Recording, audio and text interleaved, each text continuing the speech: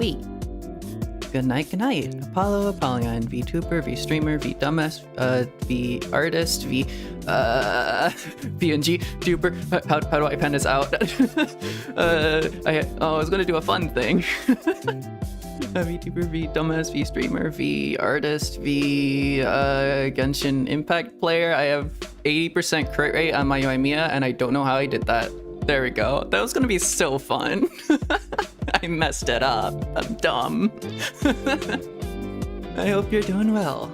The question of the day is, do you have a raison d'etre? Because I am pretentious as all hell, and I think that speaking French makes me so much more fancier, even though it doesn't. And I like the word. It's not a word, it's more of a phrase. Raison d'etre. It's so cool, and I'm not pronouncing that right. Also, I had to look up the little accent on the E there, because I don't think I have the ability to type that. I think I should, I probably have the ability to type it, I just don't know how to. It's too much effort to do. And also, can you tell that my thought train is in like 10 different places right now? Also, I changed the starting scene thing. I have a little shiny thing here. I changed the little writing here. It's kind of... I know back when we were doing the Sumeru Archon quest and like the whole Sumeru streams, that whole... Oh god, those were like 9-hour long streams. But back during that time, I started changing around like my starting screen and all like the words on it, and I kind of accidentally predicted a little bit of Sumeru by like making my own lore. I was messing around my own lore and I accidentally predicted the Sumeru Archon quest. Love it when that happens. Love it when everything aligns like that. So I'm wondering, this is less a prediction, more just like what's kind of actually happening. It's I don't know. I like the overlap between how do I say this? I like the overlap between like me, my lore, me in reality, and just like Genshin lore and Genshin and stuff like that, and Furina and all that. And I'm kind of half proud of this. I'm kind of not, because I came up with it in like 5 milliseconds. I don't even know what it means. Which is ironic, which is kind of the point of it, I guess. It's kind of the point of Furina too. I think that kind of accurately describes Focalors in a way. Maybe it's trying to describe me, maybe it's describing Focalors, you'll never know. Whoa. It's so obvious. But yeah, the question of the day is, do you have a raison d'etre? And my answer to that is yes, I think. Because I think it's this and I want it to be this, but that's really dumb because I don't do it enough for it to warrant that. And this, I've been like thinking about this for like a few seconds because I was thinking of saying this before I started stream. But I think I put a lot of importance on the wrong things. I have this very specific idea in my mind that I think has been implanted in my head ever since I was a kid. I'm gonna be honest, I think my mom gave me this idea. I'm not blaming her for this, but I have this idea of if it's important enough to you, you'll make time for it.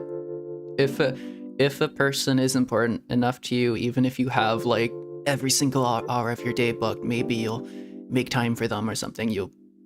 Yeah, if you're a really good friend with someone and you really want to prioritize them, then you just will. And I don't think that's something that exists. I think that's the wrong idea to have. And I have that attitude not just towards friendships, but for everything. I view it as like, if something is important enough to you, you'll just make time for it. And coming to realize that might not necessarily be true for people with ADHD. And not only that, I think if something is important to you, you're more likely to have like avoidant behaviors towards it, I think. Because if it's so important to you, you're terrified of messing it up. You're terrified of not doing it justice, not doing justice. Fontaine.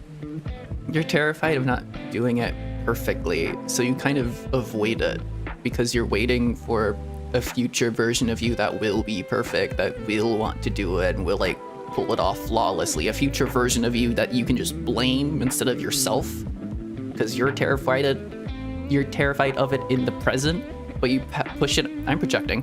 Is it obvious I'm projecting? You push it onto your future. I'm doing the thing I do in my poetry, which is I go third person perspective, talking about myself, trying to make it not seem about myself. And then at the end, I'm like, yeah, I think it's obvious now. I'm just going to use the first person and say I, etc. That's the thing that happens in my poems. I haven't done a poem in a while. I need to. I can't call myself a V poet if I haven't done a poem in a while. But again, that's the thing. If that's my raison d'etre, then it absolutely terrifies me. Am I allowed to swear yet?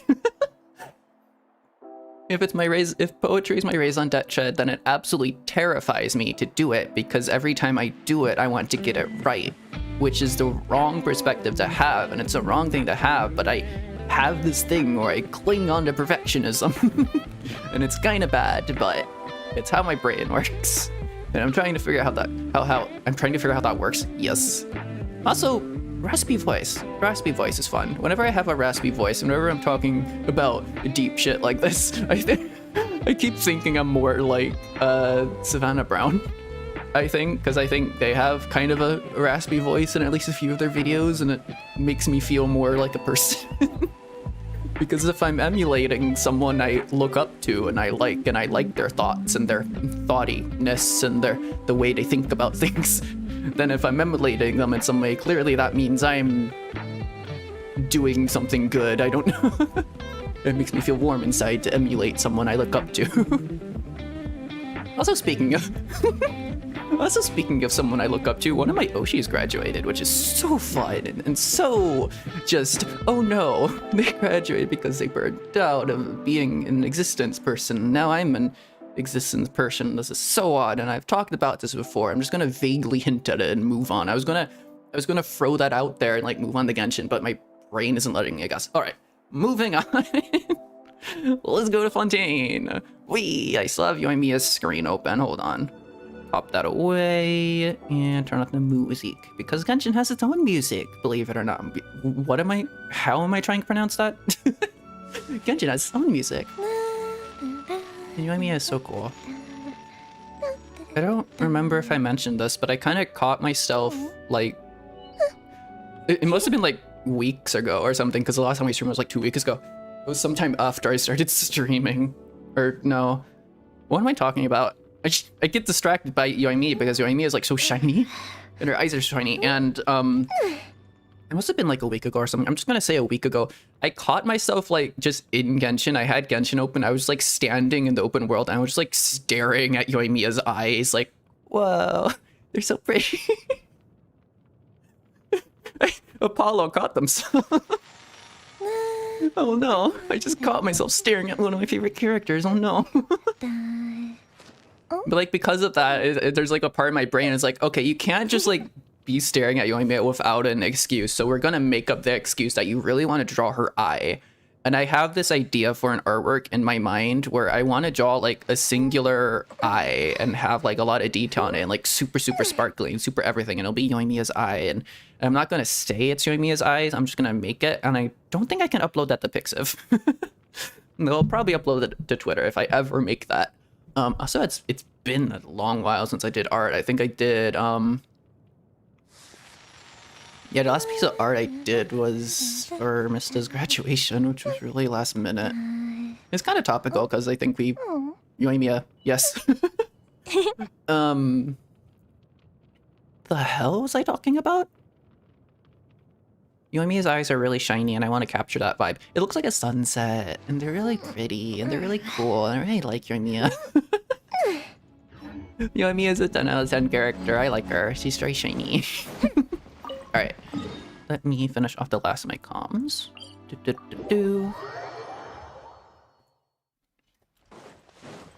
You roll off to the middle of nowhere. What is that? I don't need violet grass. Oh, also, I ran out of the opportunity to be able to decide whether I wanted to roll for Lenny or not. I was getting like really wanted to kind of roll for him, but then it ran out of time because I think the deadline was yesterday, and I should have streamed yesterday, but I didn't, and I'm streaming today, and now I also still want Tartaglia. I'm gonna roll on Tartaglia's banner solely to get, I'm sorry, sir, what the fuck is your name? Hold on. My brain is a blockage. Hold up. What is his name? It's at the tip of my tongue. Hold on. I'll get it. Hold on. I'll figure it out. I know their names. It's almost like one of them is my favorite character. What is your name? Lenny, Lena, and your name is Fremine. I'm going to pull on Tartalia's banner solely. Not solely. I'm going to do it like under the guise of solely getting Fremine. And if Tartalia shows up, I'll be really happy because I've wanted him for a long time. And I know he's had like 7,000 rerun banners, but he's shiny. I like him, but there's always other characters I want. And I guess that kind of includes now because I do want to get Foslores and Furina one day. Kind of saving up for them. Probably going to whale for them. Probably going to whale for them the same as I did for like Nahida and Yoimiya and Hutao. But ideally it wouldn't have to come to that, but I feel like they deserve it. I feel like they're really cool. They're like Fischl. I really like Fischl. But I'm gonna pull on Tartalia's banner, quote unquote, until we're highlighting the word until I get Fremine, which could spell terribly, which could be like a terrible thing. Or it could be very, very early. It could be either very early or very late. And if Tartaglia comes home during those polls, he'll come home. I'll build him. It'll be really fun. I'll finally have the boy. I'll finally have the ginger. But if not, it won't be that big of a deal. I'll just wait until his next rerun. Because he'll probably have a next rerun. He reruns a lot. They keep rerunning Tartaglia. It keeps happening. It makes sense because he showed up in the Fontaine Archon quest, the first part of it, but like he's always here. He's always around. It doesn't feel urgent to get him, but I still really want him because he looks fun and he's hot. So I can do a 10 pull. I'll do a 10 pull at some point. I'll do one of those 10 pulls. Grab.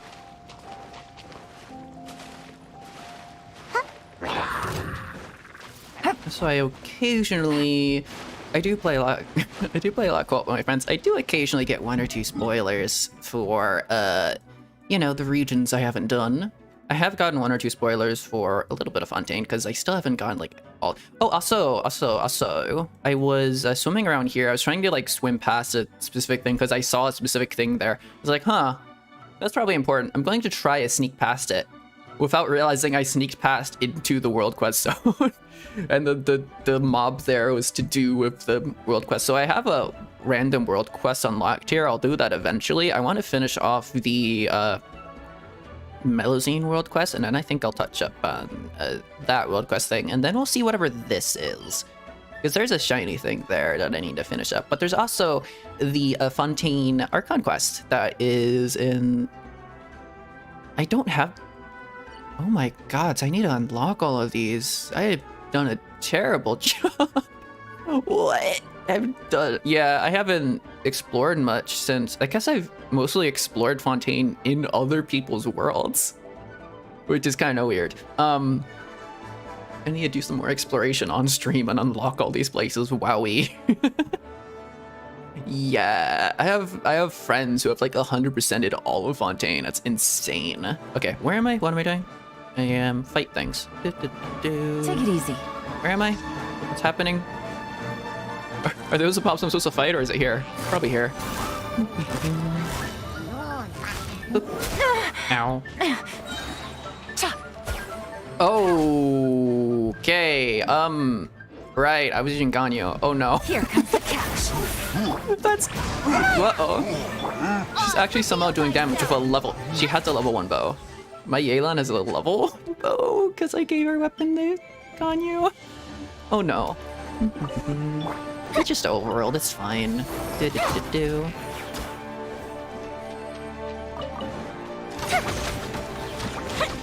She does a lot of damage even though Yelan's bow is level 1. Quietly now. I guess the artifacts are fine. Or I don't know how Yelan works. Probably is artifacts. They're probably like, do I have HP on her? I'm going to assume I have HP on her. Here come the fireworks. Okay. checking everything still works. Oop. Where am I going? A lot of defeat enemy in Liyue, which I really appreciate. They're the easiest ones to do, no extra effort. Also the best for a damage showcase. Not that I'm necessarily doing a damage showcase. Oop. I think I did the... Busted. It's also been like a very long time. I should have swapped out her weapons. Fun's over. She still does like a weird amount of damage. Weirdly large amount of damage. The fuse is lit. I guess weapons don't matter, apparently. Just like the stat increase they do. Alright. I'm going to give you back your weapon. I'm so sorry. Here you go. There's that 80% crit damage for you. What is your ratio? Not... That's comparable.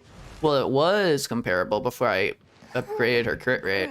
Also, it used to be comparable to Hu Tao, but then I upgraded her crit damage. Also, her crit rate's just dead, but... I guess if you average it out, it kind of... Yeah, I don't know how to calculate it. I don't know how to like compare characters in terms of like crit rate and stuff like that. All I know is like I'm messing around a lot of artifacts and their crit values go up. And I was like, whoa, shiny. Where am I going? What is this? What do you want me to do? Complete time challenge. I can do that. That's kind of a fight the thing one. That's an easy one.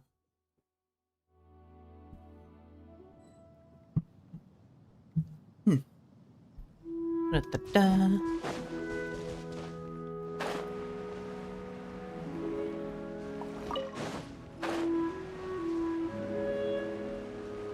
The US pretty. And the music's nice. Music everywhere in Genshin is nice. I keep... Whenever I'm in co-op with like my friends and wandering around Fontaine, I always make this one very specific comment of just like, oh, this music is so French. It's like, huh? It's like the one very... It's very clearly like French inspired and like French adjacent, but I always just like notice and always... Dragon.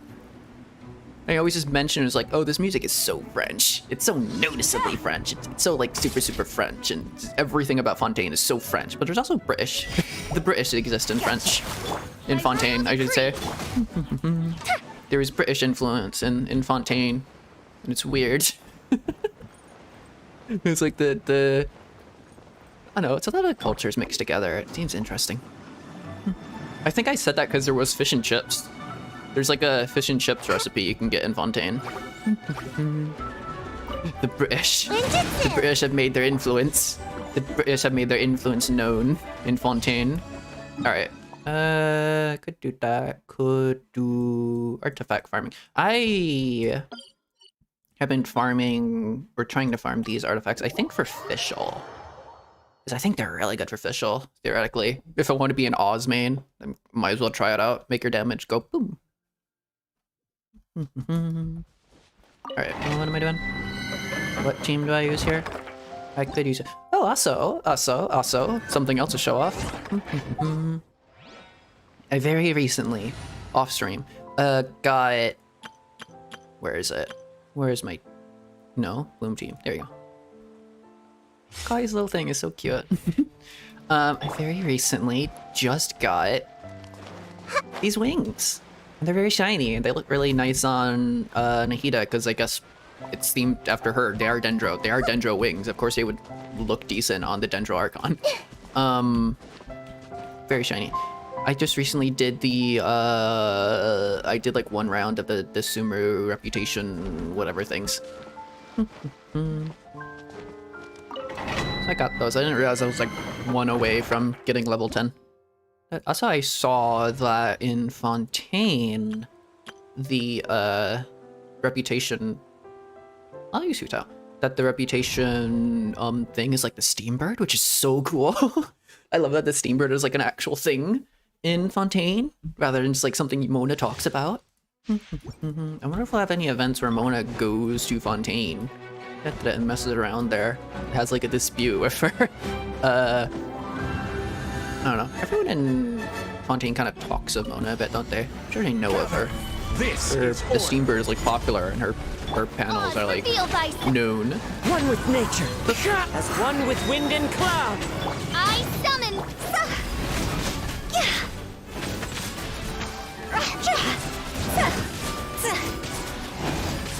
40k charge attack. I think it's pretty good for me. I did up her crit damage the slightest bit. I don't have any frame of reference for like my artifacts. I don't keep track.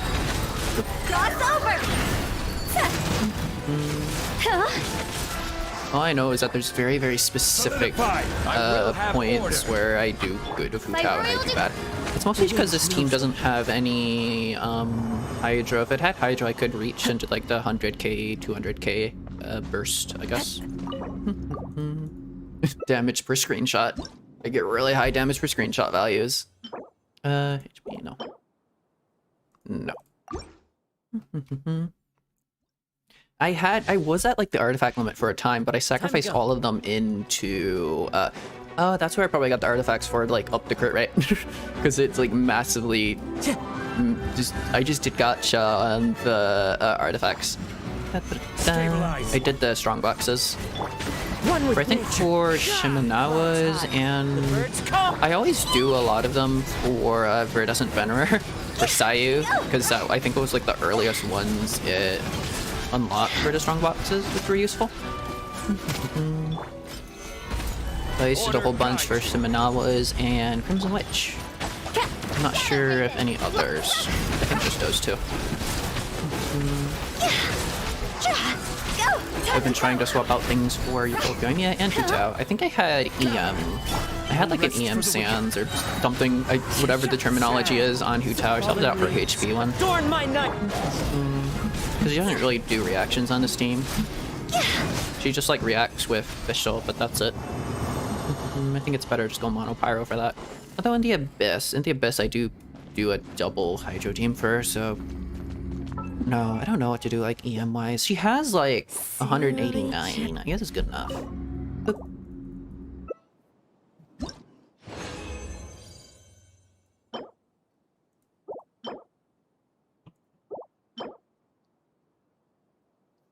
Is that good?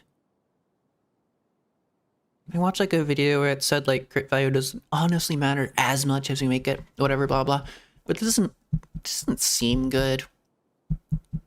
Like I really want, if there was crit damage on here, I would immediately save the artifact. I would think it's worth saving, but I don't know. I guess it is attack main stats, so you wouldn't see it down there.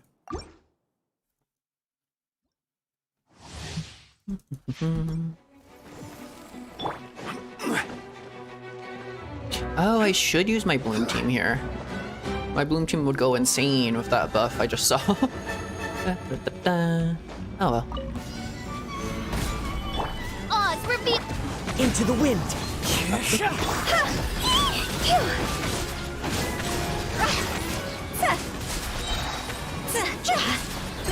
Just burst there, that's fine. My Yoimiya clears us faster, honestly. My Hutao's a little bit slow here. That's just a theory that I think I've tested. But my brain forgets information very quickly, so if I tested it before, I don't remember. Nope, why did I? Didn't even use E. Oh no.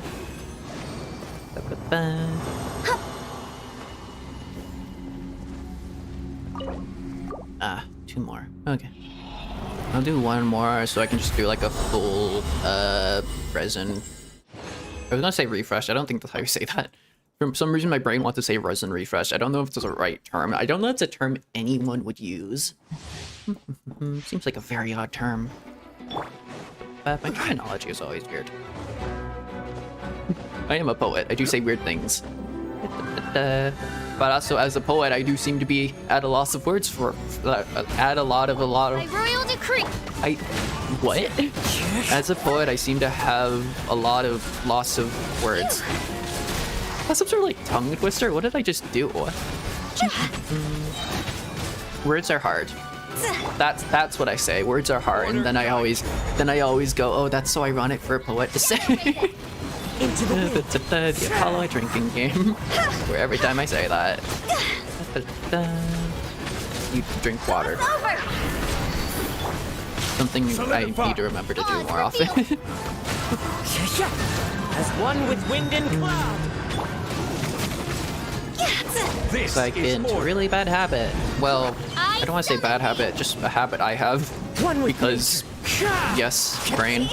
Just hyperfixating on shit, and then I don't drink water for that entire time, like 6 hours straight, and I'm like, why is my brain feeling weird? Why are my thoughts not working? Why do I feel dehydrated? Oh, I know why I'm feeling dehydrated, because I haven't drunk water.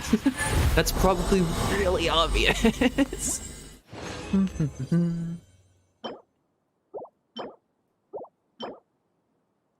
Physical damage bonus. I don't...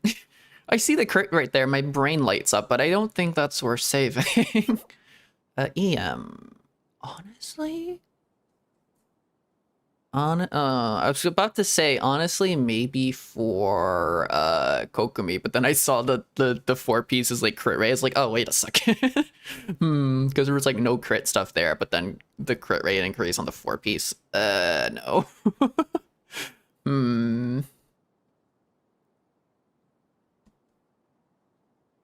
Yeah, I'm just gonna leave that. That's just canon fodder for the future. Mason or Dali. And I I'll turn in commissions here. It's close enough.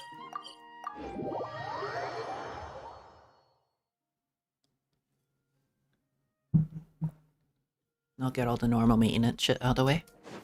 Then I guess I'll do the polls. Add Astra. Thank you for Add Astra. Gimme.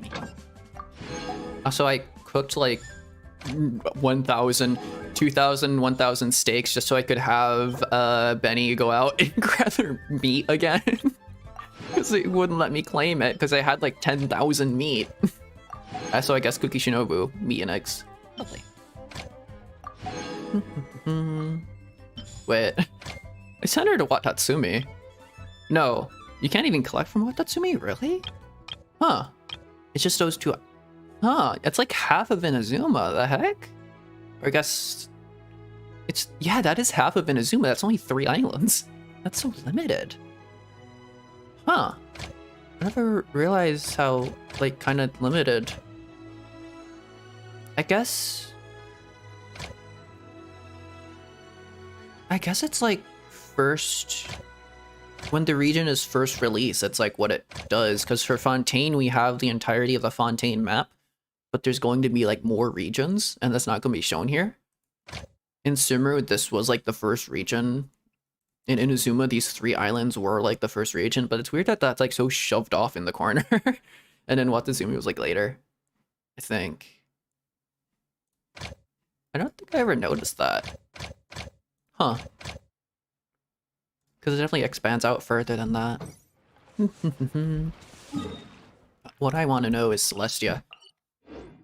Because Celestia is physically in between, like... Celestia is like somewhere here-ish. It's physically in between Fontaine and Liyue. You can see it floating in the sky. I wonder if that is actually underneath something. I wonder if it's its own separate region for some reason and it's like included as part of Celestia, or if it's part of Fontaine. Because there's a really weird gap here in the map. And I don't know how they're going to fill it in. And I don't know where Natlan is going to be. I don't know if it's like touching the desert. It kind of makes sense for it to be, but there's also like a lot of weird space here. It would be weird if it bordered Mondstadt. I feel like Fontaine borders Mondstadt, but then Fontaine would be massive. Because like, what is this region then? This is Sumeru, and Sumeru in some way borders Fontaine in like the weirdest way, but... Is this also Sumeru? Is there also like more Sumeru here? The expansion to kind of like the foresty area, maybe? Speculation for the future. What am I doing? Alright, I did that. I go to my teapot. I turn in the resin.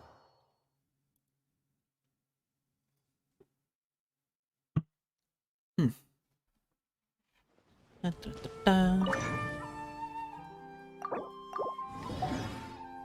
say hello to Yoimiya for good luck. Hey, it's you! How are you doing? If you want to pass the time, you can't go wrong hanging out with me. Totally true. Absolutely 100 million% true. Good morning, Yoimiya. Morning! What a nice day! Let's go have some fun. Okay, I'll put you on the team.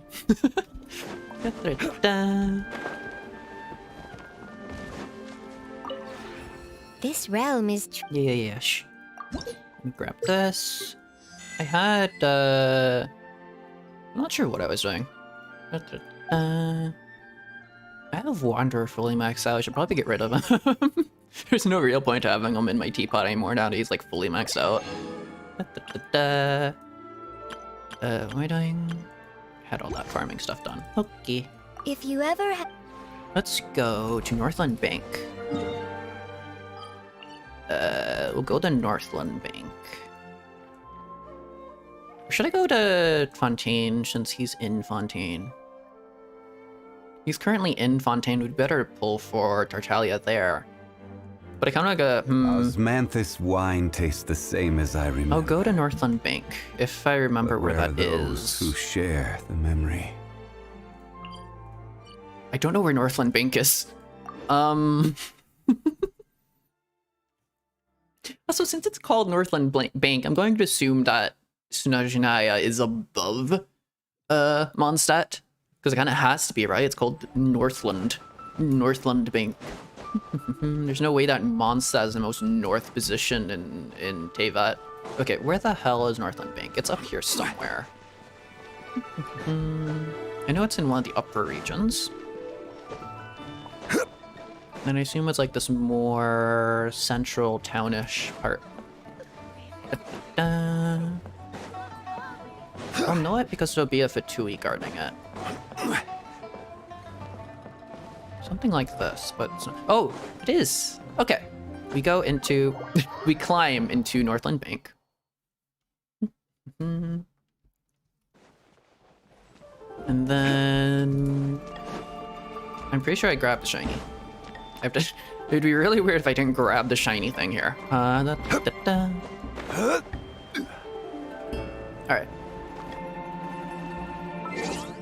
I need to set up a team for the summoning. I kind of just want it to be Zhongli, honestly. I think just Zhongli would work. I have a swim team. Of course I do. I don't care enough. I don't care enough. I'll just have Zhongli out and I'll just be like, here Fatui boy. Here Fatui. Oh man. I'll do a 10 pull on this standard. Watch. I'm gonna do a 10 pull on the standard. Watch as it... Wait, no, it can't. I for some reason my brain thought that Tartaglia was a standard banner character because he keeps showing up. But imagine like if we break reality by pulling a Tartaglia somehow. I think... Is Dea a standard? Is Dea on the roster? Can I check? How do I check? Details? No, come on. I can't tell what characters are on the standard. Oh, list of items. Yeah, Dea's a standard. I could get a Dea from this. That would be fun, because then I would have every single standard banner character. It's kind of weird that Dea is a standard, though, because Diluc exists. Huh. I wonder why. Alright. I could do a 10 pull, or I could do like one. Just do a 10 pull. Screw it. 10 pull on the standard to banish our bad luck. Okay. What it be? A singular bow. Pavonia's warbow. I guess that's useful. I don't remember if it was using that on anyone. Okay. I don't know what pity I'm on. I think it'd be a really bad idea to... I could do that. It'd be a really bad idea to just like convert all of this into those because I know I'm going to use them up immediately, but it's also useful to know how much I have. So I'm just going to check. I have 70. I have 70 of these saved up. Okay. Which means I have 77, which means I have enough to get a 5-star if I wanted. I don't know if I'm on 50-50 or not. I'm not sure if I really care about this. I just want a Tartaglia. Tartaglia is really cool.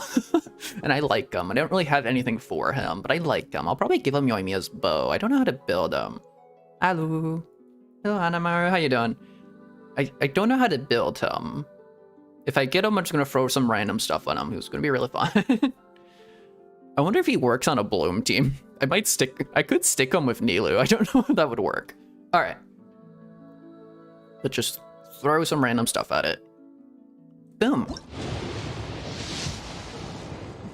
Okay. But is it going to be a Fremine? That is a stick. That is not Fremine. Give me Fremine. That's a book. I don't read. I should read more.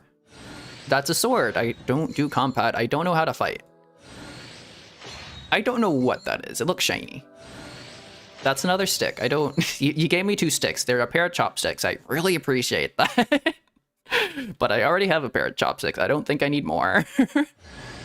Noelle!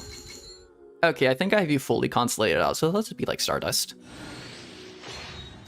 Child Wanderer? Hmm? A book! Another book. I don't read. That's a big sword. Oh hey, 2 4-stars. Alright, let me just skip that. I'll stop when I get Fremine. I say, I'm not going to stop when I get Fremine. I'm just saying that so that Tartaglia gets like scared and wants to come home quicker. You miss Genshin, your phone can't handle the latest update and you haven't been able to log in. Ah, yeah, that was big. I had to uninstall, I think I uninstalled Cyberpunk 2077 even though I haven't finished it just to install the Genshin update. Which was kind of sad. I really need to reinstall Cyberpunk 2077 and play it because I've been seeing this is, I don't know if this is like controversial or not, but I've been seeing like a lot of comparisons between Starfield, I think it is, and Cyberpunk 2077. And there's like people implying that 2077 is like the better game. It's like, yeah, it was really buggy on release too, though. You realize all games are kind of buggy when they first release. They kind of get better over time, but I don't know. I like Cyberpunk 2077 now. It's had a lot of work done on it. It's very shiny. The DLC is coming out in a bit. Don't know if I'll buy it or not. We'll see. But I don't know if I'll stream it. I probably won't. I don't think I have the ability to stream it. All right. I'm cutting into my Focalor's funds, so you better come home, Mr. Ginger. And Fremine, of course, Fremine. Of course, we're doing this for Fremine. We're not doing this for Tartaglia because he comes every single. It's just every single update has Tartaglia. He comes like he's the most common character, and he should just be like a standard banner at this point. Fremine. Fremine, come on. No, I'm already C6'd you. Fremine, don't make me cut too far into my Focalor's budget, even though I am probably going to wail for her. How dare you hurt the Look, he deserves it. He's a little fatui. I mean, I got don't know if Fremine is part of that. Don't know how Fremine relates to the bigger whole of Linny and Lynette. Yo! He has a little penguin. Look at that little penguin. It's so cute. What is that? Is that a penguin? It's like Frosty. Wait, he's a diver, but he's Frosty. Does he like freeze himself? Oh, is he like that one character from... I'm sorry, I'm in a JoJo mood because I just finished watching, I think, like part 5. Is he like that one guy from JoJo who like freezes himself in like a massive thing of armor and with like frozen air, and then he like go around in the water and it's all cool like that? Is he like that? I'm in a massive JoJo mood. Is it obvious? I put a JoJo reference in the It's not even a JoJo reference, it just straight up says JoJo. Fischl is my favorite JoJo character, wow. Another Sayu! I'm sorry, I don't need that, sorry. Sayu, if I could like C20 you, I would, but Genshin doesn't have that capability yet.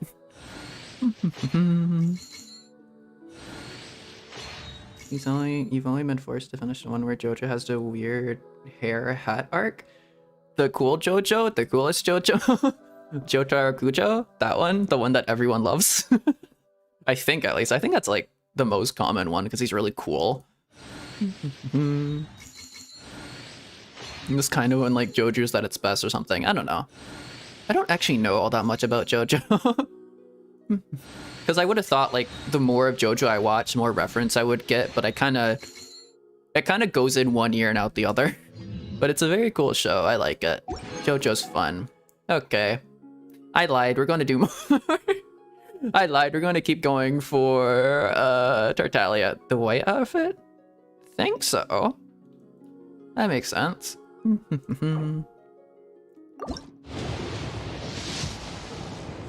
Ah, dang it.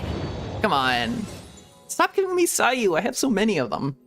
Or at this point, well, that doesn't... I already have C6 Sayu. That does nothing for me. Tartaglia.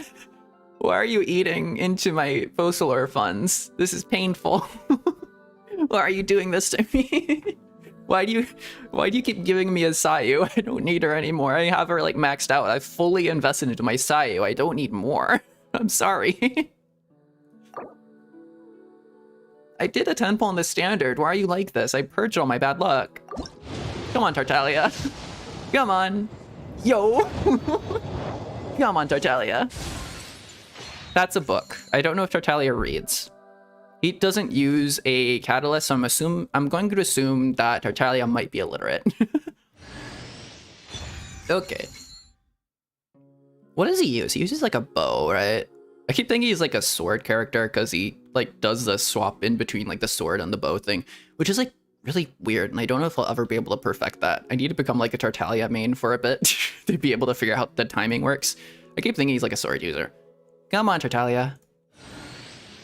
That's a book. Do you have the ability to read Tartaglia? Because I could give that to you, but I think your weapon's a bow. Tartaglia! Let's go! We got the ginger. We got Ed Sheeran.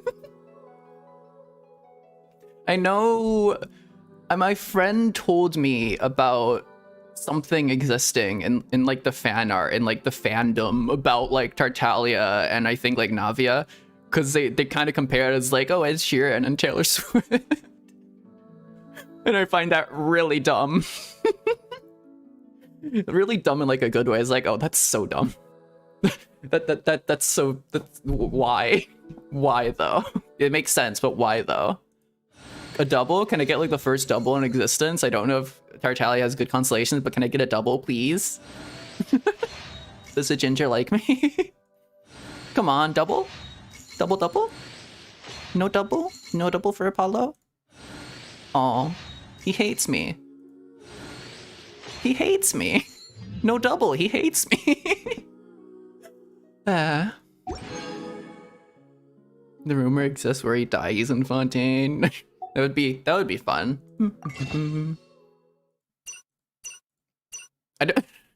That sounds really weird to say. That would be fun, but like I know Hoyoverse has a history. That would definitely be interesting.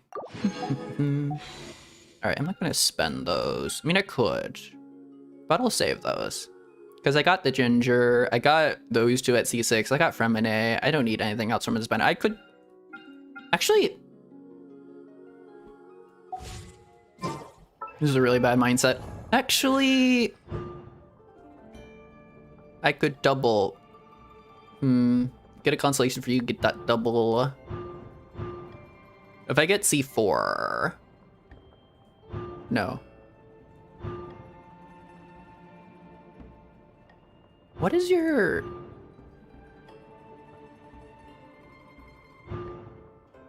Oh, your C2. Your C2 is the co-op one. Your C2 makes it so everyone in co-op actually gets your shields as well. That's not worth investing into. I'm not gonna spend on that. Okay. Where is the ginger? Here you are. Mr. Ginger. Your name is Mr. Ginger. Let me star you. Also Fremine. Hold up. Fremine. Hello. Oh, I like him. Whoa. Cool. Oh. Oh, he just shut. Is he a robot? Or is he just like, has he turned off completely? What is... It's like, I was kind of thinking that for a minute he might be like a robot or something, because he has like things around him. I don't know if that's part of his clothing, or is he just like stuck like that permanently? Eh? Are you like albedo, sir? What was that? Did you like reboot yourself? He's really cool though. He's like a softie. He has like a nice voice. He does remind me of albedo because he has like a softie voice. He's cool. Oh. A Nautilus on my... Oh yeah. So steampunk. A little burb. He's cool. I like him. Let me go look at your voice lines. Hello, my name's Fremine. I'm a diver. Oh, no need to shake hands. I mean, no. I like his vibe. So if you need help surveying underwater ruins or salvaging materials, I can be of some use to you.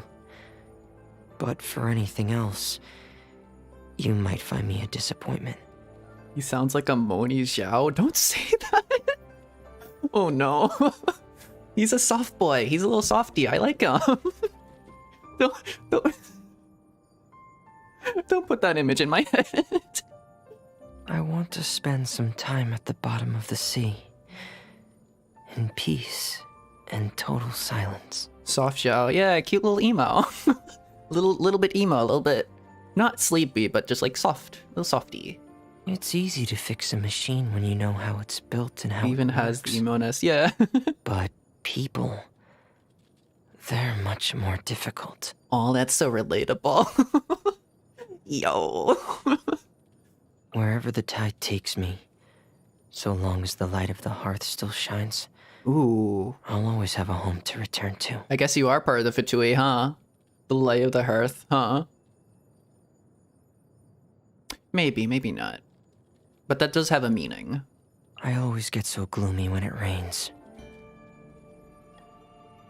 The rain stopped? Emo penguin boy. Okay, that's good.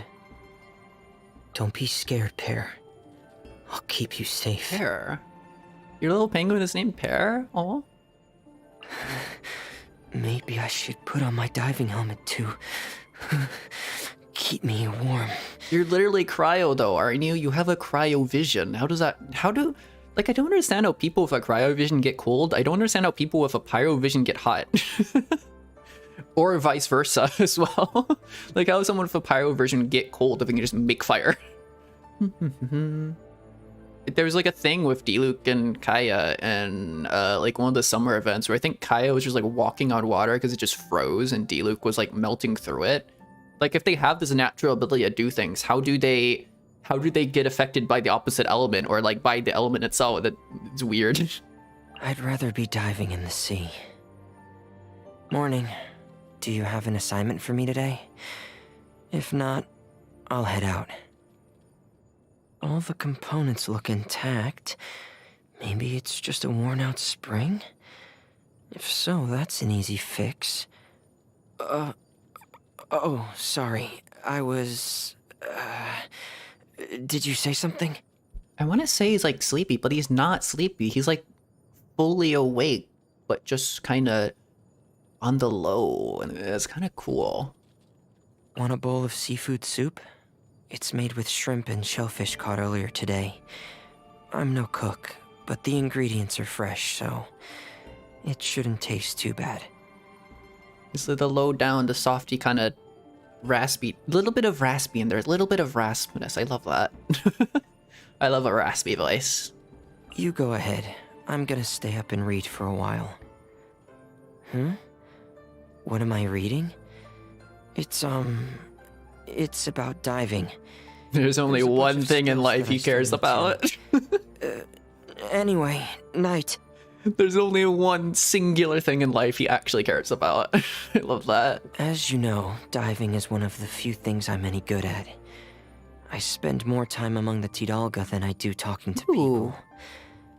They don't ask me little questions or act jellyfish. disappointed. They just float there quietly with you. The underwater world is much simpler than the world of dry land. I really like his vibe. That sounds really comfy. I also like got relate to his vibe because like, yeah, the underwater in Fontaine is just so nice. Orders to me are like a clockwork spring driving me forward. And I don't know what to do with myself without them. So if there's anything you need me for, please don't hesitate to ask. Sir, are you an automaton? Automaton? Near automata? Automata. There's like a bajillion different ways of saying it. I know there's a specific way that the developer or like the lead guy of Near Automata like pronounces it, but I don't think I pronounce it the same way. If you look up at the sky from far enough underwater, even the sun is soft on the eyes. That's why I like it down there.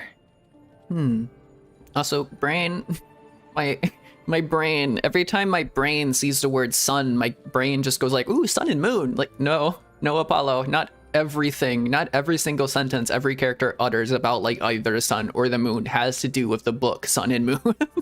Or sun and solar and lunar energy. There is definitely lore about that in Fontaine, I'm pretty sure, but like, it's not every single word is about that. Because I think like the energies they have, the Arca energy they have is kind of like sun and moonish. There's something going on there. I've seen lots of barrel conchas down in the depths. The patterns are so intricate, I often lose track of the time just staring at them. These fossils are all that's left of these beautiful creatures. I wonder how long before the rest of the world becomes part of this underwater museum, too. That's dark, but when you're that far underwater, you don't even see the sun, so I guess it makes sense for it to be dark. Ooh, Lumitoile? Lumitoile attach themselves to many things. Wait, say it again. Lumitoile attach themselves to many things. Sometimes on the reefs What is or that? docks, but most commonly on large underwater buildings. Do you think they're drawn to humans like Sissons are drawn to the light? Lumitoile. So I'm thinking like maybe like barnacles, but like bioluminescent? Because Lumi, I think they like emit light in some way. Is it like the shiny barnacles? I have to look out for those. I'm sorry. I can't really think of any good stories to share. The ones I do know will just bring down your mood. No, share. I love the sad stuff. Oh wait, it's about you. Sorry.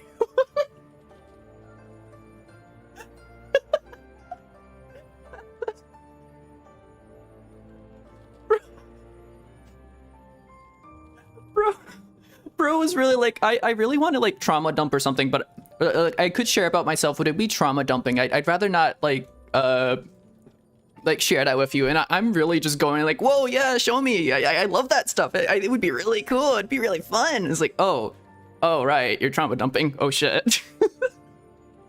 Oh, right. Oh my god. Hobbies. Apart from diving, my main hobby is dismantling mechanical things and modifying them.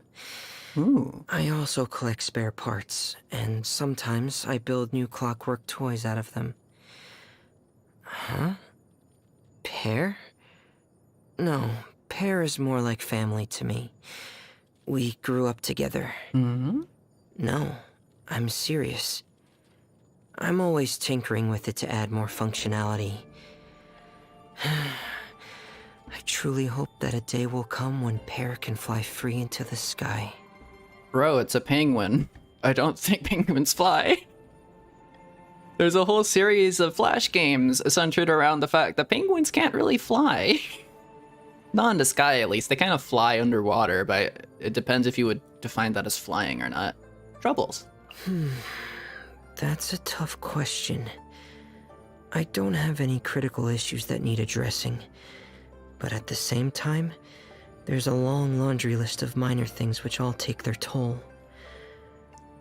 If I was That's a a mood. clockwork toy on the shelf, I wouldn't even know where to start trying to fix me up. But at the end of the day, I guess it all comes down to one thing. I'm just too weak. Aw. That's so ADHD. Seafood. Mainly fish and shrimp. Crabs. Okay, Sorry, I'm projecting. I'm really glad that Linny and Lynette share my tastes, because it means we can eat meals together. Oh, you like seafood? I don't mind how the ingredients are cooked, though. I leave that decision up to them. Fish and shrimp, you like crabs. That's a pretty alright. I have no comment. Fish is nice. I like fish. I can't handle coffee. What? We can't be More friends. than half a cup, and before long, my heart Excuse starts me? racing, and I Oh, can't okay, calm my fair. breathing down. Everyone says that coffee can boost your energy levels, but to me, it's torture. That's fair. Coffee makes you anxious. Not much I can do about that. It's good. So good, I don't want to eat all of it in one go. Is cooking one of your hobbies? It shows. I can taste how much care you put into these delicious meals. Interesting. The one he likes most, he doesn't have too much to say about. It's good. So good, I don't want to eat all of it in I one find that go. kind of interesting because that's like realistic. I'm trying to figure out how that's realistic, but that is kind of realistic. Like if you like something too much, you have like very little to say about it. If you like something a little bit, you can like compliment it up and kind of like fake it a little bit. But when it's like really good, like the mask drops and you're like, oh, yummy. And you have like no other comment. Is cooking one of your hobbies? But when it's like it's shows. good and like you know it's good, I but can it's not taste how so much good care that you it's put into like these your delicious mind is meals. drawn out of it and you're just like utterly focused with it and you can actually kind of focus a little bit on giving like the compliment back. That's when you say something like this. And then when it's bad, Sorry. For a moment there, I had the urge to run for my life. But that wouldn't be fair to you. no, don't go for it. If the food's that bad, I'm gonna run too. Would you be willing to come with me somewhere? There's this place I know where the scenery is spectacular. Ooh. I think it's even more magical than a fantasy novel. I have a secret hideout there, and I keep some glowing sea creatures as pets. Oh? I just want to give you a birthday experience like you've never had before, and then give you my birthday wishes. Will you give me the chance to do that? He's very cute. I like him. About feminine clockwork penguin, companionship. About father. Yep, he's part of Fatui. Tears and teaching. About father. That's Arlecchino. Or Arlecchino. Arlecchino? There's like different ways of pronouncing that. That's what's her face though. Magic show, mask. Ooh. Lynette. 2 things to say about father, and 2 things to say about Linny, but Lynette, not much. Nervalette. About Furina, avoiding the question. About Furina, verdict. Interesting. About Navia. Ooh, Charlotte! Also, whenever Charlotte comes out, I'm going to be pulling on, if we don't get it for free, I'm going to be pulling on whatever banner she's on, because I really want Charlotte. Charlotte's super cool. Even if she doesn't show up on, like, a character I want, I'm going to be pulling for her. I hope she shows up on, like, a character I want, though. I hope she shows up on, like Focalors or something. That would just, like, line up perfectly. But coloring Chevreuse. Oh? Interesting. And there's more shiny things there, but I don't really care. Story. Whoa. That's a lot of reading.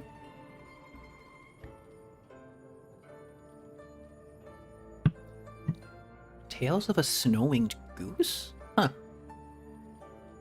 Whether you're a tourist visiting Fontaine for the first time or an adventurer who set their heart on finding legendary treasures, you're sure to be captivated by the enchantments of the underwater world.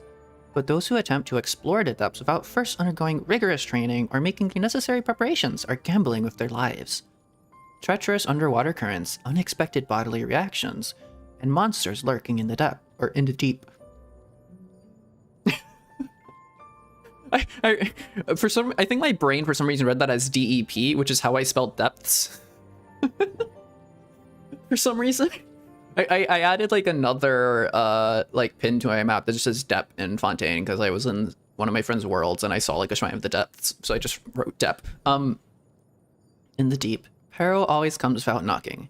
Seeking the help of a professional diver is always a wise choice.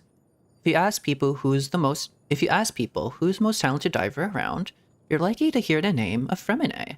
Even old veterans, bronzed and toughened by long exposure to the elements, never tire of lauding his skills. They speak not only of his familiarity with Fontaine's complex hydrological systems. I don't know why I felt the need to roll my R. But also of his prowess in coping with the different underwater environments and seasonal conditions, as well as his expert control over his breathing. He seems to swim wherever he pleases, even through caverns deep down on the ocean floor, where no one else dares to venture. When many people hear this, they suddenly think of something or other that Fremine could do for them. But no matter how great the promised rewards, the veterans always respond the same way, with a shake of the head and a regretful sigh. The boy won't hear of it. He's a nice lad, just a bit too shy. Conversation usually stops here. As Fremine sees it, other people's compliments are as capricious. It's like Capricorn. Or Capricorn. Capricorn. Capricious? Let's go with capricious. Capricious as the weather. He finds it hard to fathom their true intentions, and is constantly worried that he'll put his foot in it by saying something wrong. Oh, that's a mood. Perhaps his true friends are the Tigalga and Romaritime flowers that he spends so much time with. They hold a much dearer place in his heart than do reputation and reward, which float around on the surface. When he dives, he stays silent for long periods of time in the company of his old friends, and lets the silence swallow up his fears and anxieties. In doing so, he lets out all the things weighing on his mind. All the things that he can't say to anyone else. The reason he chose to dive was that simple: to find some peace and quiet, and escape everything happening in the world above. Aww. I like him.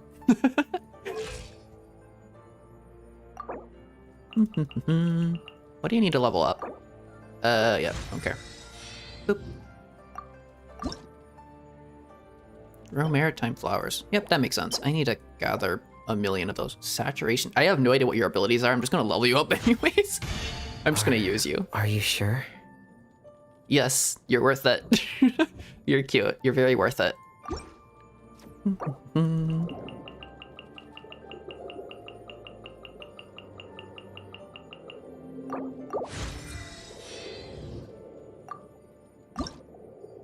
Ooh, okay, I need to fight those. I guess I'll level you up to 50. You didn't have to do this for me, you know. I'd obey you regardless. Okay.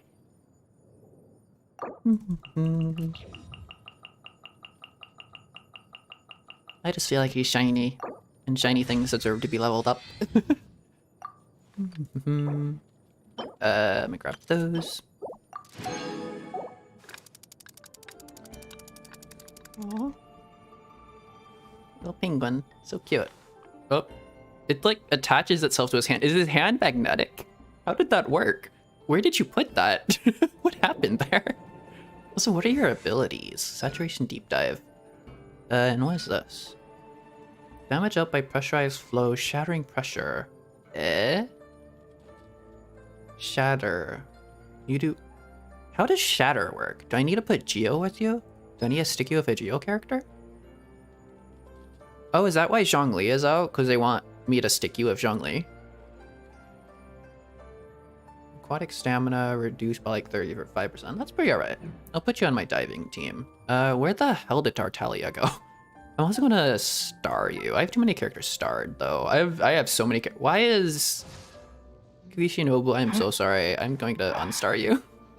I haven't been thinking about building you for a very long time. I am so sorry. You're very cool, but I don't have Ito. If I had Ito, I would build you. Yeah, I don't think you're even good together as a team, but just for fun. Where the hell is the Ginger? There you are, Mr. Ginger. Mr. Mask. Ooh. You're very showy, too. You're very, what's the word? I don't know what the word is. What do I give you? I could give you Ibis Piercer. EM, charge attacks. I don't know if you do charge attacks. I'll give you that for now. I don't have anything. I could give you Yoimiya's bow. I think my friend uses... One of my friends, I'm pretty sure, uses Yoimiya's bow on Tartaglia because it kind of works. I don't know if it's his best in slot. I think his best in slot might be on the banner right now, but... Either that or they use Tartaglia's bow on Yoimiya. One or the other. Da, da, da. How do I level this up? Oh, okay.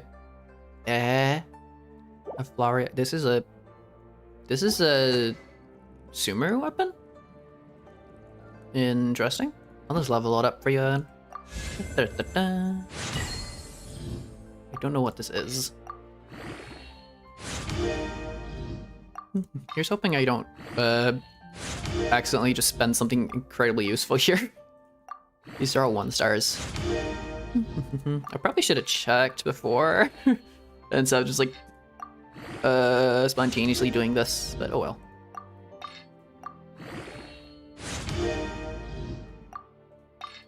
Once it gets to 3 stars, I need to keep my eye out. Well, I'm pretty sure I've already gotten rid of it by now, whatever was important. Da, da, da, da. Yeah, should be fine.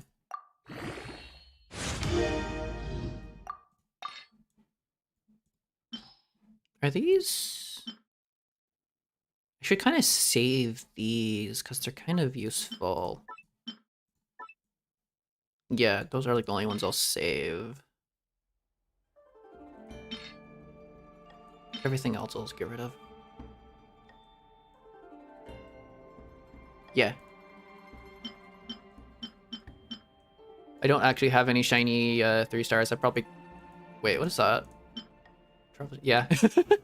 Whatever shiny 3-star thing I was supposed to save like a million years ago, I probably already got rid of. But that's fine. I don't really care. I already have like 5-star weapons. It can't be that important, right? I need to get more of those somehow, and I think those are in regions of Sumeru I can't even see. So for now, you have a level 40 weapon. Okay, I'll give you Yoimiya's weapon. I won't...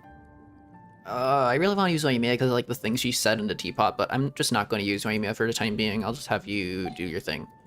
As for artifacts, did I build up my Mona? If I have my Mona built up, I was going to give you my Mona artifacts. Yeah, why do I have Lava Walker? Hold up, Mona? Wait, Mona. What the hell is this? Mona? Okay. Yeah, no, I'm not gonna give you that. Mona, you can keep that. I don't necessarily want that. Do I have any of the water set? I could just strongbox it. I should set a filter. Let me see.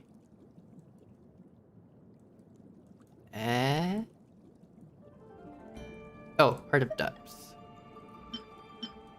Why didn't I level these up? These seem pretty good. I'm liking that attack one, honestly, even though it doesn't have like crit damage, but maybe I'll go for this. Enhance it up. I like how I'm giving them like artifacts before I level them up at all. Maybe I'll just keep them at level 1 and see what happens. And I'll stick with like Zhongli and everything. We'll see if that works. The level 1 Tartaglia with a 90 bow and like maxed out artifacts and a Zhongli. I'm not even paying attention. This is I don't think this is a good artifact. Okay, well, it's rolled a little bit crit rate at least. I don't think it had good rolls. I think it rolled into the defense, which just kind of sucks.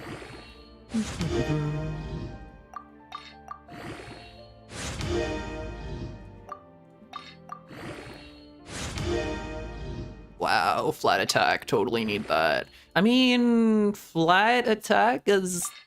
This is copium, but flat attack is decent for someone who's at level 1 because they don't have a lot of base attack, so it's kind of worth getting. It'll scale harder than just like... Yeah, sure, I'll use that. It'll scale harder than like attack percentage. Very copium, but it's fine. Okay, I'll give you Monas. Boop. Then I'll also give you Monas. Okay. I see. So that's why Mona just had nothing. All right, I'll just keep giving you Mona's shit. I don't really care. Mona, where are you? Mona, what's your thing here? Hydro damage. Okay, give me that. I need to farm that set out, I guess, in the future. What do I have on Yelan, actually? Is my Yelan? No, my Yelan has like a very specific set, I think. Although why Verdescent? Oh, I guess... Wait, my off-piece for Yelan is... the hat? That's odd. I could give him Kokomi's set, that would be terrible. What am I doing? Mona, where are you? Mona. Mona. What do I have on Mona? Do I have anything on Mona? Or a hat? There you are. Crit damage. Okay.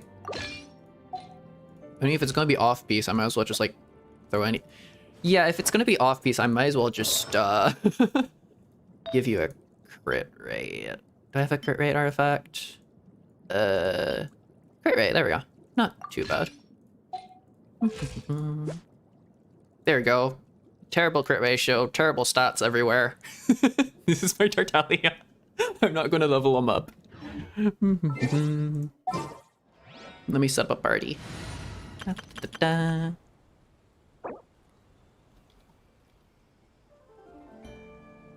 How do you spell fountain? Fontaine. I kind of want to get rid of you. Yeah, I'll swap you out with Tartaglia. There you go, right at the bottom here. Need to end a few enemies? Well, yes, but I don't assume you're going to be able to do anything because you're level 1, dude. Calm down a bit, okay?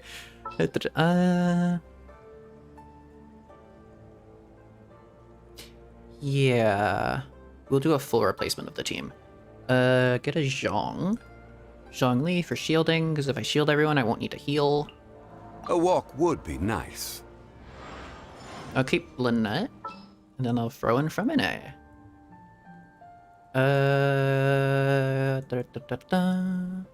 Where the hell is Fremine? I have too many level up characters. There you are. Little penguin. Yes. Take me with you. Oh, I like him. Alright.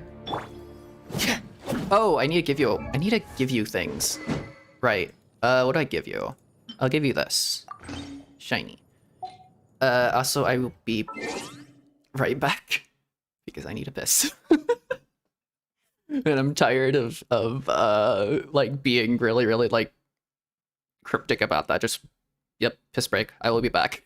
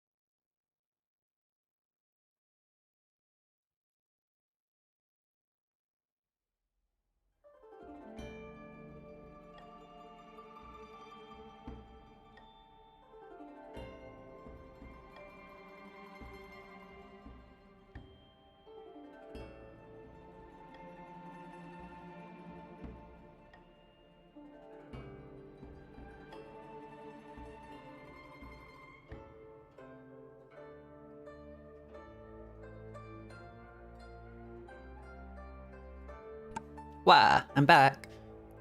Also, I'm wondering if I'm gonna run out of rice before I even start cooking, because every time I do a water break and I go like grab water to refill my cup of water, because I'm actually remembering to hydrate, weirdly enough. I do my thing where like whenever I have like rice cooking and I'm doing something else and I like go into my kitchen to do something, I always like open it up and like have a little bit of a snack, of rice, just because that's a thing I do, and I like rice, and rice is tasty, and rice is very yummy. You know, like little pecks out is like, oh, this is so nice, I'm just gonna eat more and more and more, and I kind of like stuff my face full of rice. I wonder if I'm gonna run out of rice before I even start cooking. I'll just have to cook something without rice. The rice is just a snack on the side. The rice is just like waiting. The rice is waiting to be used in a meal and ends up just being a snack that I eat.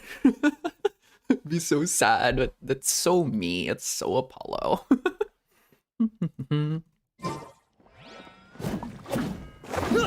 Ooh. What's your ability do? Wait, what is that? You have a 4-piece thing? Wait, what does that do? Oh, what is your ability?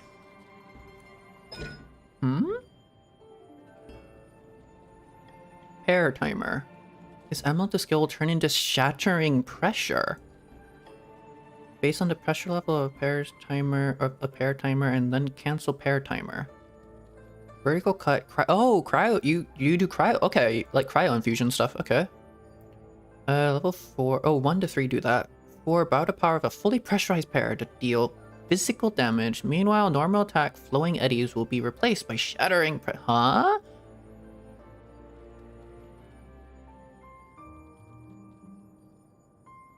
What?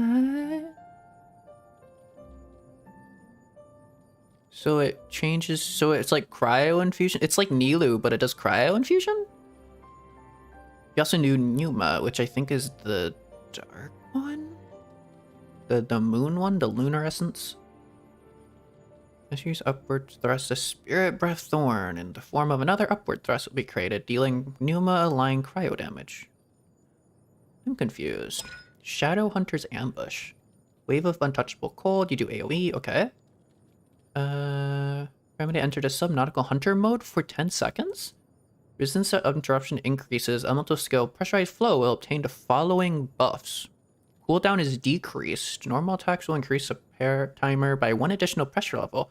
And the Frost Release by his normal attacks deal 200% of their original damage. Interesting. Now I have no need of any extraneous noise. To immobilize one opponent without taking their life can also be considered something of a survival strategy that one may choose. Fair, I leave the rest to you.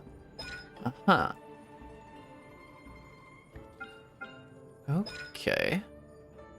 When he unleashes shattering pressure, if pair timer has yet to reach pressure level 4, the CD of pressurized flow will be decreased by 1 second. Shattering, huh? I'm so confused. Shatter against opponents. I don't know what that means. So do you want to be stuck with Geo? Because I've stuck you with Zhongli. I don't know if that's good. I'm not quite sure how that works. So is like, is that still active? Does that deal cryo damage right now?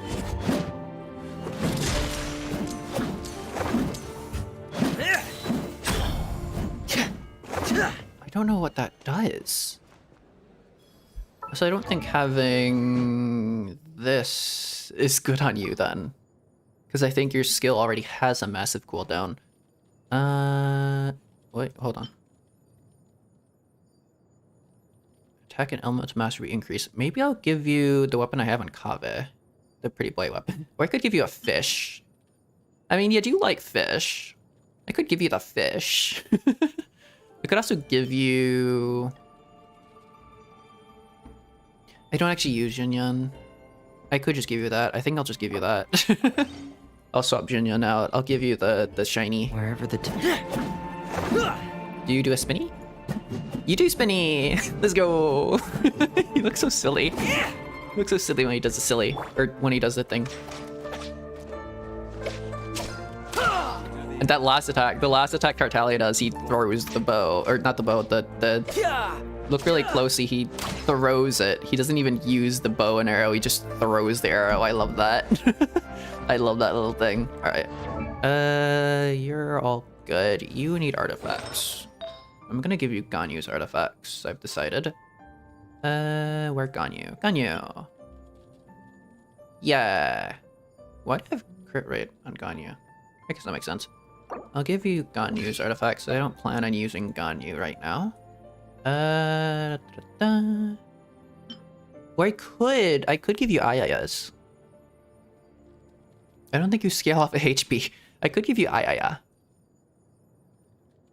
Oh, I was using Ayaya before. Yeah, no, I shouldn't give you Ganyu's actually, because Ganyu's a very specific set. You want Lizard Strayers probably, so I'll give you Ayaya's weapon or set. Remine, give it back. Remine, Ganyu wants her hat back. There you are. You look weirdly similar to Bennett. Ayaya wants her hat back, or Ganyu wants her hat back. You can take Ayaya's arties. Hi Goose, how you doing? I am swapping around artifacts right now. I'm taking away Ganyu's artifact rights. Wait, no, not Ganyu. Ayaya. Ayaya. Where's Ayaya? Why is she at the top of the list? Ayaya. Okay. This would be a lot easier if like I actually read what Fremine scales off of, but I'm lazy. And it's easy just to give him Ayaya's set. Ayaya. Lizard Strayer. I don't know if he does frozen stuff. He does, like, I think you want him with Geo. I'm not sure what I'm doing with him. You're good? I'm glad you're doing well. I'm doing... I don't know. I feel like Focilars. I have a certain thing I wrote out like at the start as like the starting screen thing, because it usually has like something else there. And I swapped it out. It'll be that for a while. It feels kind of like Focilars-y. It's like putting up a mask on. Well, that's just a VTuber. That's just how VTuber work. There we go. 4-piece Blizzard Strayer. Where? He's very cool. So I guess I unlocked his Ascension stuff. You didn't have... Okay. I'm not going to bother to look at Tartaglia's stuff. I don't care enough about him right now. He's currently level 1. This is fine because I have Zhongli. Okay. Let's go and actually do Fontaine stuff.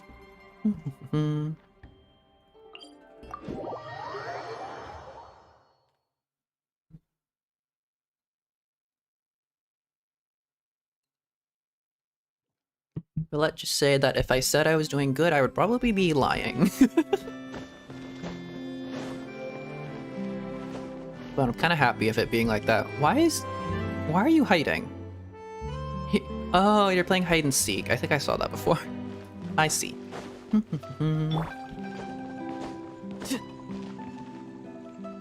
Also, he still has his vision. Oh, his soulless eyes. Holy shit. His fucking soulless eyes, because there's like no reflect. Oh, that is so weird. I love that. Oh, he has such soulless energy. Oh my god. Oh, he's so cool.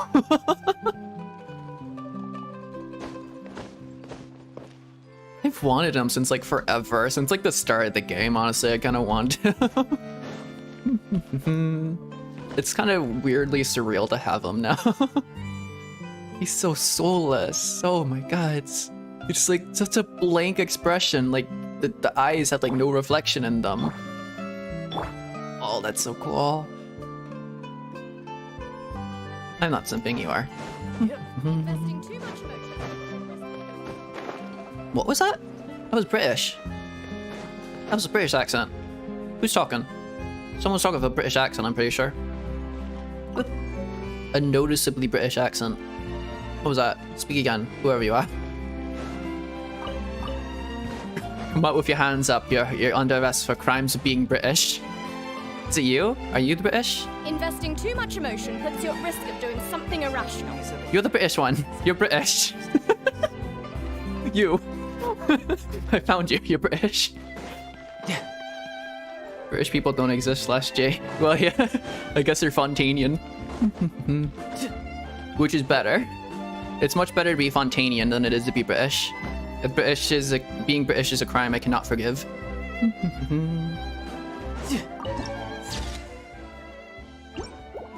So I saw a clip of the what's it? Opera GX VTuber Ara. I think she's British. Oh no. She's British. She seems cool. They hired a British person. What is this? There's something underground. I know there's like an underground region to Fontaine. I'll figure it out later. Alright, let's go do the Hotel de Boer. Or Hotel. I could pronounce that like in a French way. I think it's like Hotel or something. De Boer. I need to be more French. I need to like French it up. I'm not French enough. It's been a while since I took a French class. I need to French it up. I watched a French person like do, ooh, a chest. I watched like a French person do like a video on this. Now we're talking. I like you, funny man. you say funny thing, Ginger. Good, funny ginger man with no soul. The hell was I talking about? Sorry, I got distracted by a shiny person. I need to go there. I also need to unlock that. Who's saying something? What was I saying? Oh, I watched like a video of a French person going through like the NPCs and like all the people in Fontaine and like the place and stuff and how to pronounce all the stuff in like a French way. And there's a lot of words in here that aren't French. There's a lot of people that are like, oh, there's like Spanish. There's Spanish influence in fun. It's like a mix of Spain, Britain, and France all in one. It's kind of interesting. Because I think Navia's whole thing is kind of like Spanish-ish in some way. I don't know. Her like her little organization thing, I think it's like Spanish or something. I don't know. I'm not entirely sure. But let's continue. Part 2 of the Fontaine Archon quest, or Act 2, or whatever it's called.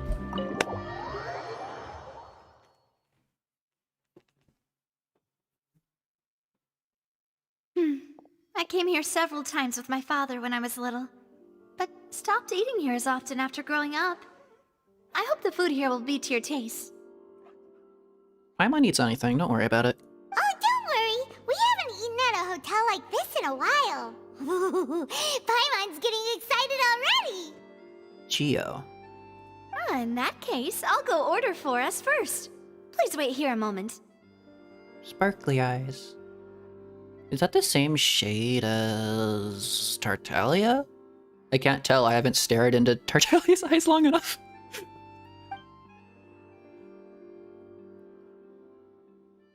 Ooh, food. Everything looks so good. What is that? People in Fontaine sure know how to enjoy life. That's straight up lasagna. That looks like garlic bread. Is that garlic bread? I don't know what that is. That's like a cake or something. And that's fish, I want to say? Or steak? That's just straight up a chicken leg for Paimon. Fish and chips! Fish and chips! Fish and chips! That is fish and chips. That is British. That is British food. Why are you... Navia, why are you serving us British food? And what kind of soup you have there? That looks like a nice soup. I made tomato soup the other day for like the first time with like my immersion blender that apparently my mom bought for me a long time ago and I didn't even realize it. Because I entirely forgot I had an immersion blender until one day a few days ago. I was like, I should use this to make tomato soup because I had like some cherry tomatoes that were like kind of going bad in the back of my fridge that I kind of forgot I had. They were kind of just like sitting there for a while. They were kind of going bad. And I was like, I could make this taste fresher with a little bit of MSG. It hadn't gone like completely bad. It was just like starting to shrivel up and stuff. It wasn't bad. It wasn't like moldy or anything. It was fine. It was completely fine. I have like this weird thing with like cherry tomatoes where like if they're slightly wrinkled, I don't want to eat them. I don't want to like touch them, but they're still good, you know? They're still edible. You can still eat them without any adverse effects, but I just didn't want to. So what I did was I kind of cooked them a little bit, and then I like blended it up with like my immersion. And it was like with what did I put in it? I did like a whole onion. It was kind of like an onion tomato soup, but when you put onion and tomato together, you don't call it an onion tomato soup. It's just a tomato soup because the onion is like the undertone of it. The onion gives it some nice flavor, some nice up flavor. Also garlic was nice. Yummy, yummy. Very simple soup, but I'm very proud of it because it's the first time I've ever made like a blended up soup with a immersion blender. It was very scary because it made a lot of noise. And it kind of like splattered a little bit everywhere. And it took a little bit of cleaning up, but it was really tasty. It was really yummy. It was really nice. Now you want tomato soup and you don't like tomatoes? I mean, raw tomato and cooked tomato have very different vibes. I actually dislike baked tomatoes.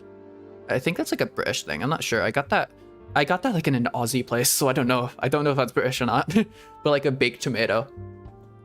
I guess I don't really like the spices they put on it. I need to experiment more with it, because maybe it might just be like the basil. It just tastes weird. I don't know. But I like tomato in most other forms other than a baked tomato. I do want to know what that is. Oh, we're both having the soup, and Paimon's having the chicken leg. And the fish and chips is kind of there menacingly. Why, of course. Go ahead, try whatever you like. If the That food's looks good, like- I'll make a group reservation for the rest of Spina di Rosula next time. That does look like garlic bread. Oh, I want it. I want it, whatever that is. And if it's not? I need to go look at the food. There's a place you can buy the food. I think I don't know if I bought it or not. I like the food recipes on Fontaine. I want to look through those. Well, then I'll still bring everyone. Albeit with only one dish per table.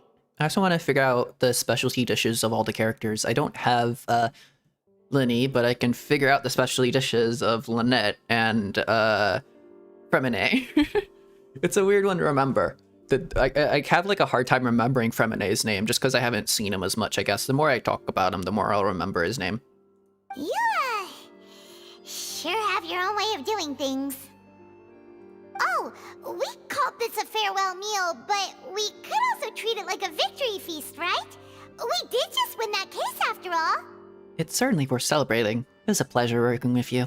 Oh, true. Very true. In that case, boss, we'll have another 2 dishes. Yeah? Paimon didn't mean that you had to order even more food. That's a nice looking lasagna.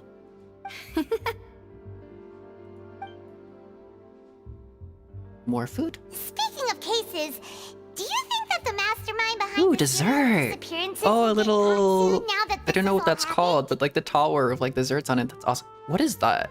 Did the fish and chips stayed on the... Is that a soup? The fish and chips stayed on the table. No one wanted to touch the British food. Everyone looked at the British food like, ew, I don't want to touch that. I can feel the vibes emanating. I joke, but I love fish and chips. I make it every now and then. It's a lovely food, but it's fun to riff on. Just for being British. Well, we've certainly taken a big step Actually, no, that's something else forward. entirely, isn't it? I feel that's about it. They actually ate the Know fish and that there's an chips. organization That's that sad. needs to I feel bad for dissolve them. these young women, but we still don't know what they are really after. True. What is that? Some sort of like drink you have. I know that's a thing in Asia. I didn't know that was a thing in like France or Britain or Spain or some of those countries. That is a thing in like Korea. You have like a specific drink as like a palate cleanser or something, or dessert kind of thing. I've had it before. It's very tasty. If it hadn't happened right in front of us, Paimon wouldn't have ever believed that a person could be dissolved like that. I want to know where the primordial waters are, or the primordial ocean thing. Right? Yet it was because this was such a preposterous notion that the investigation could never really move forward before. Ugh. If only that guy could have finished speaking! We were so close to hearing who was behind it. It's like one of those spy movies got dissolved by the person in charge. In such investigations, even the smallest step can seem like a yawning chasm if It was the like trail of that clues one is cut scene off. in Captain America. To be honest, I don't have high hopes for any follow-up that the authorities might conduct. They're probably working in the shadows. I really like her hat. I think I have... I think I just like characters with hats. I'm starting to notice. Characters with hats. It's almost like I really like that for some reason. It's not that I don't have faith in their ability. It's just that a different perspective is required in some matters. Yes, let's talk about dead people while we eat. Wait. I can't tell. Is that the fish and chips or not? That looks so odd, but that is... No wonder they didn't want to eat it. The fish looked like that. What? That looks so odd. That's the oddest piece of fish I've ever seen. They genuinely did not touch the fish and chips. They genuinely just went, ew, British food. Yuck. Oh no. It's only seasoned with salt and pepper. Ew. Ewy. It's easy to guard against and deceive a single narrow perspective. I bet it actually tastes good, Thinking though. is required at such times in order to produce a breakthrough. Which is exactly why the Spina di Rosula exist. Those highfalutin folk are not all-knowing. That's why we exist. To seep into the cracks where filth falls through, where their watch fails them. That's the kind of problems we solve. I see. Seems Paimon thought things were simpler than they actually are. You're in a nation of theater and facades. What do you mean? Everything's gonna be complicated as hell here. Have you seen their Archon? It's all right. Well, this was supposed to be a farewell meal, so I doubt you have further interest in this business, right? I find it intriguing. I like shiny things. It's starting to become shiny to me. Let's talk about something else. Like, what are your future plans? I'm gonna go dive into the Primordial Sea and see what's up with that. I want to find out. We wanted to ask the Hydro Archon for some information, but we haven't had much opportunity to do so. That's true. We didn't have a chance to speak to her after the trial ended. It didn't really seem like the right time or place to do it anyway. I see. So, your primary objective, which has been foiled so far, was to have a chat with the Hydro Archon. I'm sure we probably could have just told Neverlet that we wanted to talk to her, and she'd be all ears, yo, the Traveler wants to talk to me? Yes, let's go. Because the Hydro Archon seemed really excited to meet us in the very first part. I've heard that there's a long line of people waiting to meet Lady Furina. I suspect you'll be waiting for quite a while, considering that you missed your chance today. Oh yes, today, 2 weeks ago. I know what you mean. Yeah, we've heard that she's super popular here in Fontaine, and that it'll be tough getting any of her time. Well, would you consider some more, unique ways? Perhaps even methods of, let's say, questionable legality? Navia, are you asking me to break the law? I would do so happily. Let's commit tax fraud in Fontaine. Let's go. Guess that's Spina di Rosula's boss for you. Chock full of sketchy ideas. Well, what did you have in mind? Whose taxes are we evading? Yours or mine? Well, one way would be to infiltrate a performance troupe at the Opera House, only to abandon your act at the play's climax and ask to speak to her after the performance. Eh? I'm sure Lady Furina would be eager to see the ending, and would agree in order to finish watching the play, don't you think? You're gonna hold the entire performance hostage. I like that idea. It's a dumb idea. Could you suggest something a little more practical? This plan seems pretty hard to pull off. We'd have to go learn how to act, and acting's really hard. Yeah, but I'm sure Furina would really appreciate that. It is a nation of theater and all, you know? You gotta do a little bit of theatrics. You had the weird glasses and stuff on. I'm sure you know how to put on an act. You just gotta channel your inner theater kid. You just gotta be Fischl for a moment. All right. It's not that hard. Here's another. Find a way to conceal yourselves under her bed. Then wake her up in the dead of night and demand answers. Don't let her go back to sleep until she answers all your questions. Navia, what the fuck? Look, I've climbed up there. All I found was a hydroculus and I think like a luxurious chest. It was very shiny. It was very nice. A lot of, well, like 10 prima gems, but I couldn't find a way into the actual place. I just found the window. It was a shiny window, but there was nothing there. There's just shiny things around it. I can personally testify that this one works. I'm sorry, when what? I'm sleepy, I'll do anything as long as I can finally get some sleep. You mean for you? You know, you don't mean you've tried it yourself. You mean if someone did that to you, it would work on you.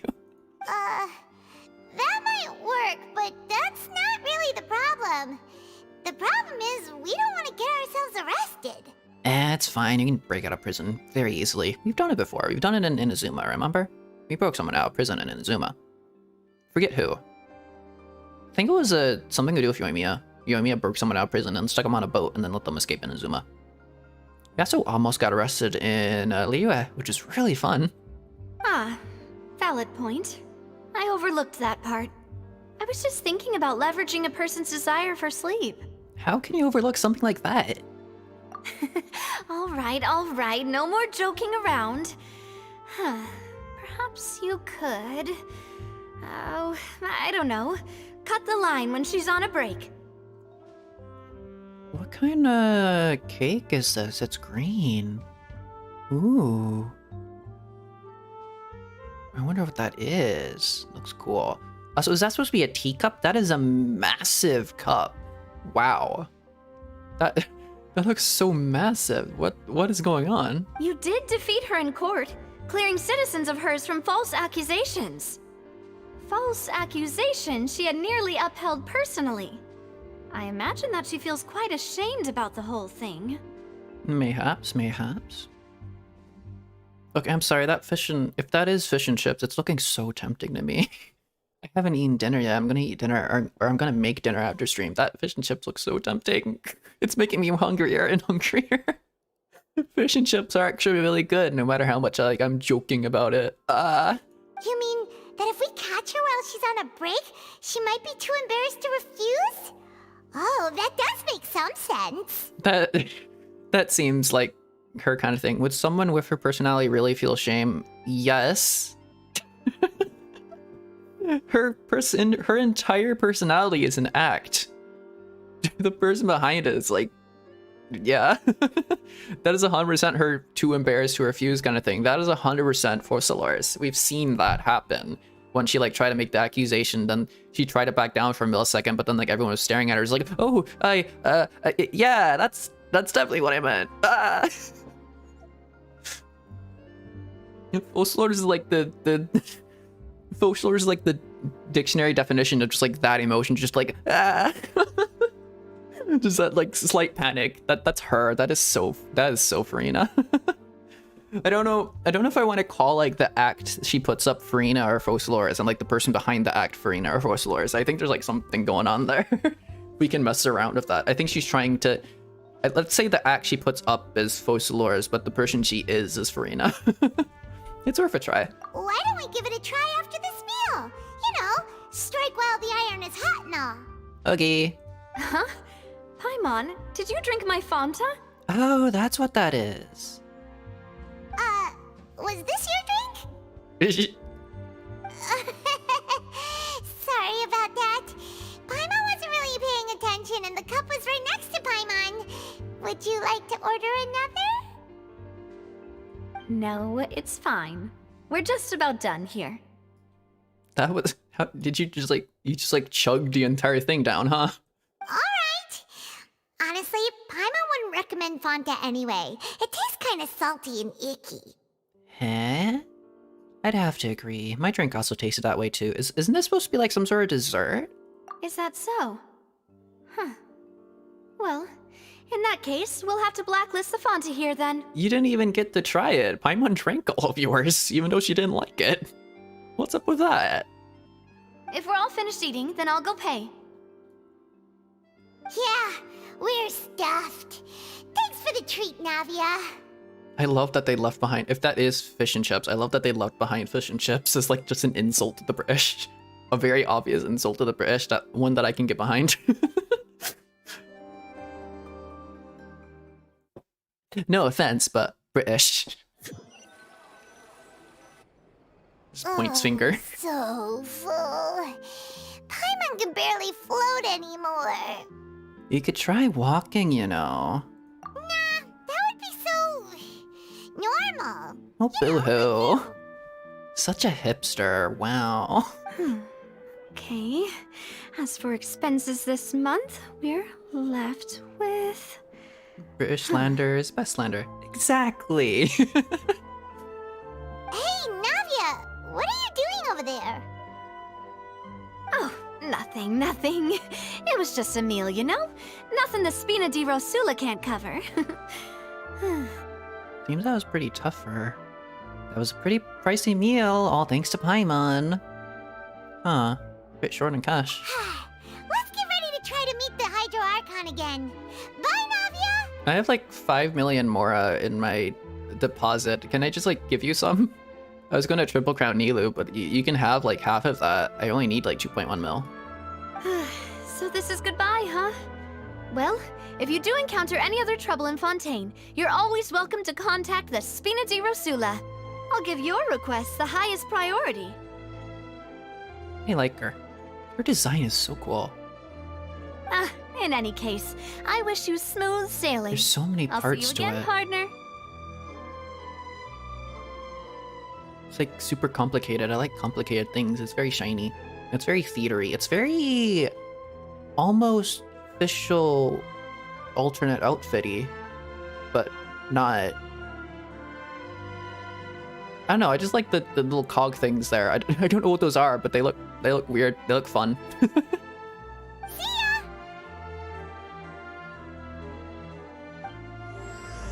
Whoop. And we've started Act 2. As light rain falls without reason. I wonder if we'll get more like lore about like rain or something in that in like the prophecy and all that. Go to the Fountain Plaza in front of the Opera House. That's only a kilometer. That's actually quite close. That seems like such a far distance, but it's actually quite close. Oh, also I know there's something with the fountain here. I've seen kind of mini spoiler because it would have been fun to experience it myself, but I know there's like a little bit of something here. There's usually a Melusine like dancing around the fountain. Or just like skipping. Where'd a Melusine go? Melusines are really cute. There aren't many people around anymore. Looks like that boat we took to Araneas might have been the last one. I guess the little... Oh, there's a Melusine there. I guess there isn't like a Melusine that's like wandering around there 24/7. I guess they do go home at some point. They can't be all happy-go-lucky all time. All the time, right? Vache. Vache. Looks like we're back here again. Huh? Traveler? Are you hearing voices again? Yes, and it's clearer than it was during the day. Ugh. That's kind of spooky. Are you sure we don't want to come back in the morning? Vache. Vache. Hey, why are you still walking towards it? There might be something nasty in the water. I can feel strong emotions. Things are getting a little blurry. Huh? Hang on. Paimon can kind of hear a voice. It's calling for Vache, right? Hey, Traveler? Stop walking! Come on, wake up! Uh-oh.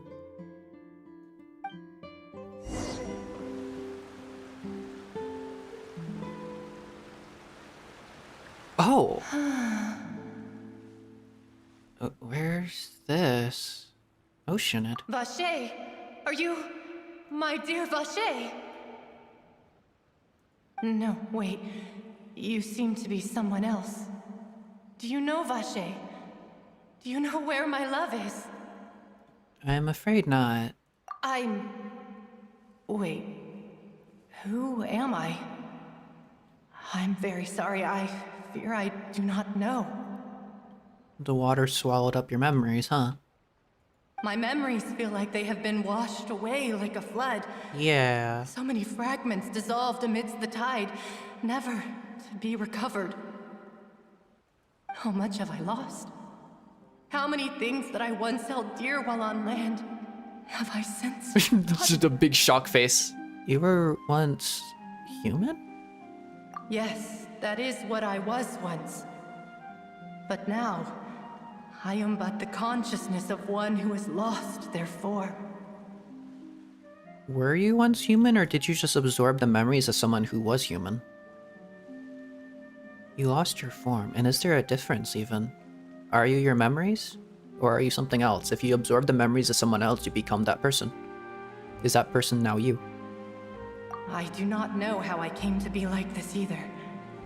I only vaguely remember being covered in light blue water, and then all grew dim. That's a scary thought. Light blue water. Could that have been... Could she be one of the girls who were dissolved? I also remember going to many places. I loved adventure, loved exploring places of peril. No matter where I went, Vacher would go with me. I knew how dearly he loved me, and I also loved him equally as much. But now, we can no longer go back. The pain of such parting. I never knew how heavy it could be. So you need me to find him? No. Our reunion no longer has any meaning. There is no way for us to create any new memories.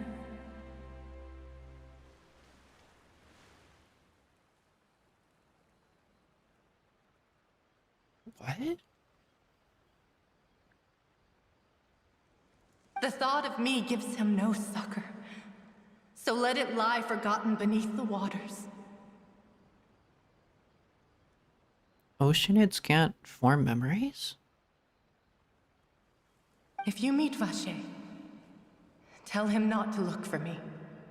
Tell him to move on. That is the only thing I still remember.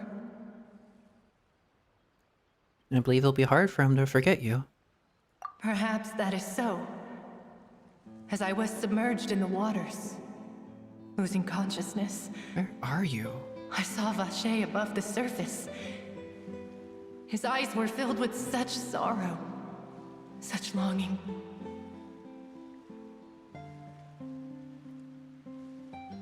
Where is this even, though?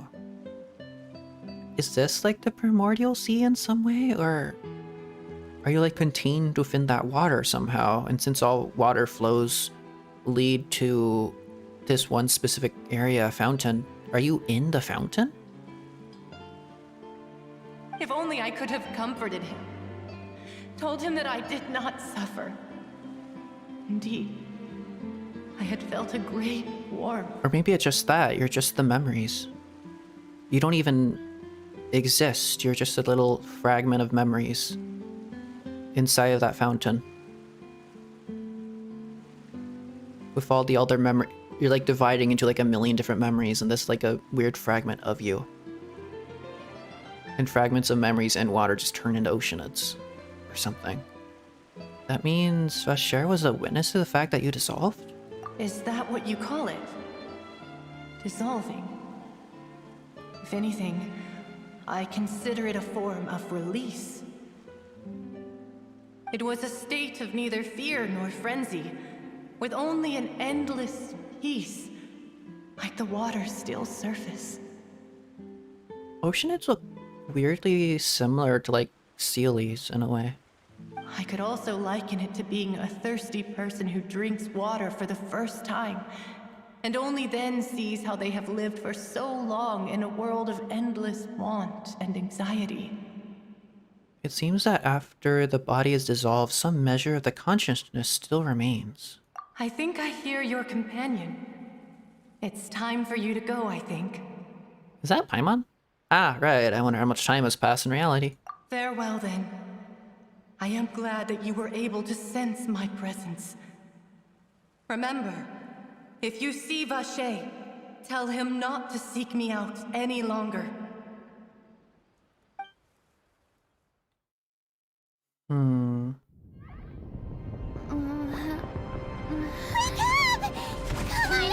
Oh, what the heck? Navia's outnumbered! Uh-oh.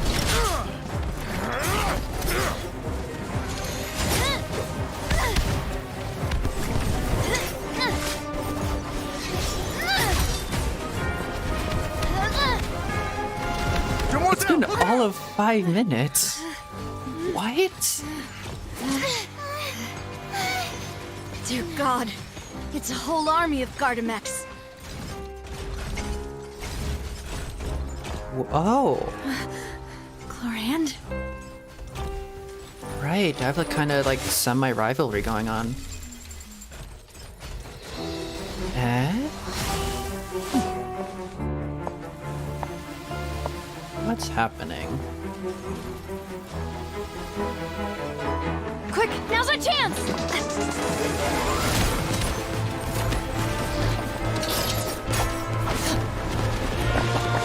Have they gone haywire?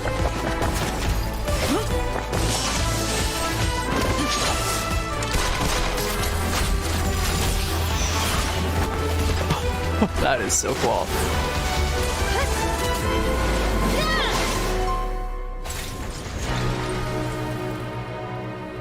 They have like a little bit of like a...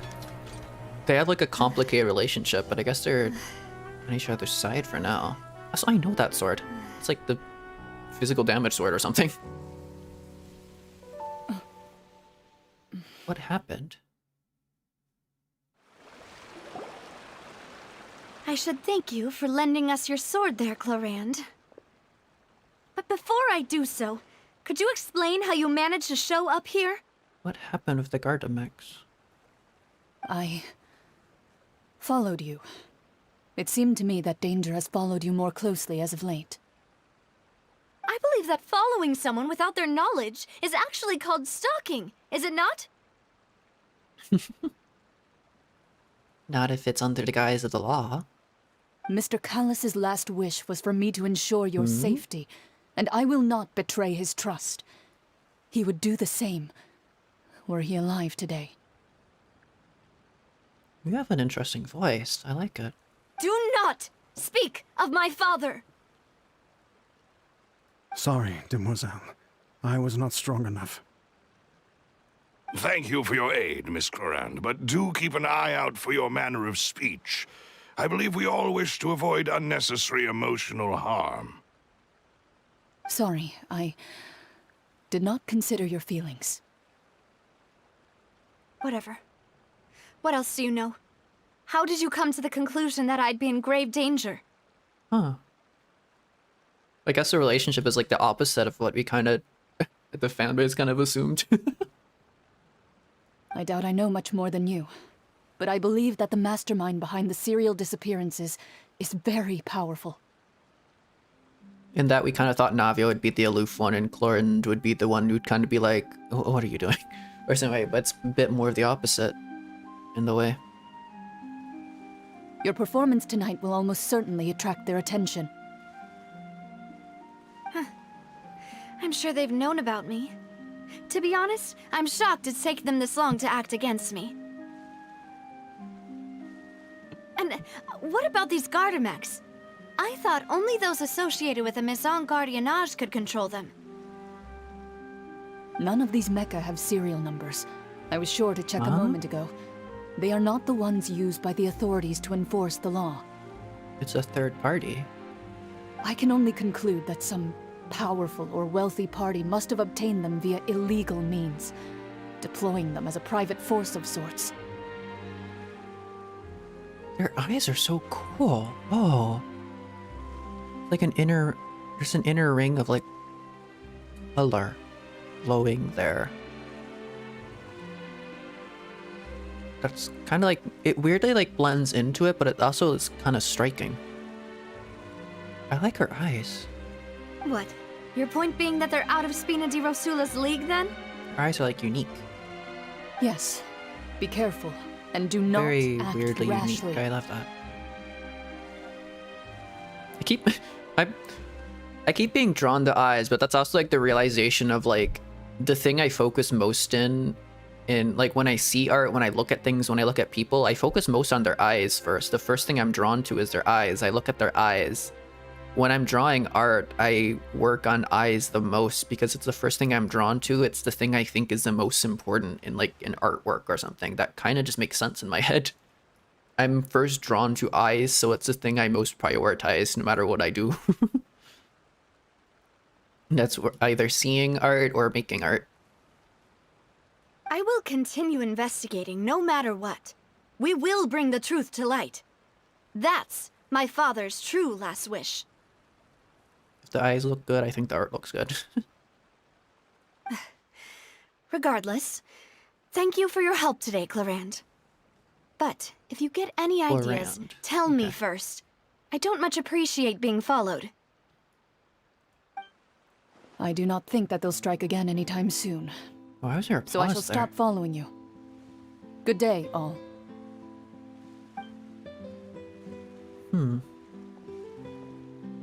Right.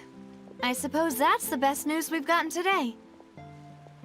Demoiselle, I believe that Miss Clarand was being sincere with you. If we tried, we could attempt to thaw relations a little. I know, I just... She's... What just happened? Oh, thank goodness! Paimon thought we were done for! Those Gardamex came out of nowhere while you were unconscious, and Nadia and her gang saved us! That was a really cool cutscene. I like the gunfire going across. That was like startling. Because you don't really see that much in Genshin other than like Futui. Oh, and there was that champion duelist named Clarand who came out to save us too! We got lucky there. Paimon probably couldn't have fought them off otherwise. Oh, so you're a fighter now, Paimon. Thanks for the rescue, Navia. Oh, come now. Forget all that polite talk. That wasn't really a farewell meal we had back there. Not for me, anyway. In truth, I hope that every meal we have together shall be a victory feast. You're anticipating a long and, what's the phrase? It's like a phrase of like courtesy. A long and prosperous future together where we work. That's nice. She already has expectations. As such, we're still partners. There's no need to thank me. It will take 50 years for me to match Demoiselle's magnanimity. I don't know if you have 50 years in you. I'm sorry. I don't know. Maybe laws, the laws of the world work differently in Teyvat. Maybe you do have 50 years in you.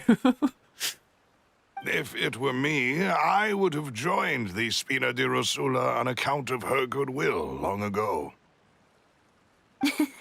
All right, you two. That's enough. Actually, Navia, how did you know that we were in danger?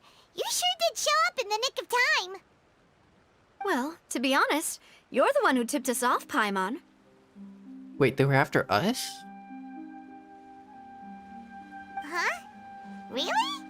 Paimon contributed somehow? Ooh, Paimon's even more amazing than she thought!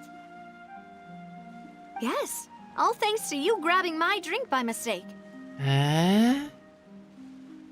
Wait, did they try to poison us and it just didn't work? Oh, wait. Did they try to poison us with primordial water? And it just didn't work on us because we're not Fontanian? How did that help? After we parted ways, I was on the way back to one of our bases when I suddenly thought of what you said. That the Fonta tasted kind of salty and icky? That's a primordial water? Wait, do you mean that... I thought it tasted strange as well, but I couldn't be sure. Wait, do you mean that... Fonta only comes in sweet flavors. So how could it have tasted salty?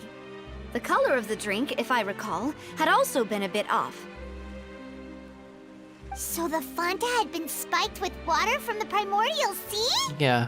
So question, where the hell is a primordial sea? I want to go touch it.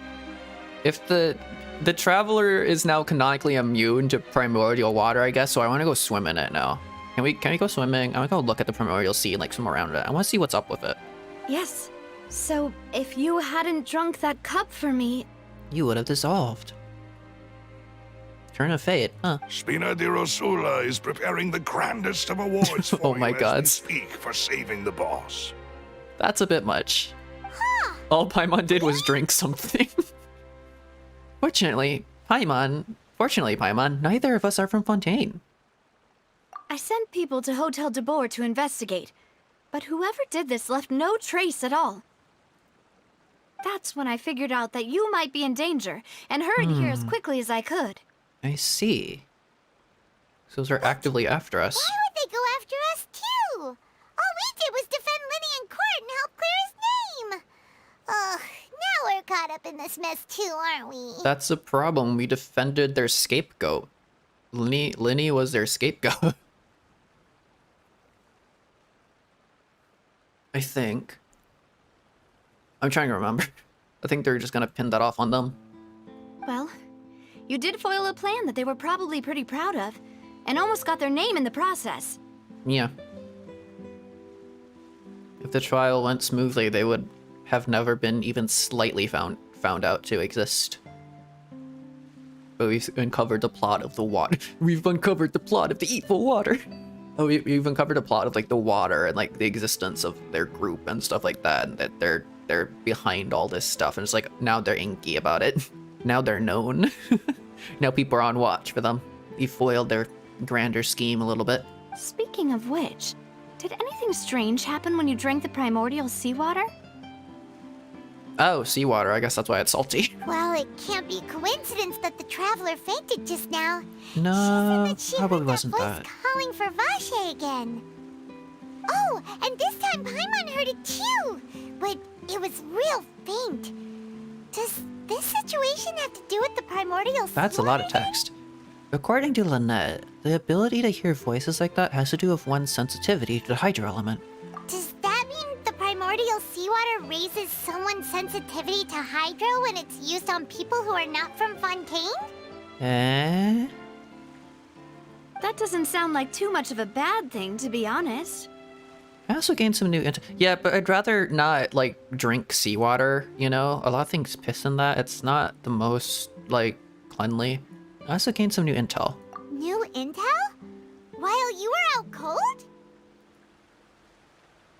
The oceans are the bathroom of everything living in it, and I don't like that. I'd rather not drink that, you know?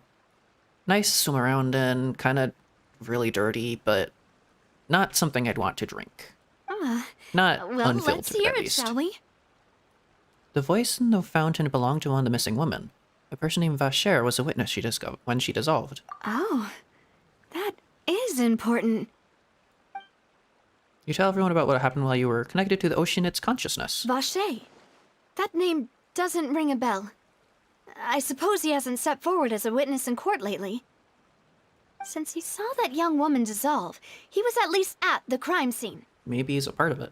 But he never gave testimony or any information regarding people dissolving in the primordial seawater. Could he have been threatened? If he's still alive, we should try searching for him. Yes, thank you. This is very important information indeed. We will continue to investigate. By we, you mean us too, right? Alright, partner. Oh, you mean you'll help us investigate? Well, you did say that our farewell meal didn't really count. That means we're still partners, right? You seem very amicable. I will work with you. And besides, we're in this now whether we like it or not.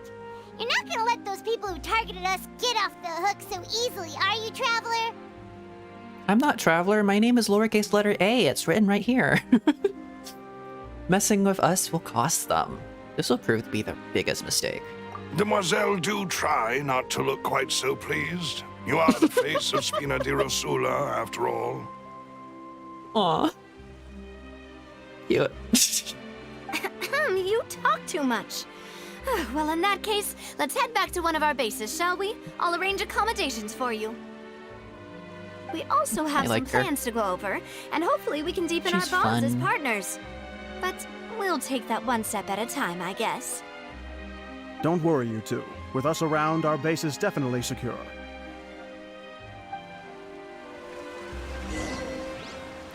There's a Melusine. Hello. Little hop, skip, and a jump, Melusine. Aw.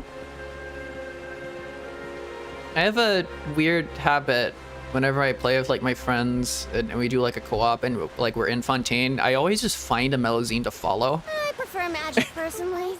Just like follow them, but they have like little wings. It's so cool. I don't know why they have wings. They're like little sea slugs. I love them. They're so cool. Little citizens of Fontaine. Oh, they don't go around a fountain. They just... I see. Maybe that's why I didn't. No, there's two of them. There's so many. Oh, there's like... There's a few of them around the fountain. I see. What is that one doing? That one's like pause. I guess they're just watching. They are the policemen of Fontaine. They're the policewoman, I should say. I wonder where humans come from.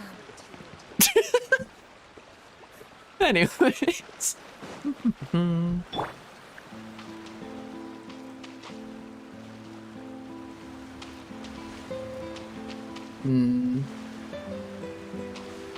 I thought there was something in here. I could have sworn there was something in there. Maybe it's a certain time. Maybe it unlocks after a bit.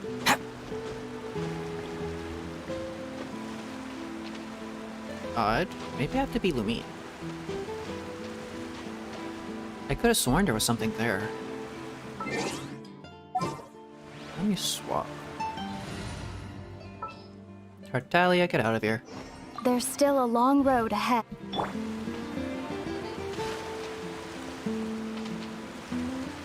No?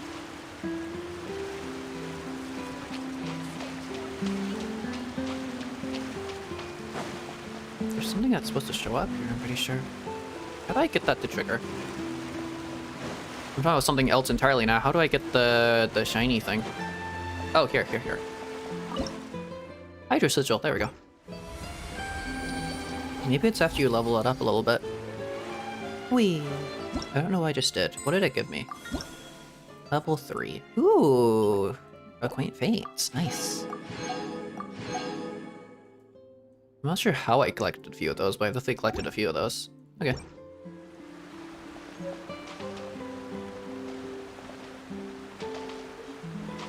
Nothing? Still nothing?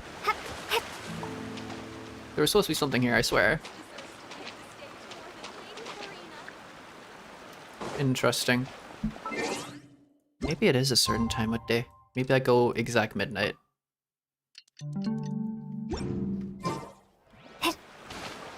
Eh? I just pick... Ooh, shiny. There's no, like, specific trigger for it? Maybe stay in there for long enough, it appears.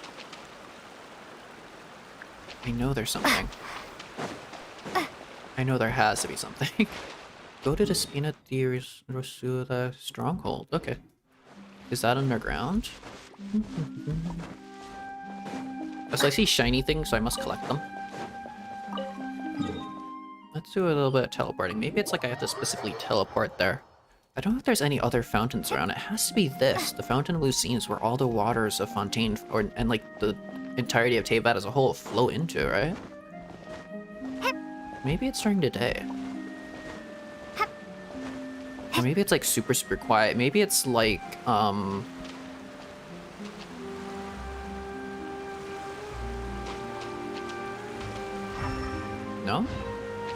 Water jet! Maybe it's like the Statue of the Seven in Sumeru, where you could hear it like very, very faintly when you open the thing. You could hear like, I think you could hear like "World Forget Me," very, very quietly and quaintly. And the, it might have been like in a Chinese dub. I don't know if it was in English. In like the Statue of the Seven in Sumeru, and then when you finish the quest, it disappeared entirely, which is such a cool detail. Let's change time. Maybe it's after this Archon quest. I don't know.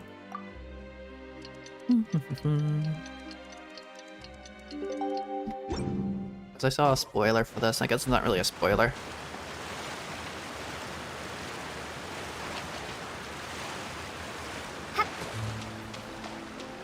Really?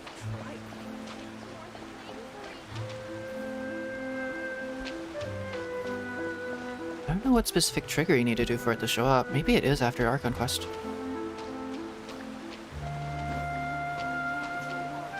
Or maybe you get to the top of this. Maybe it's some of these other waters. Dig around a bit, let's see. I'll come back after the Archon quest then, maybe. I have a theory, though.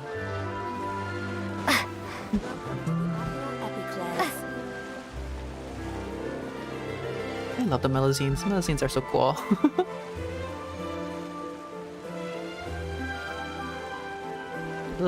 They're like little sea slugs, but why did Hoyoverse have to like design them to be like cute? They're slugs. They're little sea slugs. I think that's what they are. I think it's like what they're based on or something. And like Melazines are a French folklore kind of thing. I don't know. Why did they have to be designed to be so cute? Anyways, what was I doing? Oh yeah, I have a theory. And it's to do with the event we had in Sumeru for summer, just like very, very recently. With that one, Oceanid and a Hydro Eidolons and all that. I'm thinking... And since, like, people of Fontaine apparently turn into Oceanids when you dissolve them in primordial water, what if they are all Oceanids? What if every single person of Fontaine is an Oceanid in disguise? They don't notice it. They don't actually realize it.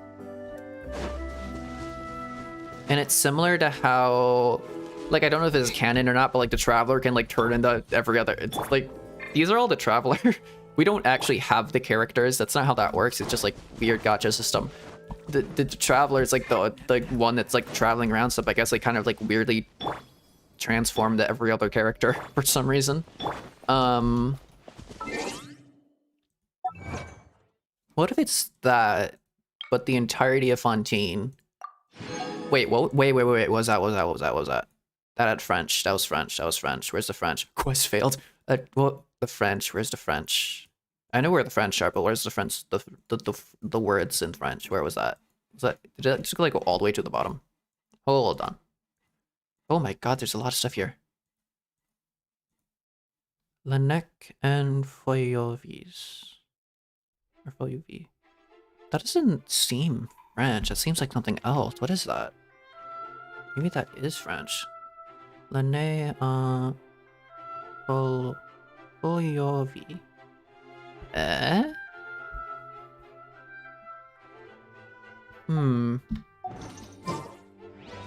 What if it's that the entirety of Fontaine and like all that prophecy and stuff, like it's already been destroyed or something. The entirety of Fontaine has already been condemned by Celestia. The people of Fontaine don't exist anymore. And what Furina did, what Focalors did, was just like grab Oceanids, implant them with like stolen memories or something of the people of Fontaine, so she could recreate Fontaine in its entirety. But when you like drop the primordial water on them, you wash away all their memories. They just become an Oceanid again, because that's what they are in their base form. They're just like Oceanids that have been transplanted with memories, because the prophecy already happened. They remember the prophecy because they remembered the memories of these people who used to exist that don't exist anymore. Or maybe they do, because if an Oceanid has your memories, they just are you at this point. And something like that. And that's like Furina's weird way of circumventing the prophecy, but the prophecy already happened. The prophecy is going to keep on happening because they're just Oceanids with memories, and they just keep wiped just as easily. And it's going to rain with the waters from the primordial. Ooh, shiny! With the waters from the primordial sea and all that. I have no idea what I'm doing. Coming. Crumble.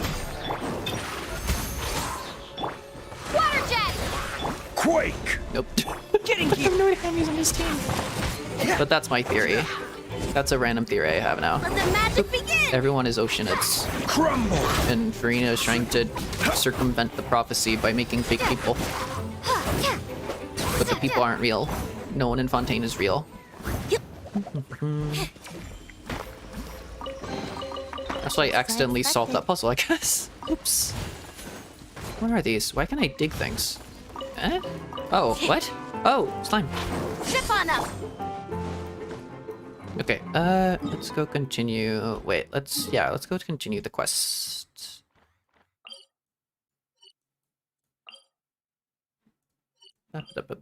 Go here.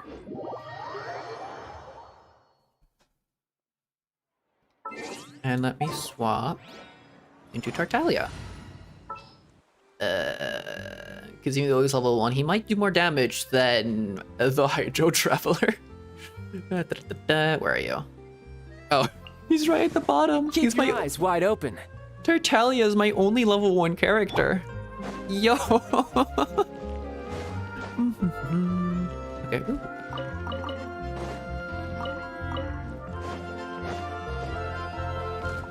Here?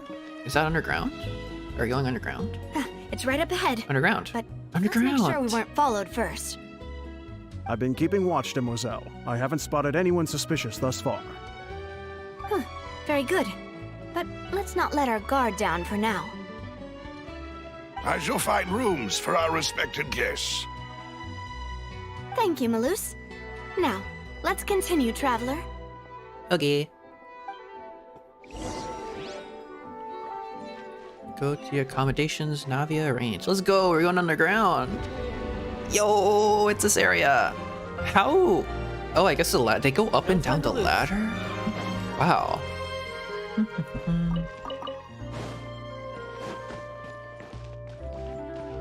Fortunately, I do not care about Tartaglia, so...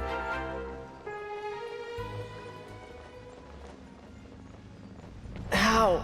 I had only just... Yeah. I could have used a glider at the end there, but I just find that humorous. Also, I have a lot of steak.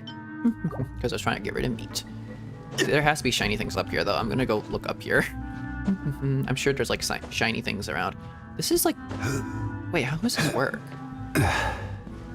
It's, like, such a weird array of ladders and stuff.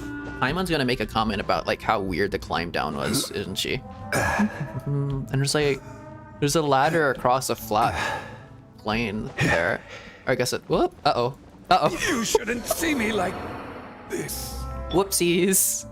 It's kind of dumb. That's fine. I don't need them anyways. I don't need a shield there. Ooh, hello. Okay, from an A, I gave you the shiniest sword in existence. I am so sorry. All the character weapons are shiny. Wow. Okay. Wait, what was this called? The fleur? Where am I? Does it say? The fleuve cendre. Fontaine. Okay. Or Condra. Because the C is weird, it doesn't have the accent on it. So it's not pronounced like an S, it's pronounced like a K. Which is weird. I feel like they didn't intend that, because they did that with like Foslors as well. And if it was meant to be pronounced Foslors, it would be an accent underneath it, but they kind of don't do that, because French is weird and Fontanian is a different language, and it's like they spell it kind of differently than how it's kind of pronounced in French, but that's fine. Like the way they spelled it would be more like Focalors, but they're pronouncing it like it has a C with like a squiggly line under it, like in Francais. Yep. No time to lose. This gives me the vibes of the Poisson area, the fish, the little place that's literally called Fish over here. Here. This like place just literally called Fish. Kind of cool. Because Poisson translates to fish in French. Which is, I don't know if that's obvious or not. I want to say it's obvious, but also I did learn French for a bit. Ooh, shiny. Ooh. Oh, that's this Mina de Rosula base, I guess. Interesting. Is there only one teleport waypoint down here? Also, is the world quest above? The world quest is above ground. That's interesting. I was wondering if it would have been below ground. This is a weirdly small area, kind of. Get the viewpoint. Land of corroded shadows and tainted currents. Interesting. Tele waypoint. Ooh. There's secrets to this place. Yeah. Oh, okay. I've revived Zhongli. I'll feed all the characters now. Nice. I had that as the little I just had like chicken in my hotbar. There's those shiny things here that I feel the need to grab. I'm just stealing food. This is fine. Legal advisor.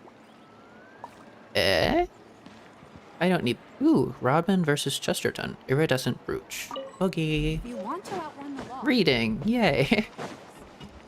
I'm not gonna go to the quest marker. I found shiny things I must grab. This feels Ratatouille. Wait. Dive? Wait, can I dive? Can I dive? Can I go down? No? There's no diving here? I saw like the stamina meter. I guess it's... Let me in. There's something there. Let me in. Am I imagining things? Or is all this standing making just... Let me dive? Can I not dive? How do I dive? Is there no diving here? There's clearly like an empty void down there. Can I not? There's something underneath the entirety of like Fontaine. What's up with that? There's clearly stuff down there. Is that reflection?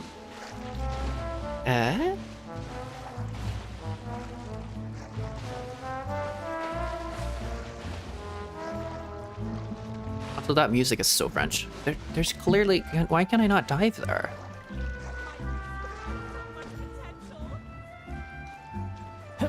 Interesting.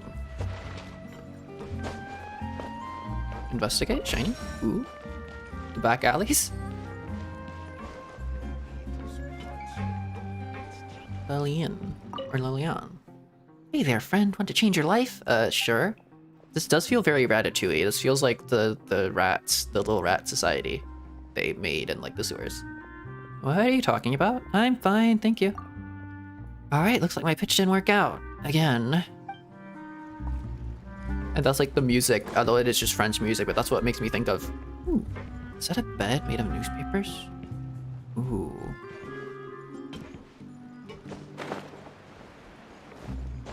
Space has a lot of personality.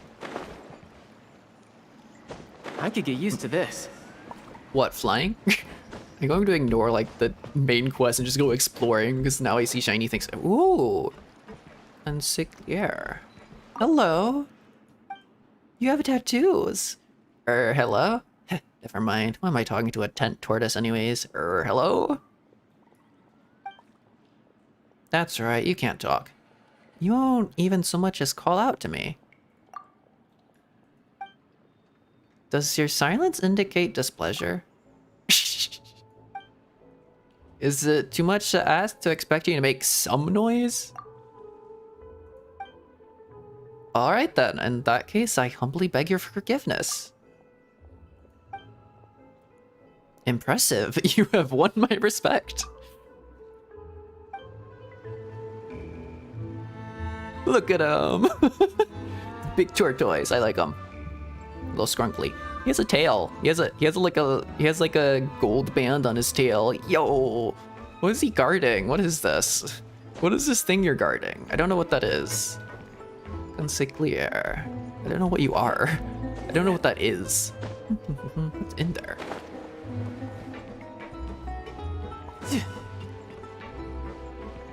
Eh? There's an upper region here. Did I climb? Tartaglia does not get the ladder rights. Tartaglia has to climb up a wall. Tartaglia, that is what Tartaglia deserves. Why did I have the ability to go? What's up with this? It's so cool. I kind of weirdly like this area. It feels very Ratatouille, and I remember like a specific Ratatouille game where it's just like exploring everywhere. It's giving me those vibes. I don't know if the pipes are giving me those vibes, but it's got that vibe. I like these pipes. Huh. There's a shiny thing down there. What's up here? This is begging me to go look up here. There's a chest, I knew it. Follow those instincts. Get my hands on the rest. What do you mean the rest? Huh?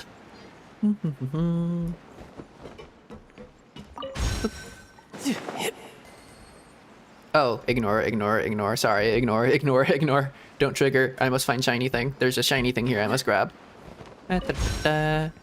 Alright, now I can talk to you. If I know how to get up there. Tartaglia, just climb the brick wall. Alright, also I want to give you shiny. I'm not gonna level you up, not even a single bit, even though it like annoys me to. Blades of Glory, illustrious attire that signifies child's position as the 11th Fatui Harbinger. Alright, I'm gonna give you, what should I give you?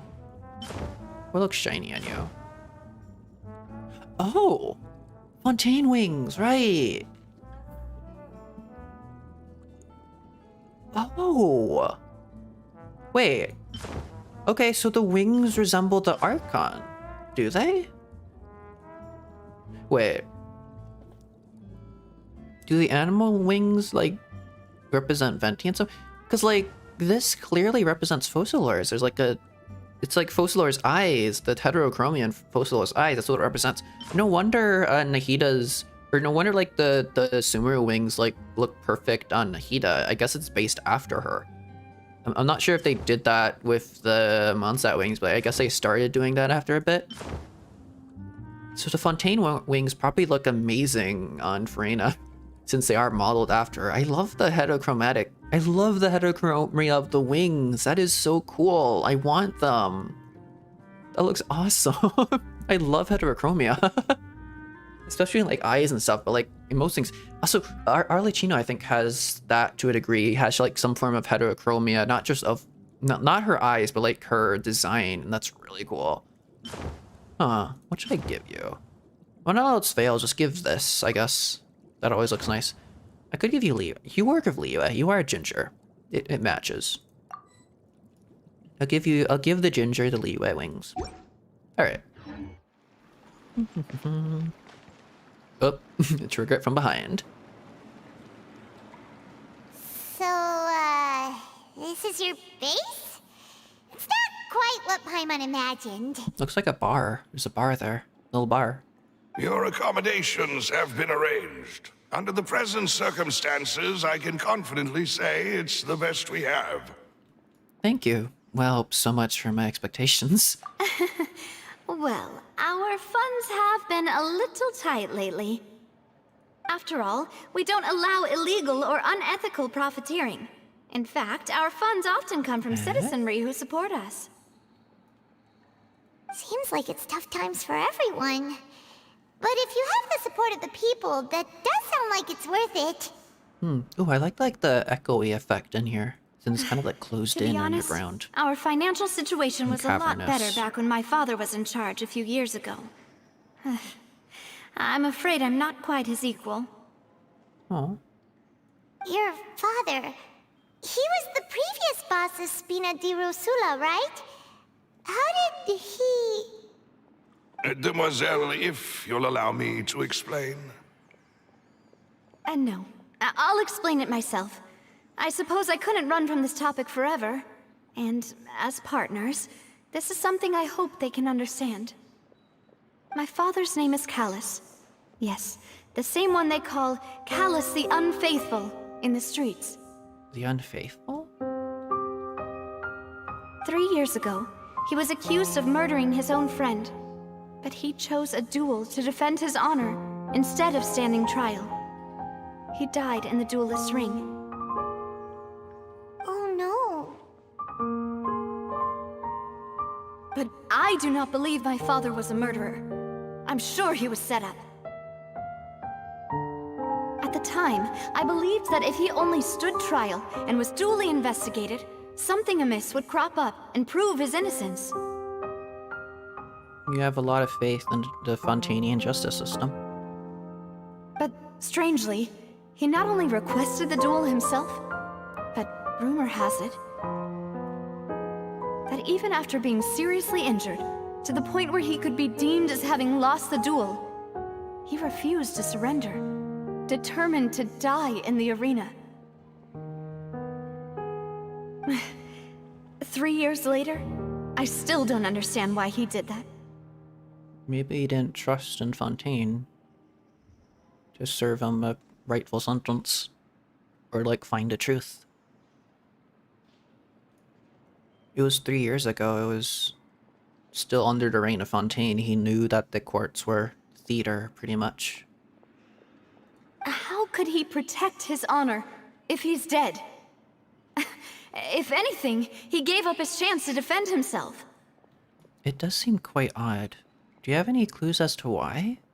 The closest piece of info I have is that my father had been investigating the serial disappearances case at the time of his death. Oh. So there's even more to this case. Ah, so that's why you're so determined to get to the bottom of that case. He stumbled upon something that made him lose faith in the Fontainian justice system as a whole.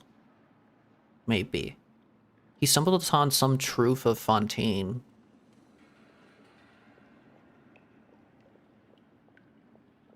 He stumbled upon some truth of Fontaine and... And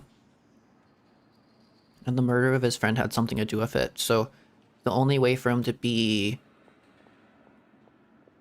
The only way for him to not be charged with it would be to reveal that truth, and to reveal that truth would cause everyone in Fontaine to lose faith in the justice system, which would lead to the Oratrice to, like, self-destruct or something, and, like, Fontaine would explode.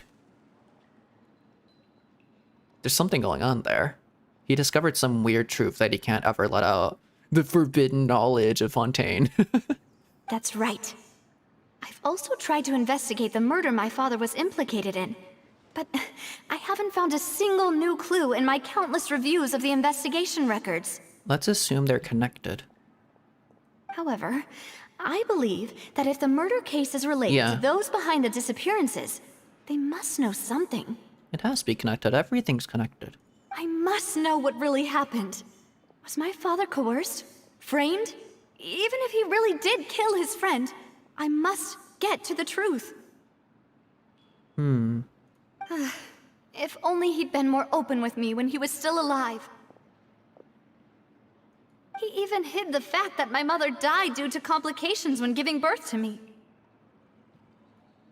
And now, here I am investigating his death. You really are a handful, aren't you, Papa? Seeking the truth for the sake of your family. You know, we're quite alike in this regard. Demoiselle, please, if there is anything I can do, anything at all. I also will never believe that Master Callus murdered anyone. There are none whom I respect more than the two of you, Demoiselle. Master Callus did so much good in life, yet all it took was one murder case for him to be dubbed Callus the Unfaithful. I mean, that is kind of historical. That did happen a lot to, like, historical kings and stuff. They had, like, one singular event that defined them for the rest of their lives. It's kind of dumb. Even our supporters decreased greatly due to that incident, hence our strained finances at present. Ah. Wait, if Callus was such a good man, wouldn't people at least be a little suspicious when he was accused? To do so would be to lose faith in the Fontaine legal system as a whole, and that's where all the power in Fontaine comes from. You would have to convince people that the Oratrice was wrong. No. Perhaps people just revel in that kind of drama. It's not something exclusive to people from Fontaine, really. Everyone's like that. That too. People love watching the evil turn over a new leaf, but they also enjoy watching good people fall into an abyss from one slip-up just as much. But how could... Never mind. If Callus was falsely accused. Yeah, that's we true. have to find the truth. He didn't deserve to have that happen to him. I don't know whether to comment about this or not, but it's like, that's a thing that happens online as well. There is one other thing. Master Callus's opponent in the duel was Ms. Clorand. Oh. But also, to end that off, that like random thought off, the higher you put someone up on a pedestal, the the higher they fall. The quicker the speed that the fall or something like that. Something like that. I was trying to be poetic. I failed miserably. Oh, her? Well, then, isn't that as good as saying that she was the one who killed him? No wonder the mood was a little strange between the two of you. Yeah. Yeah, that's not the sort of thing that you can just let go and move on from. Ms. Clorand has always placed great emphasis on the honorable nature of the duel. If her opponent doesn't yield, she will not stop either. She knew Master Callus beforehand and greatly respected him, but seeing how he was resolute in the arena, there was only ever one choice she could have made. It's not that I don't understand her at all, but I just can't deal with this yet. Yeah. Don't worry, Navia. Paimon knows how you feel. You don't have to force yourself to do that. Afterward, Ms. Clorand told us that at the start of the duel, Master Callus requested that she ensure Demoiselle Navia's safety. And that indicates that he intended to die in that duel. To ensure his own silence. Or maybe was threatened to ensure his silence in that way. Yes, that is our understanding as well. Someone intervened. Oh, Papa. What madness drove you to ask the person who killed you to take care of me? All right, anyway, that's the information I wanted to share with you. Even if it did sound like I was just complaining towards the end. No, it's alright. I understand how important this is to you. Thanks. You two should go and rest. This was quite a day after all. Yeah, Paimon's beat. Please, relax and get some sleep. We will ensure you rest soundly. Okay. Unless Navia tries to sneak up on us and... I don't know. Whatever she was saying during that one thing she wanted us to sneak up on Furina and demand an audience. She's gonna wake us up in the middle of the night and, like, trauma dump. I'll be all ears. A peaceful night passes under Spina de Rosula's protection. Paimon slept so well. This place feels almost too safe. Huh? Navia? Where did the other two go?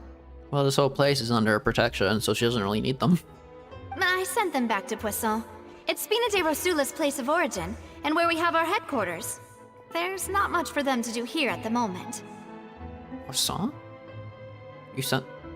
Oh, so that diving place is connected to the underground area here? Huh. Oh, it's their... Oh! Wait, that's where your headquarters are? I was wandering around that place a lot. I didn't notice. Paimon gets the feeling that you're just trying to get them off your back. But never mind that. When did you get back? Were you waiting here the whole time? No, I just returned after going out for a while. I did some investigating yesterday regarding the name Vache. Wait, so you didn't sleep at all? She's just like me, for real free. How could I after having such critical new evidence appear? Oh my god, she's just like me, for real free. Guess Paimon wasn't speaking for everyone just now, huh? Sleep deprivation gang, let's go. I can't speak properly. It's obvious why. Unfortunately, this name seems to have been wiped from existence. It doesn't seem to have a match anywhere. I suspect that those behind this have already taken steps to hinder an investigation from this angle. But that does prove that this Fischl person is a key witness in the incident. Yeah. Does that mean we're too late, though? No.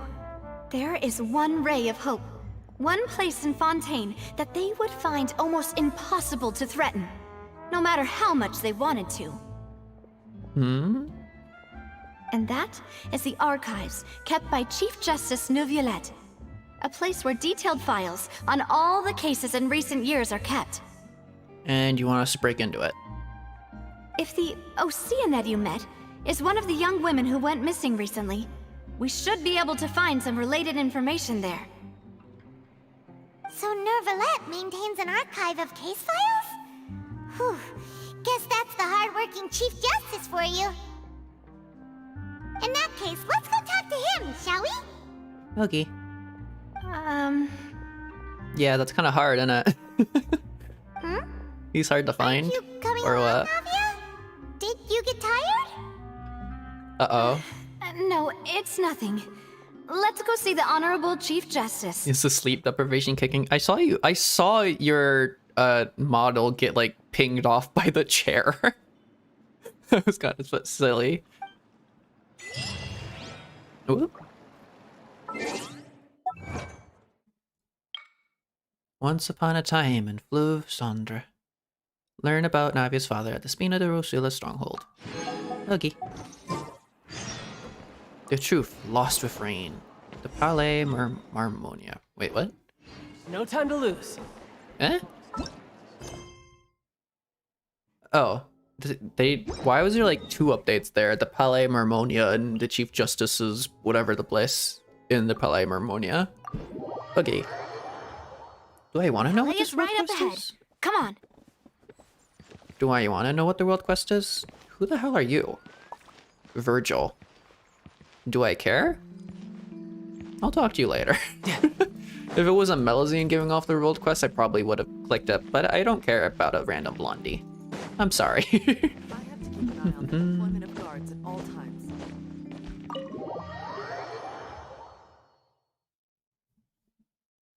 Okay.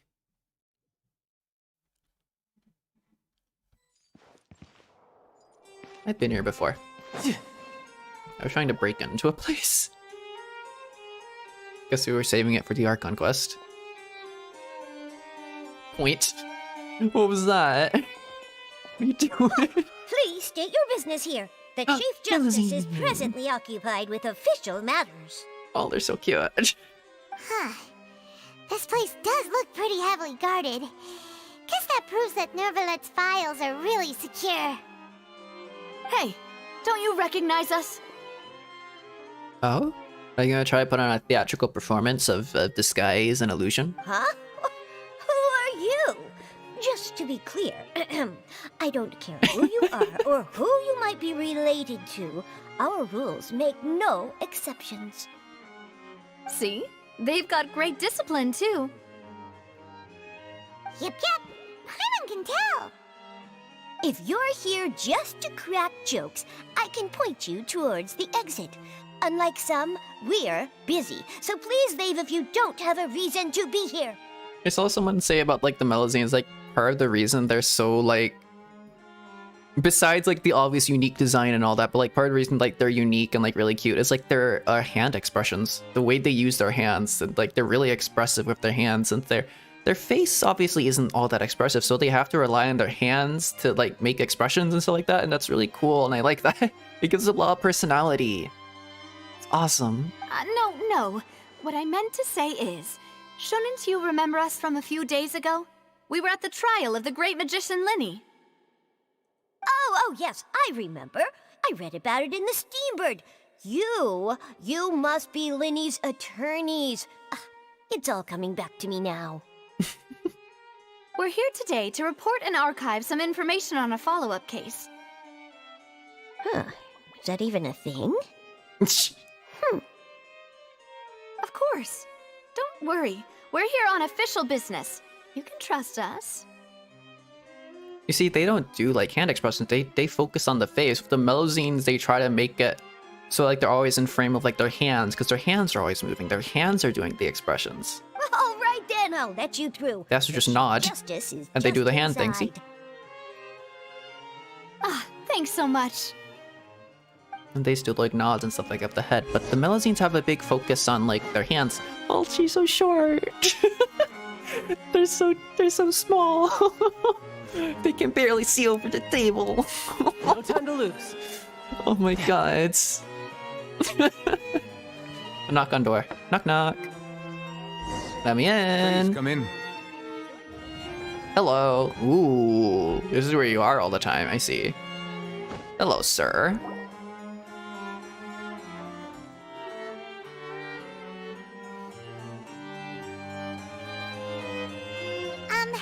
Sorry to barge in, Monsieur Nervalet.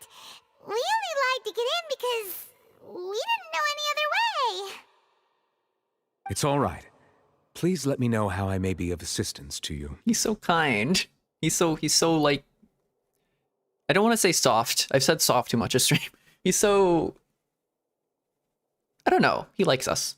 He's very amicable. He's a very amicable person. He seems like he has a really tough exterior, but he's really amicable. He seems to be trying to be like really friendly with us. I like him. So you're not mad at us? We're looking for a man called Vacher. He may have been an eyewitness in the serial disappearances case. If we can find him, we may be able to unearth some key information on the case. Ah, I see. In that case, please wait here a moment while I browse through the files.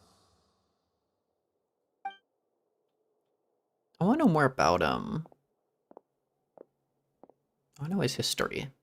Who knew that Nervalet would be so easy to talk to? Yeah, he's really amicable. What was that? Why did it zoom in on the flower? Clock. Oh, are we going to be waiting here for a while? He's going to go through the archives for a long while? Uh-oh. He doesn't exist anywhere. I'm quite certain that no one by the name of Vacher has been involved in any case, criminal or civil, in the past several years. Huh. So it dates back further than just a few years. Maybe a millennia. There are no records of him either in the files Maybe a or few in my hundred memory. years.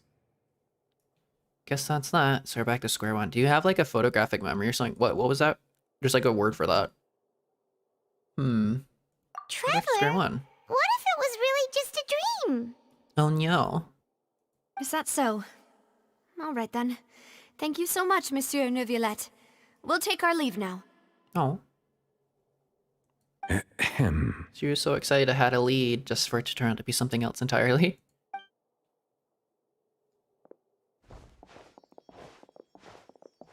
Miss Navia, I can understand how you feel. His eyes are really cool too. Your father, Callus, was a truly exceptional man. We deeply regret his passing. His eyes have a few different colors in them. And what are you trying to say, Monsieur Neuvillette?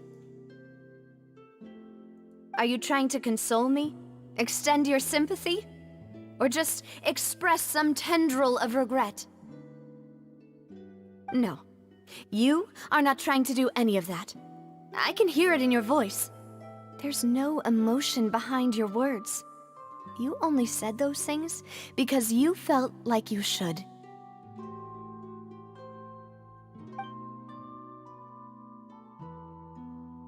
It's just like last time. After my father took his place in the duelist ring, I pushed through the guards to talk to you as a last resort. You even told me then that you thought there was something fishy with the case, yet you still allowed the duel to go ahead. In your eyes, the value of a human life is nothing compared to those cold laws you hold so dear. If you truly regret my father's death, Then why didn't you call a stop to the duel? Oh, shit, tears. It actually rendered tears. Why didn't you give me the power to stop him from throwing his life away?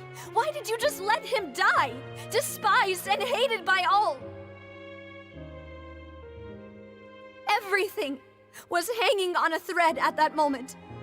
Just the tiniest effort could have changed everything. There are still so many things I never got to tell him. So many questions he still owes me answers to. If you really have no heart, then just look me in the eyes. I, Navia, will show you the true meaning of regret.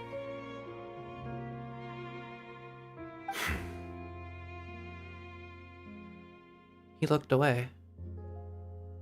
He tried for a split second, but he looked away. I'm sorry, Miss Navia. You and my father are truly alike. You keep all kinds of things in your heart and never say a word to anyone. It's not so much that you can't feel, but that you would never express anything. Oh well. In any case, everyone already knows full well the apathy of the Chief Justice. My apologies for taking my emotions out on you, Monsieur Chief Justice. Let's go, Traveler and Paimon. Nod. Well, that was a very emotionally charged scene.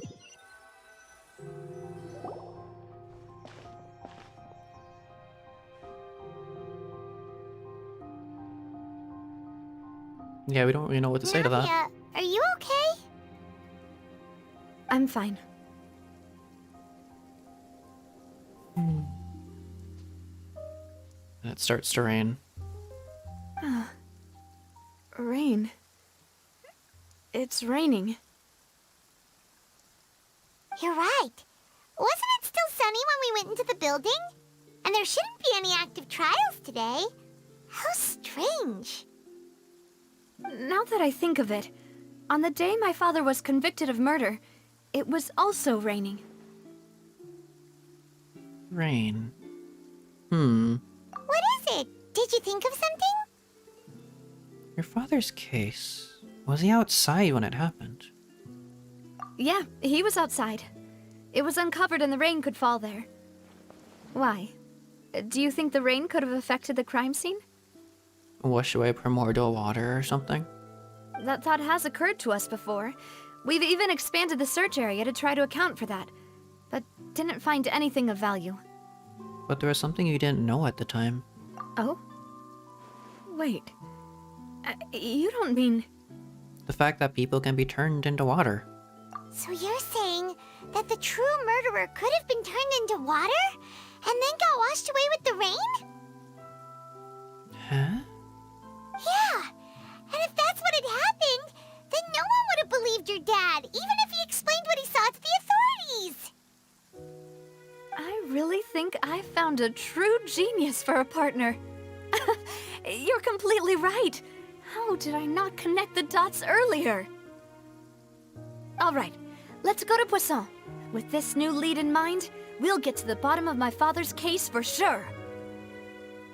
Yeah, we're gonna make progress for sure this time. Why is the traveler looking happy?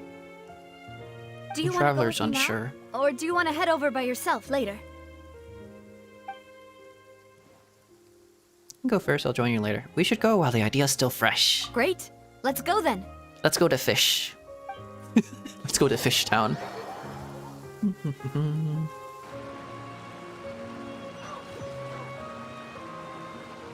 Whoop. Fish Town! Let's go. Is this a... It has an above ground section. I think I remember that. I explored it a little bit. Fish Town. Hit Poisson. Poisson. I guess you don't pronounce the N. I keep accidentally doing that. Whoa, what a huge ship! Why would a ship There's no need to be so surprised. While it may look like a ship, it's actually Spina di Rosula's headquarters. Oh. My father was the one who asked for it to be built like this. Eh? Perhaps our taste in exterior design is the only thing we occasionally had in common. What, you like things that look like boats? A gigantic and glamorous ship embodies discovery, opportunity, ambition, and conquest. Oh. It symbolizes Spina di Rosula's bright and limitless future. I think I'm starting to get why you like it. And Paimon thought you were bluffing when you said Spina di Rosula had a glorious past. Paimon was confused why a group with such a history would live in the sewers. But now that Paimon has seen this ship for herself, she's been convinced. Well, It's Poisson pretty is where easy to Spina di convince Rosula Paimon. began, after all. It's our main base, our home. Octimilas on the ship. Okay.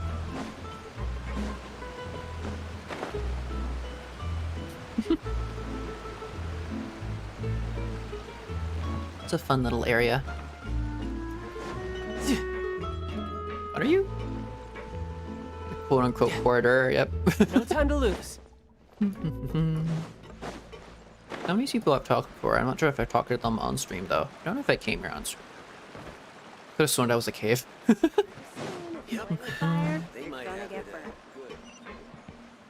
Oh, there's a way up. Okay.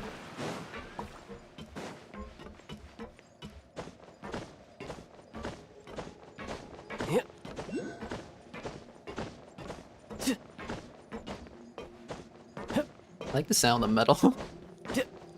Huh. I think I've been up here. Maloose, we're back! Apologies for the wait, demoiselle, and our most important partners. You said before that you still had some business at the court. What brings you back to Poisson so quickly? It's been a few hours, isn't it? About that. It's because my partner here reminded me of something really important. You see, what if my father's case had something to do with water from the primordial sea? They keep saying water from the primordial sea like it's something that just makes absolute sense, like they know what the primordial sea is, but I've never seen it. I want to see it. I want to go to primordial sea and poke it with a stick. See if the stick dissolves, and then I'll dive in myself. You still remember, right, Maloose? On that night, it was raining? Yes, the case was quite similar to that of Mr. Linney's. Both were what you'd call impossible murders. Could the mastermind be the same person? Could you tell us a bit more about what happened before? Yeah, of course. Many years ago, something called synth began to gain popularity in Poisson. Hmm? Is that like a kind of music? At a glance, it was a kind Oh. of drink that could excite your mood and produce many pleasant hallucinations.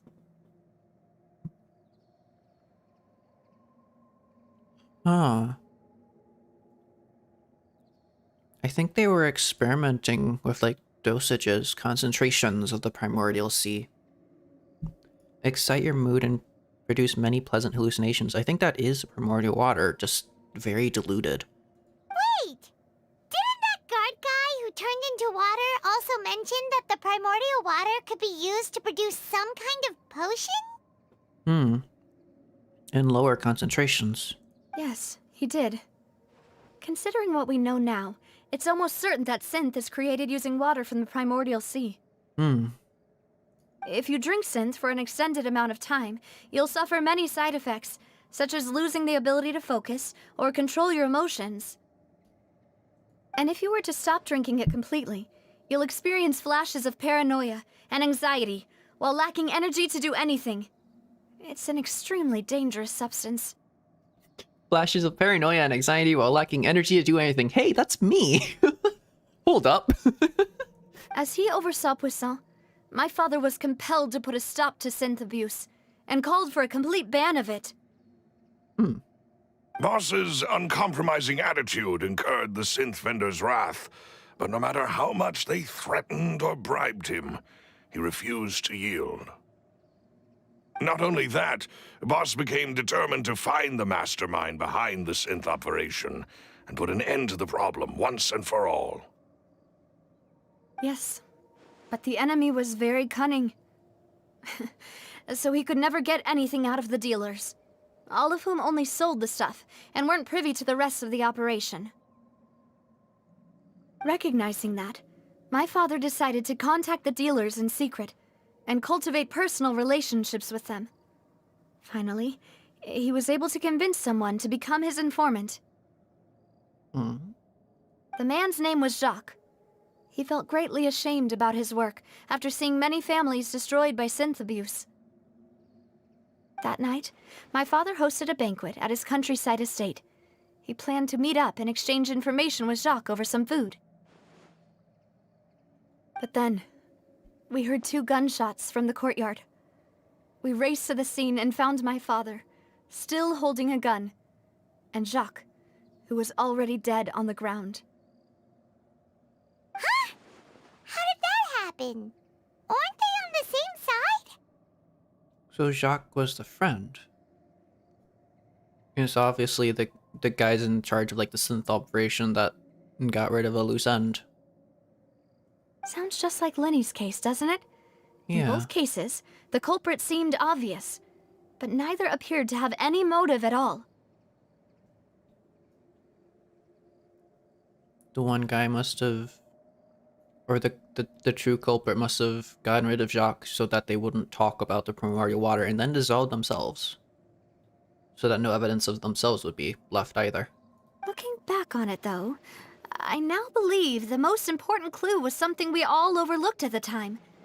There were pieces of clothing left at the scene. So they could have belonged to someone who got dissolved. Precisely. It's all thanks to you that I made the connection now. Back then, we all just thought they were some costumes that Jacques used to disguise himself at the banquet. But, considering it now, it's almost certain that they belong to a third person at the scene. With one extra person, we'll also need to reconsider why the 2 shots were fired. Maybe your father got into an argument with Jacques? But it's also possible that the third person was to blame. You're right. We still don't know what happened. But my intuition tells me that we're on the right track to figuring it all out. I'm finally headed towards the truth. Jacques was an empathetic man who was infinitely remorseful for his past actions. It's unlikely that he turned on Boss with 0 warning. Yeah, I think he was silenced. I think this third person is probably the key to the full It's truth. kind of obvious that he was silenced, because if he was like an insider and like an informant on the case, they would want to silence him if they found out. On that note, however, even though this will not please you, demoiselle, as your and your father's butler, I must still offer a word of warning. The music started playing. What's happening? Our opponent is insidious and cruel. They are extremely difficult to deal with, and Boss has already lost his life trying to bring them to justice. Even though Spina de Rosula has lost most of its former glory, Poisson has welcomed a new time of peace, and we have been allowed to live out our lives. There is no need to follow your father's path. It would be both wise and in line with Boss's wishes to step back and give up on the case. If that's indeed what he wished for, then he should have told me that himself. Was I not the closest person to him? And yet, I was the one most kept in the dark.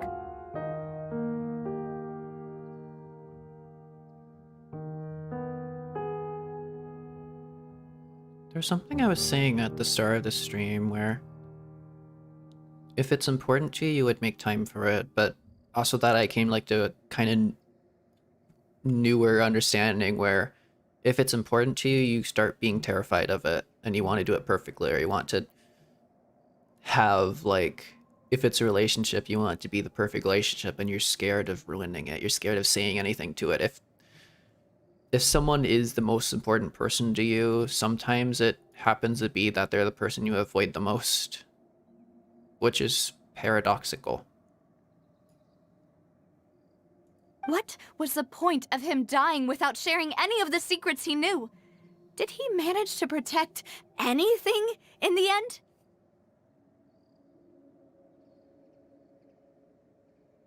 Synth is still here. Callus the Unfaithful is still his epithet. And Spina di Rosula is barely getting by. Nothing has changed.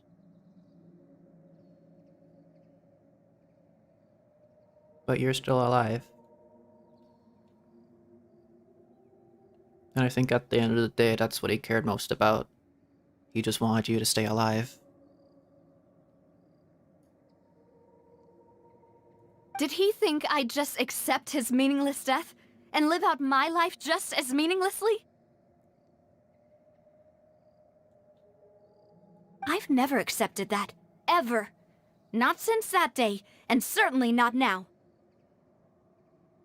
I want to find out the real answer for everyone's sake. For the missing girls, for the victims, and for myself. Navia.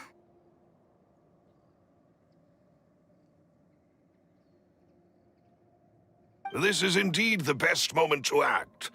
Your partner appears to be quite reliable, and more importantly, Demoiselle, I think you're also ready to take this on.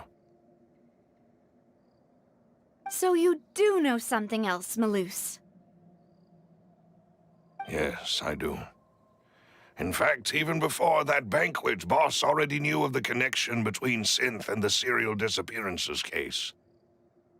But what drove all the tensions to the boiling point was the revelation that you, Demoiselle, had been selected as the next target to disappear.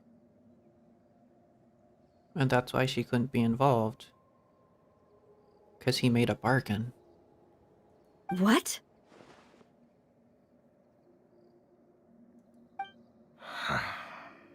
Boss also didn't tell you that he had been diagnosed with a rare illness. The doctors told him that he had no more than 5 years left to live. And the serial disappearances case caused him great anxiety. 5 years was nowhere near enough time to resolve this long-standing conflict, but once he passed away, all the danger would pass on to you. Knowing all of this, he decided to use one final intimidation tactic before his death. He claimed to have already gotten his hands on some key incriminating evidence for the other side, and even told some members of Spina di Rosula about the details. But as long as you remained safe, he would not share the evidence with the public.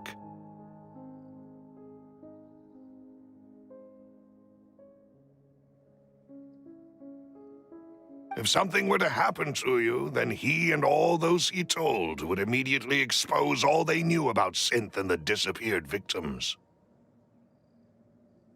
Right, so nobody would be able to get off scot-free. But they're after her again now. Because they just tried to give her Fanta with the primordial waters mixed into it.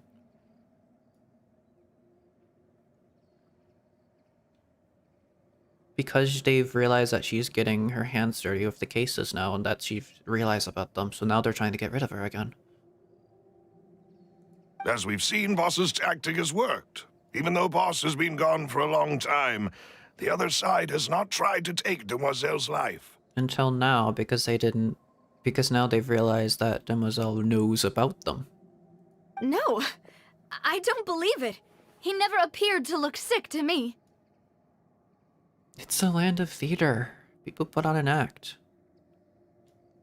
No father wants their daughter to see them weak and haggard, especially someone as proud as Boss.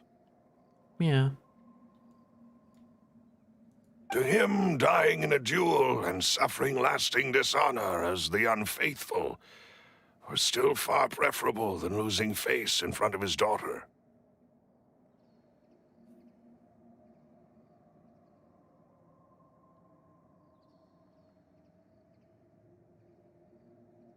When something is that important to you, you want it to be perfect. And sometimes the only thing you can control about a relationship is the impression you leave.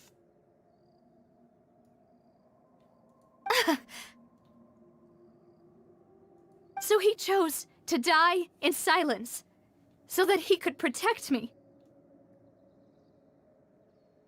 I'm afraid you're not understanding this correctly, demoiselle.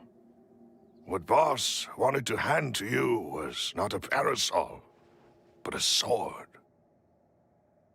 If Boss's spirit could hear you telling me that you want to find the answer for the sake of everyone involved, I'm sure he'd be extremely proud. That fool. Couldn't he have just given it to me straight? No. He might have set up everything precisely because he never thought I'd be able to understand him. I love the touch of like the tears they added. I don't remember that being a thing. I think they had it before though.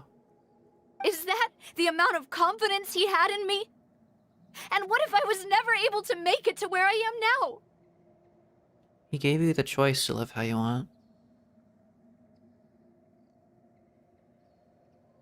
Yeah, it's not that he's really deciding for you, he's just giving you that choice. Yeah. I suppose that's true. With the way he'd set things up, if I had wanted, I could have just lived out my life without a care in the world. But thankfully, he rarely talked to me about complex matters, and thus understood little of me as a person. In this case, he really didn't need to give me an easy way out. Huh. Malus, what was the key evidence that he shared with you? It's the location where synth is produced. Essentially, it's the enemy's headquarters. When he was threatening the enemy, Boss didn't share the specifics of the incriminating evidence he found. But if you want to use it against the enemy, you'll still have to take several things into consideration. He wasn't bluffing, he actually had incriminating evidence. Why? If we know where the place is, can't we just go storming in? You mustn't forget that we're fighting against a mysterious and dangerous organization that's been in operation for decades. And the traveler will be fine. They're like a god. There's no telling what might be lying in wait at their headquarters. We also have no idea what kind of evidence we may be able to find inside, nor what people we may be able to capture. But a single visit to their headquarters would be tantamount to a formal declaration of war. The worst case would be that we leave empty-handed, but also open ourselves up to full retaliation. Then, in that case, why not work with the Fontaine authorities? How much do you trust them? Well, you saw one of them dissolve during Mr. Linney's case. We have no idea just how thoroughly they may have been infiltrated. Yeah. Huh. That's true. Seems my father really had no choice. He placed the future in your hands, should you have wanted it. But things are different now. It should be a lot easier to prove the other side's guilt, now that we've connected Synth with the disappearances case. You sound like you've put a lot of thought into this, Malus. I am the butler, after all. I live but to serve the boss and demoiselle's will. I've always been willing to take on any kind of risk for your sake. But considering my relative lack of ability, I've spent my time keeping secrets, performing basic investigations, and waiting for the right time to come. I just realized that Spina de Rosula, it's all like ship themed. That there's an anchor, that thing is like the steering wheel of the ship, the thing on the two like little knobby bits on what's her face? Navia's like clothing are like the turning wheel things of a ship. Thank you That's very for cool. all of that, Malus. Have you discovered anything new in the past few years? It's like naval themed without it like screaming. Well, I guess to some people it might scream like naval stuff, but it's like a lot of naval references. It's very cool. Let me think. One conclusion I came to is that the enemy must be quite familiar with Spina di Rosula, or at least have an informant planted here. When I announced orders to the organization's members on Demoiselle's behalf, I used to deliberately keep a few people in the dark and observe the reactions of the synth vendors. If the vendors didn't change their plans, then the individuals informed of our orders must be innocent. If the vendors packed up and fled, however, then someone must have given them the news. After several rounds of testing and investigative tracing, I've narrowed the suspect list down to 3 people. Oh shit. The first is Florent, Spina di Rosula's senior advisor. Huh? Florent? Yes, surprising, isn't it? He was one of the people Boss trusted the most, which also means that he was someone who understood Boss really well. Thanks to his position within Boss's innermost circle, he always knew our upcoming plans and could thus avoid capture this whole time. I see. There's someone else like him too. Marcel, the head of Confrérie of Cabrières. Uncle Marcel. What is this confrérie? Confrérie. It's a guild in Poisson. The boss helped it to grow to its current size and prominence. Eh? In the beginning, they were only reselling some daily goods, but now they're one of the richest guilds around with a lot of business connections in the city. So, they're like a sister organization of Spina di Rosula? Yes, you can say that. When we were fighting against the synth dealers, they provided us with plenty of support. It's a bit difficult to imagine someone using their own money to hunt down themselves.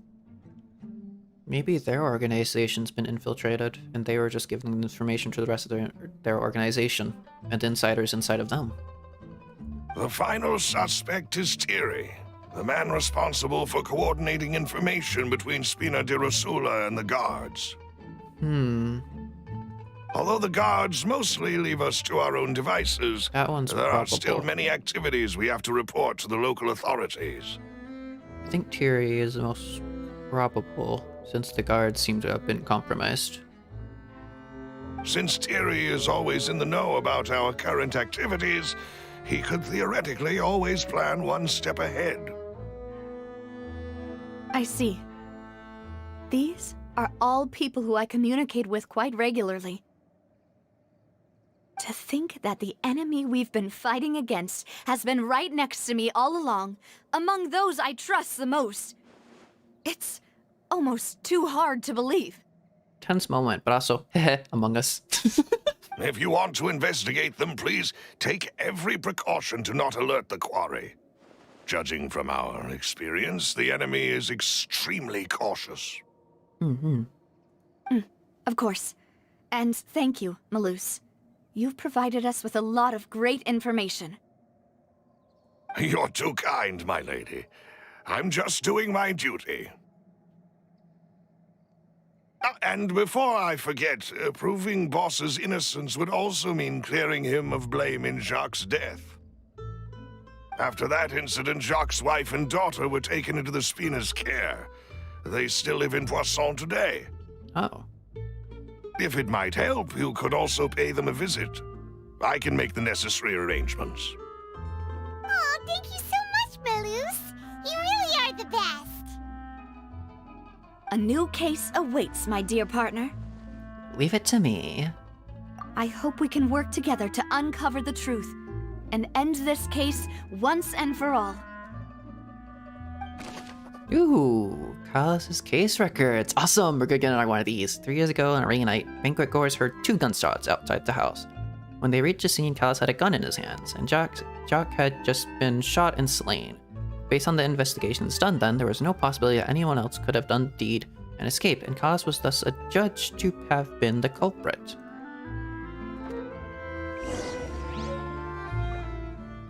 I think Callas did fire the gun, but I think he fired the gun at the third party, and the third party shot the gun at Jacques.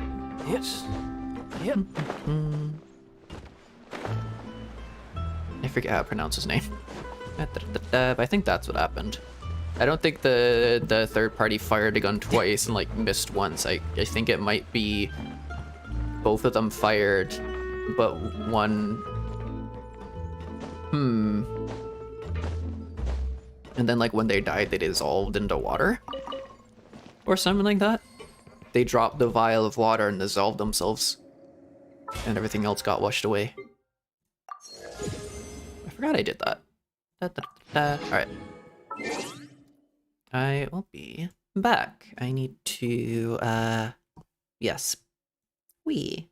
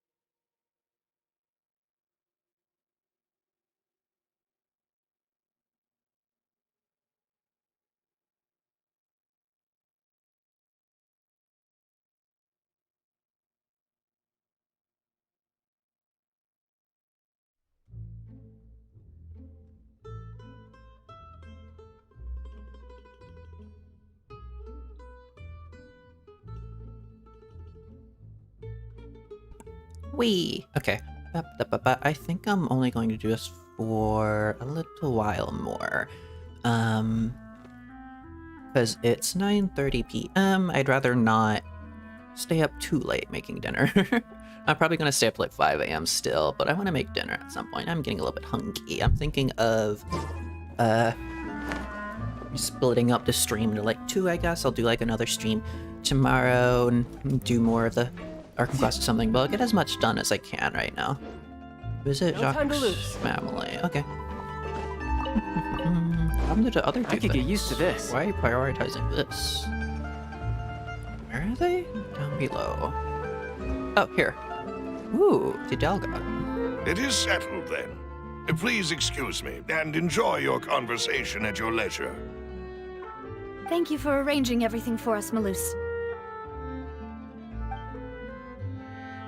Excuse me, miss. Do you need anything from us? Hmm. Oh, Hey, Navia's all quiet. This isn't like her at all. Let's not bother her for now. I'm sorry that I only came to visit after all this time. After what happened, I didn't know how I was supposed to face the two of you. Ah, if it's about that, there's no need to apologize. After my husband died, Spina di Rosula sent us a lot of mora and support. I understood your guilt and apology to be genuine. But aren't all of those things nothing compared to the loss of Jacques? I can understand the kind of pain that comes with losing a father so needlessly. You don't understand at all. I didn't know how to face you, because I didn't know what I could possibly bring as a consolation gift. I know only the full truth could bring closure to you, and to all of us. I'm sorry. I appreciate the sentiment, but you don't have to carry all that guilt. On the matter regarding my husband, my daughter and I have more or less found our answer already. Would you mind sharing it with me? I really can't believe that my father could ever bring himself to shoot Jacques. I always knew that my husband's money was earned through others' suffering. He told me countless times that if he could turn back the clock, he would never go into the synth business again.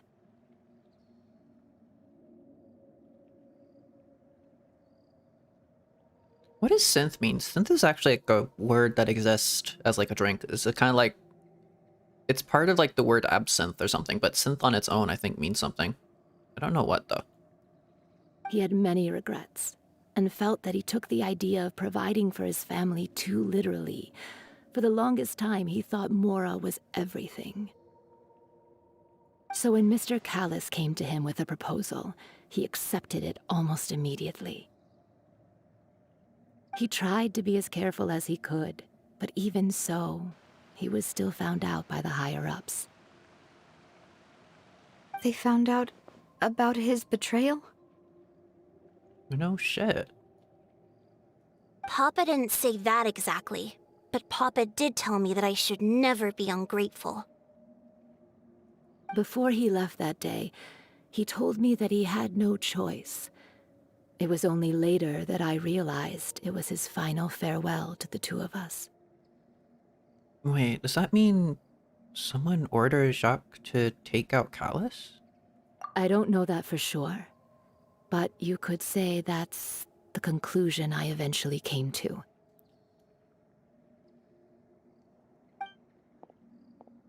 Which is why I'm the one who should feel guilty. Callis had always taken great care of us, both when he was still alive and after he passed away. Even if he fired the shot that killed my husband, it was likely in self-defense. It is impossible for me to hate him for what he had done.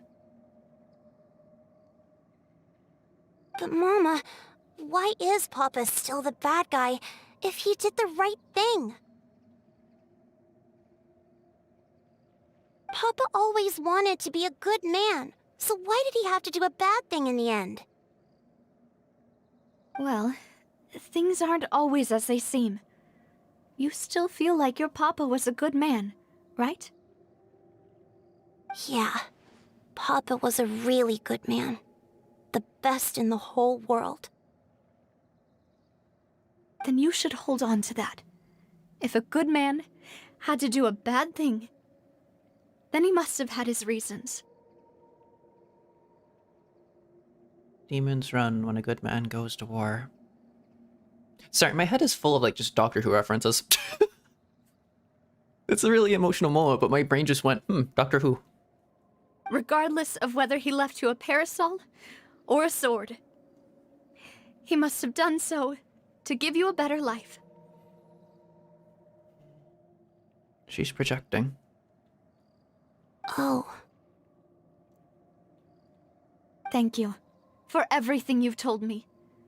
I will definitely find the truth.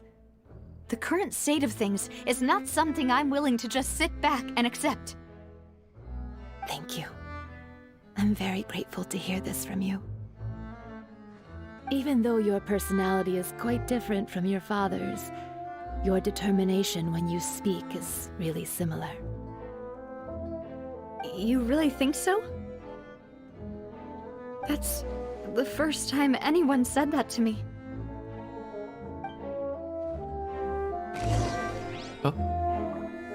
Jack's family believed that he had struggled greatly in order to kill Callus. Did Callus act in self-defense, or was there more to the incident? Are you okay, Navia? I'm fine. Don't worry. Let's investigate the 3 suspects next. Florent should be nearby, and we should be able to find Thierry and Uncle Marcel in the city. Okay. I'll get myself together on the way, so please don't worry. You don't have any responsibility to be. It's a really emotionally charged situation. No one expects that of you. Greetings, boss. How may I be of assistance today? I'm sure you've heard about what happened at the Opera House? Someone got turned into water right in front of us. Yeah, I've heard. With something that dramatic, I'm sure journalists will milk it for all it's worth. And it'll be all the talk for the next several weeks. It also reminded me, on the day that the incident happened with my father, it was raining outside, and we found some clothes left at the scene. After my partner here put the dots together for me, I feel like we should try to reopen his case. Can you do me a favor and try to recall what happened that night? Let me think. Mr. Callus was feeling pretty upbeat that day. So he was drinking and bantering away with us at the table. After that, he told us that he wanted to go get some fresh air. So we let him go without thinking much of it. Who knew that we would hear 2 gunshots ring out right after? Okay. My first reaction was that Mr. Callus's life was in danger. So I grabbed my holster and made a mad dash toward the scene. But when I got there, it was already too late. Mr. Callus was standing over a dead body with a gun in his hands. All we could do was look back and forth at each other, not knowing what to say. So you also remember 2 gunshots then? Indeed.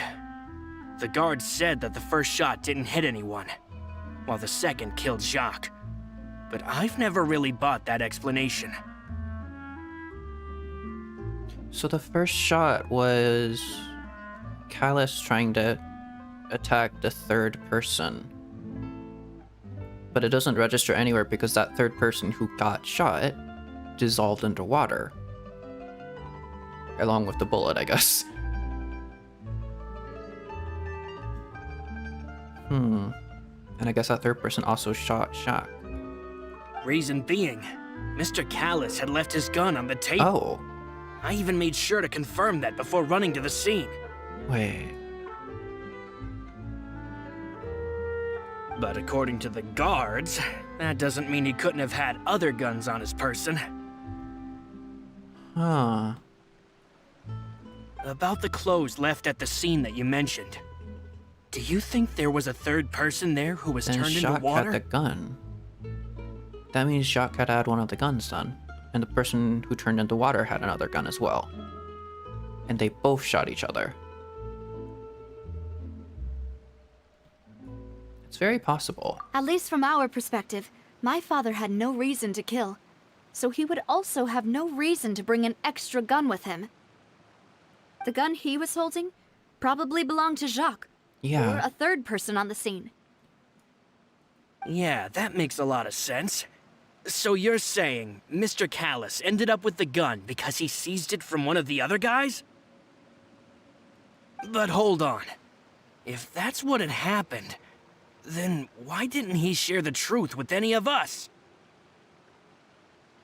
He didn't even want to face the Oratrice machine, and chose instead to prove his honor in a duel. Did he lose all faith in the courts after seeing someone dissolve right in front of his eyes? I think so. It's something else he knew that made him just lose faith in the court.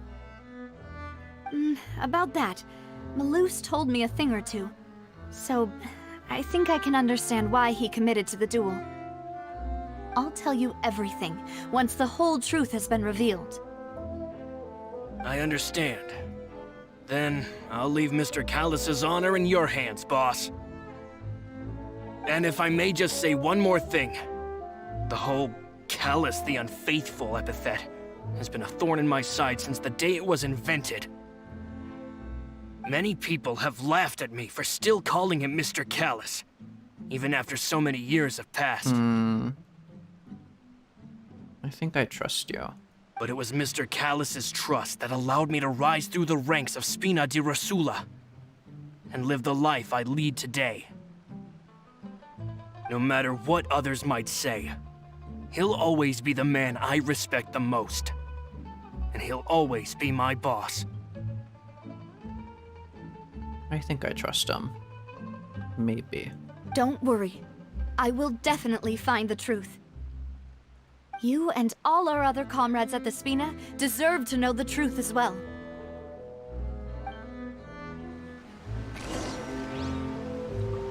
KMD was very grateful to Callus. The Callus did not carry a gun with him when he went out. Okay. The Court of Fontaine disputed. Okay. Bros in the Court of Fontaine.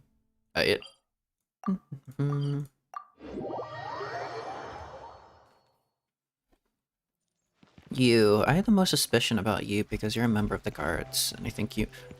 Hold on. The walk, the way Tartaglia walks when you just like tap it. Oh my god. Thierry. I have my most suspicions on you. Hey, Thierry, it's me.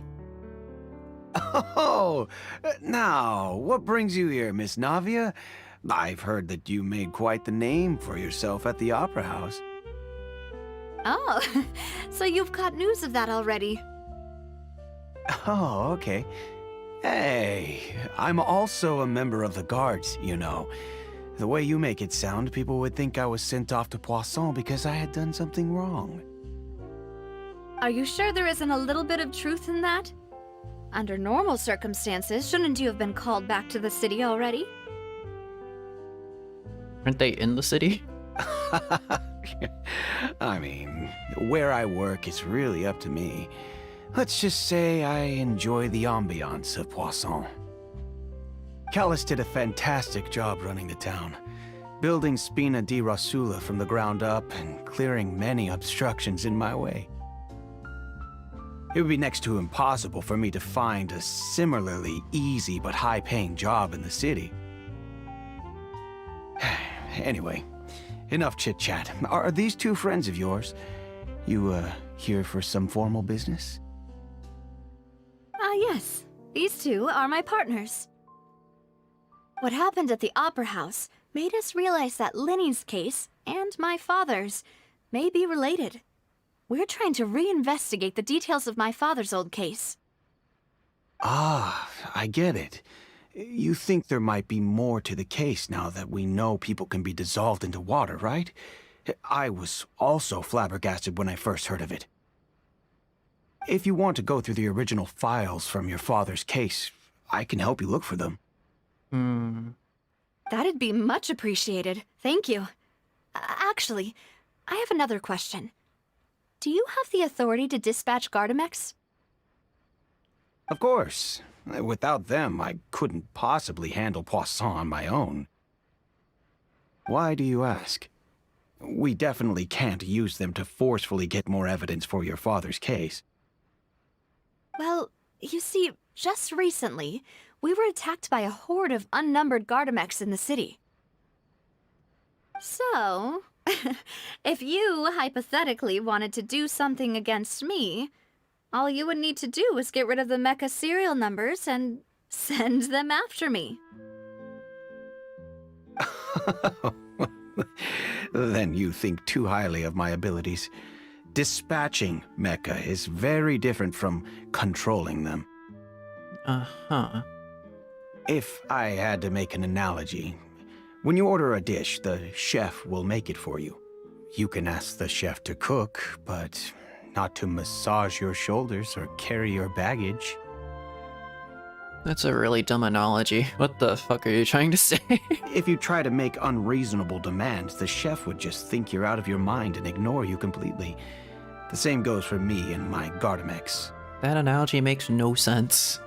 The things you're asking the chef to do is unrelated to the art of cookery, but the act of controlling a Gardamex is all similar in that that's a terrible analogy.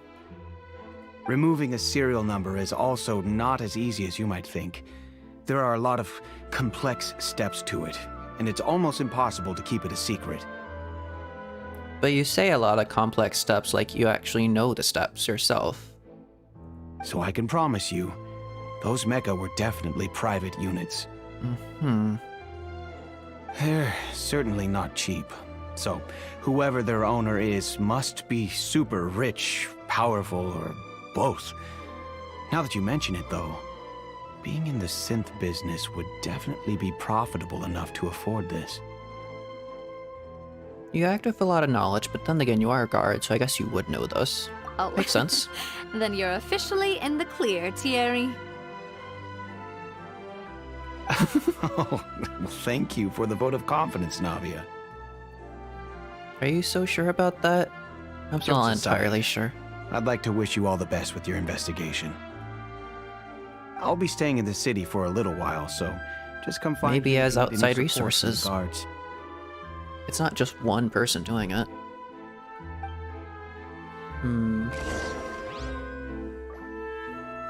Only sufficiently rich can privately own large numbers of Gardamex. Wait.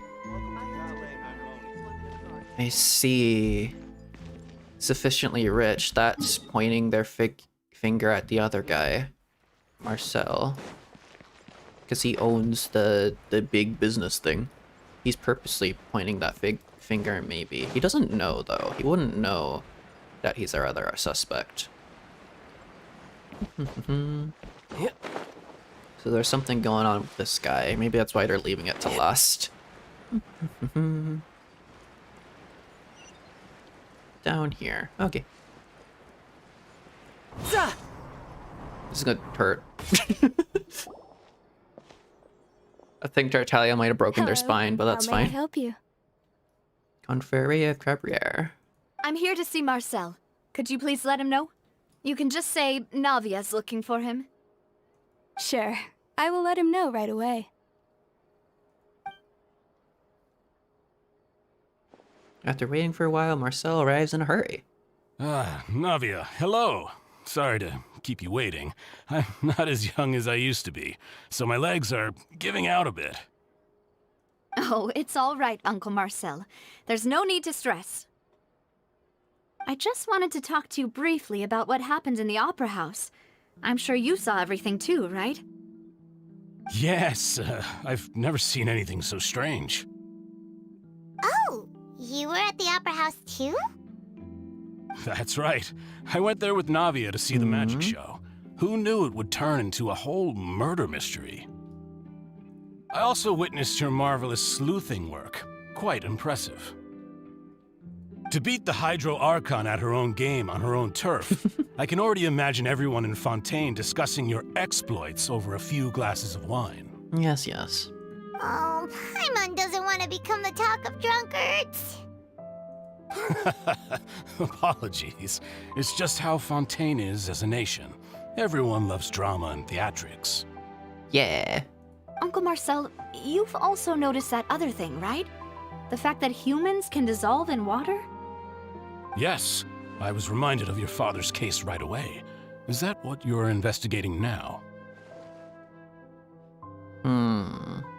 Exactly. I still don't have much solid proof, but I can sense that the other side has already begun to act. Oh, And what makes you say that? We were attacked on Araneus by some unnumbered Gardamex. And there was also an attempt to get me to drink water from the primordial sea. If not for the vigilance of my partner, I probably wouldn't even be here talking to you right now. Oh, you're giving us too much credit. Wasn't it you who protected us? Alas, it seems things are heating up again. The peace that Callus sought so dearly will soon become a thing of the past. But rest assured, Navia, Poisson will always remain a safe haven for you. If you're scared, you can always return there. If anyone dares to lay their hands on you there, the Confrérie of Cabriere will use its funds to the last Mora to bring them to justice. Thank you, Uncle Marcel. But I don't intend to go into hiding. I'm going to strike while the iron's hot. Do you have any new thoughts on my father's case? I don't think he's necessarily suspect. I still think it's that Thierry guy. About that. Sorry, my age is catching up with me, so it'll take me a while to recall my memory. The thing with the money was a red herring he purposely threw out. He's connected with the guard, and I think the guard are massively infiltrated to a massive degree. The Confrérie was responsible for that banquet, so I was out and about the whole time making sure things were running smoothly. I didn't even have the time to drink with the guests. Then I heard the sound of a gunshot, and the rest was history. A single gunshot? Oh, it's okay. No need to push yourself. We'll ask around some more. See if there are any valuable clues elsewhere. There were 2 gunshots. You said a singular gunshot. Sounds good. Just let me know if you ever need Mora. All my wealth comes from Callus's patronage and support. I'll spend however much it takes to clear his name.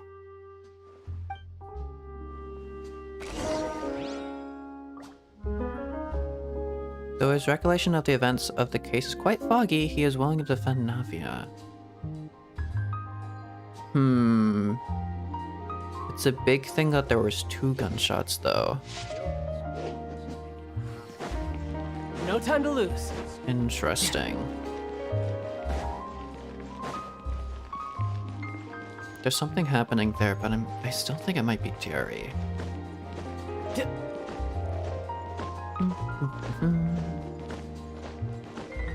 Because the funds wouldn't have to be directly from him. He could be part of like a bigger organization that would provide the funds. No one said the funds had to be his. We've talked to all 3 suspects, purely based on their conversations with me. None of them sounded particularly suspicious. Yeah, none of them really stood out as a suspect. I suppose that's to be expected, though. If a single conversation's all that's needed to find them out, then my father wouldn't have needed to investigate the case for so many years. Anyway, even though we didn't make a breakthrough, let's still compile what we were able to find. But where should we start? Jacques' motif. Or motive. You're right! Flora mentioned that Callus probably only ended up with the gun because of circumstance. That makes sense. According to Jacques' family members, he already told them that he had been discovered, and that he had no choice before he left home that day.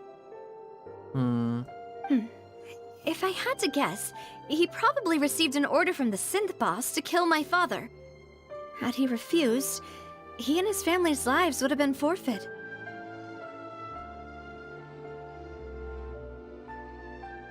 What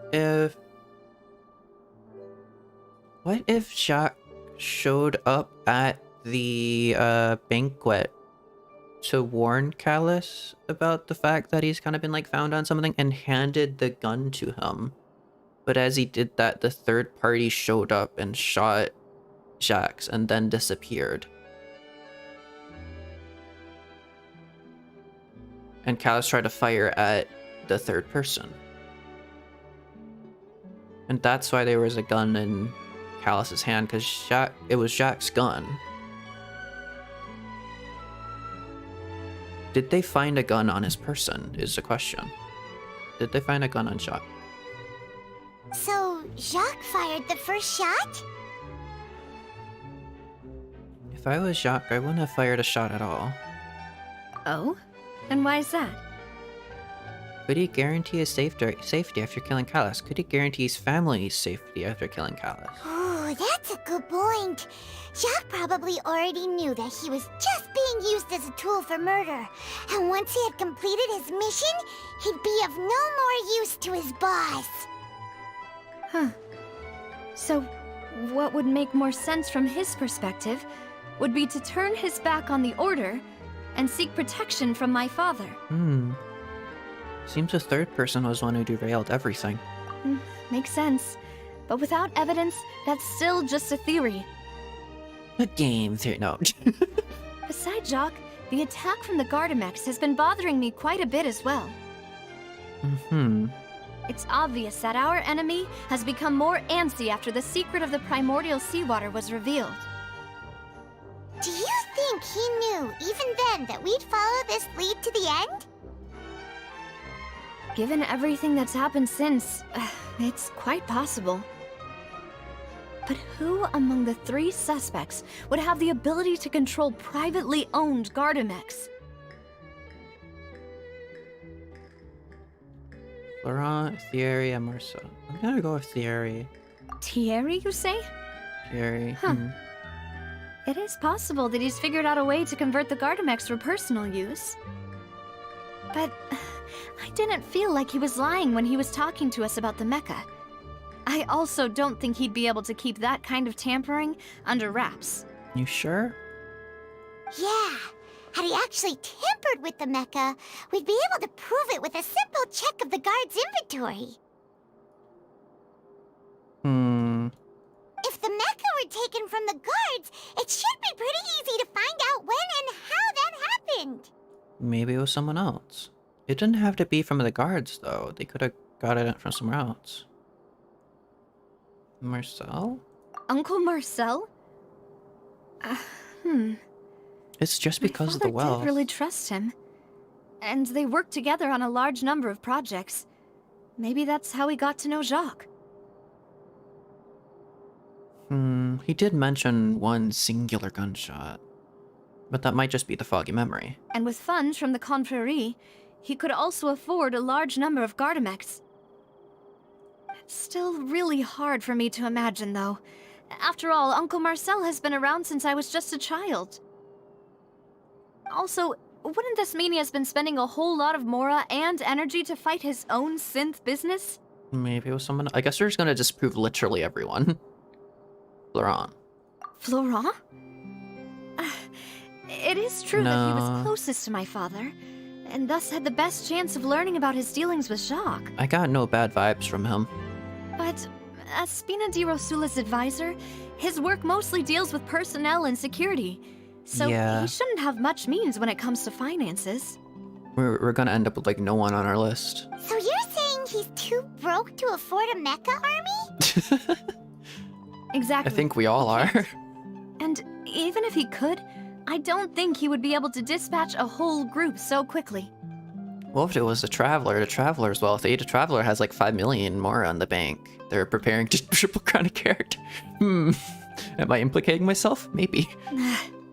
Who could it be? Me. I think...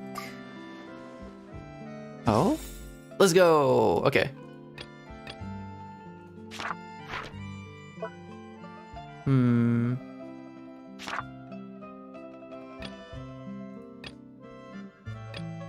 Select. Only one if we consider the incident with the Gardamex, only one person really fits the bill. Marcel? Really? You know, That's what we're going with? Everything through, Uncle Marcel is indeed the most suspicious of them all. Why? Could we be missing Because other the one suspects? gunshot? Malus didn't know about the people turning into water thing when he narrowed it down to these three, did he? Malus has always been very reliable, and his judgment of others' trustworthiness has been fair and well considered. When he laid out his case for the three, the rationale he gave me made a lot of sense as well. The suspect is knowledgeable about the Spina's internal affairs, has the means to dispatch Mecha to assassinate us, and possesses significant intellect and foresight. Even if I don't want to believe it, I'm starting to see how things could all tie back to Uncle Marcel. He is someone who's very close to you, after all. Well, we still have another trump card on top of all the theorizing and speculating. The synth production base. Yes, Malus did say that charging straight in there would be extremely risky, but we don't have any other options right now. We need far more solid proof before we can hope to go charging in on our enemy.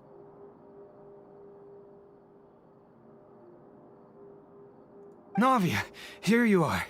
I've been looking for you. Hello. Huh? Aren't you the guy from the guards? Did something happen? Yeah. News came from Irenaeus just after you left. We've got another trial on our hands. Oh? Wasn't that place built specifically for holding trials? What's so newsworthy about this one? I know.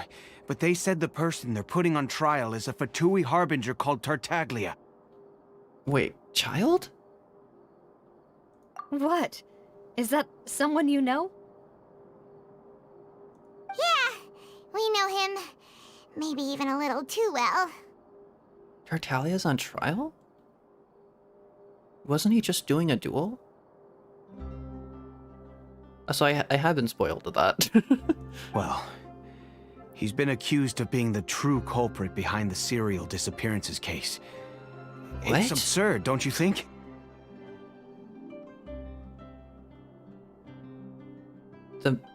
The mastermind behind all of it? No. Wait, how? None of our investigations have had anything to do with him.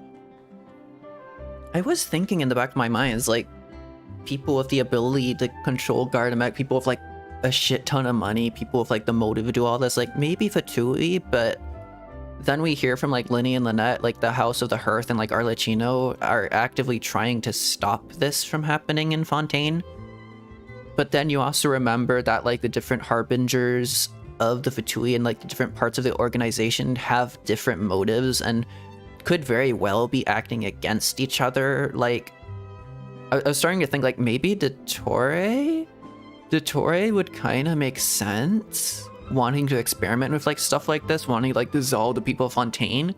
Like pitting Dottore and Arlecchino against each other would kind of make sense in a way, but I don't know. But like, not Tartaglia.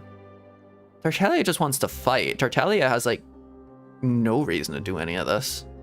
That's what I thought was strange about it, so I came to tell you the news right away.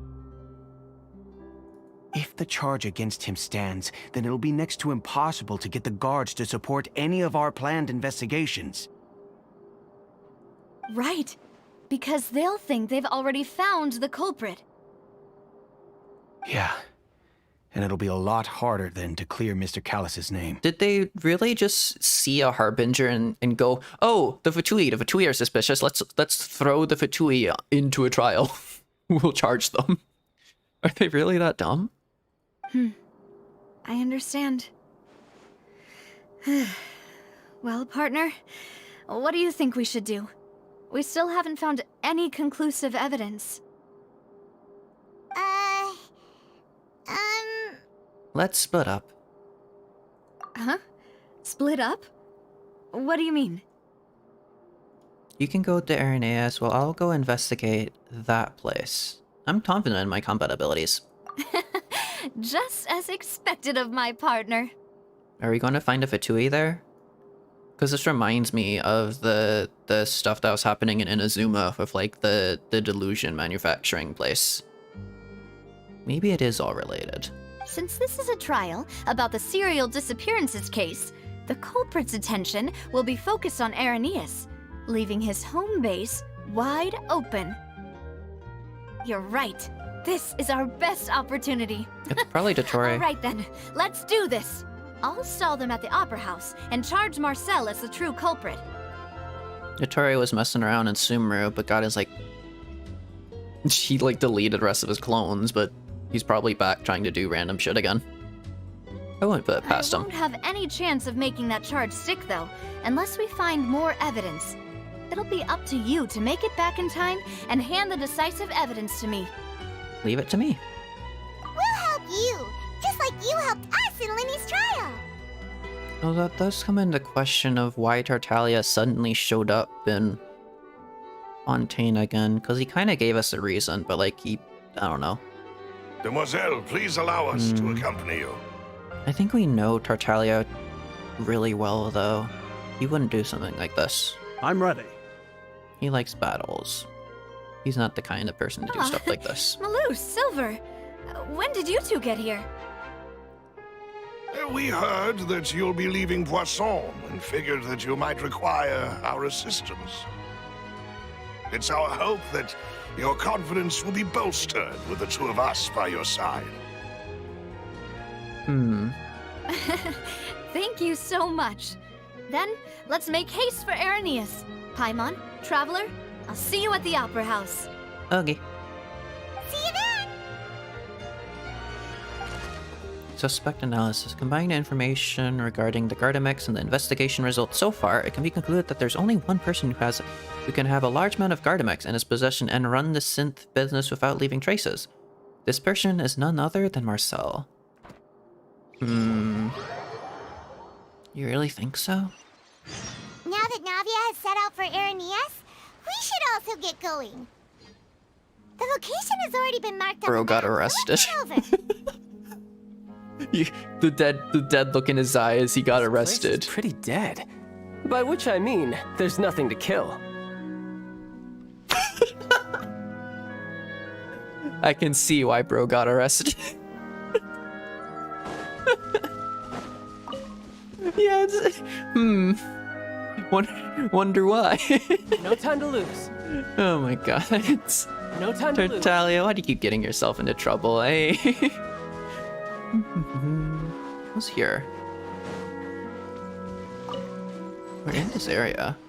Find the entrance to the headquarters. According to Malus's info, the synth production base is underwater. Underwater?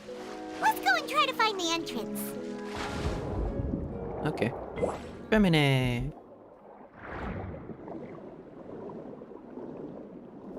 Dolphin. Oh. Little teleport waypoint. Yank.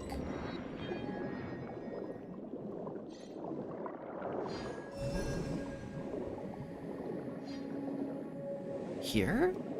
It's like its own little domain thing.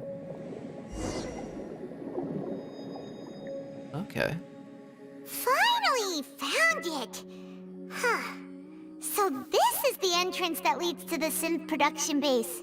I mean, how are you able to be underwater? Seem out of the ordinary at all. Don't you have like trauma for drowning for like a few millennia before the Traveler fished you up? Well, they don't want it to stand out. Yes, but I'm sure what we'll find inside will be extraordinary. You're right. An important place like this is bound to have a ton of protective measures. How does that work? mechanisms. You're talking underwater. You're just like, you're sucking in water.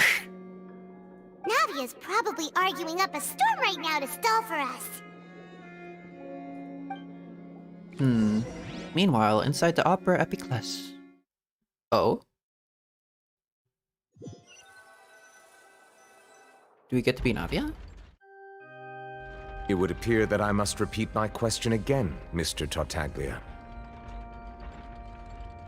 Do you accept the charge that you are the true culprit behind the serial disappearances case? To be perfectly honest, I don't understand your country's complicated court system, or the reason why I'm being charged with something I've never even heard of. However, I did hear that people who have been charged can choose to participate in a duel to clear their name. Is that right? You haven't had your duel yet? Did you purposely get yourself arrested just to have a fucking duel? Okay, fine, I won't put that past you. That is very you. Dumbass. In which case, as long as I accept the charge, I can have an all-out fight with that champion duelist Clorend, right? I've got to admit, that's one of the most enticing offers I've ever received. When I privately sparred with her last time, she was obviously holding back. Real disappointing. Hello, Fossilars. Been a while since we've seen you. She's so shiny, look at her. The way she's standing is awesome. Hey! Don't you understand? You're currently the prime suspect for a major case. This isn't the place for you to be looking for fights. Oh? Sounds like the Hydro Archon wants to lecture me on the ways of the Opera House. Then why don't you duel me too? Oh. I'm the kind of student that learns best in the heat of battle. Watch, she's gonna do her like little embarrassed thing, like backs away from the podium. Like, huh? What? Huh? What's happening?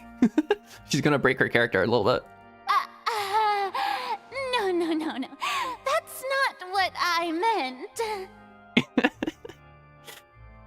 Alas, it would appear that communication with the defendant is going poorly, and we have made very little progress. In that case, let me explain everything from the very beginning again. The goal of this trial is to determine the culprit behind the serial disappearances case. Why is this opening back up again? And who's the accuser? Is Neverlet himself looking into this because of Navia looking into it somewhere? Oh. Wait, is he looking into this because of what Navia said? Did it actually get to him? Did he actually break a little bit? That case had nothing to do with him! You've got the wrong man! Huh? What's going on? Why is she interjecting again?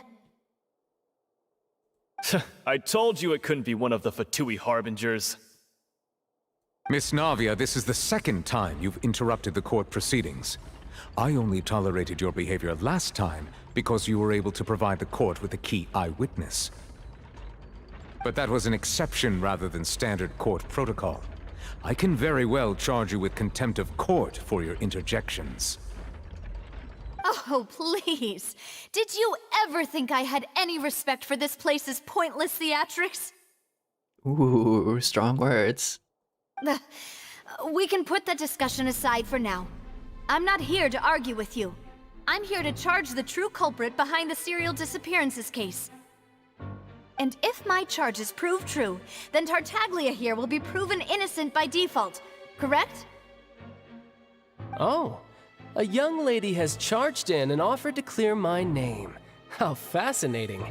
Well, I'd gotten half bored to death by all these rules and procedures anyway, so I'll take you up on that offer. Bro's just like, when can I get into the next battle? I really do not give a shit. I like him. So, Your Honor, is there nothing else for me to do now? You may take a seat for now in the audience, but that doesn't mean the suspicions against you have been lifted. Alright, off he fucks off. Now then, Miss Navia, who is the person you would like to charge instead? That person is... Oh.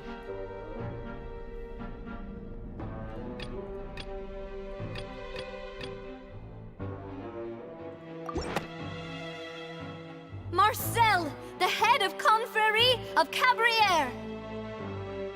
Huh? What confrérie? Never heard of them in my life. Oh? I've heard of them, but weren't they Spina di Rosula's sister organization? Oh, is this going to be a friends to enemies type situation? Please let me remind you, Miss Navia, that charging someone is an incredibly serious matter. Committing to the charge also means taking on the legal responsibilities associated with it. And if the charge fails, depending on the circumstances, you may also be charged with the crime of making a false accusation. Knowing this, do you still wish to charge this man? You can't know this with absolute confidence. Yes, I do. In that case, I declare the charge to be valid. Miss Navia and attorneys, please take your places on the court. Members of the guards, Please contact Mr. Marcel right away so that he may stand trial. At some time, a shocked and confused Marcel is brought to the stands. Mr. Marcel, you will not require an attorney. Is that correct? Apologies. It all just happened so quickly. I still haven't figured out what's going on. I think an attorney won't be necessary. This is probably just a misunderstanding between me and Navia. Uh-huh. Very well. In that case, since both sides have now arrived, Miss Navia, please present your charges. I would like to take everyone back to 3 years ago, to the case of Callus the Unfaithful. Only through elucidating what really happened in that case can we connect all the dots for the serial disappearances case. Navia, do you really think that I was the one who killed your father? Come on, why would I do that? Callus was my benefactor, and remember, both you and I only ran to the scene when we heard the sound of a gun. A single gun. If that's enough to make me a suspect, wouldn't that make everyone at that banquet a suspect as well? I think there's no point in getting into the specifics right now. The audience doesn't even have the big picture yet. Even I'm struggling to remember some details of that case. Exactly correct, Your Honor. I must refresh everyone's memory about that case before I can explain my charge and reasoning. I see. In which case, I will recount the findings about that case as originally recorded by Maison Gardiennage.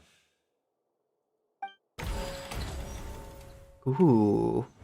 On the day of the murder, Spina di Rosula hosted a large banquet in a countryside estate owned by the Confrérie of Oh, I love this. I hope this is like part of every single act of the story quest. These are so fun.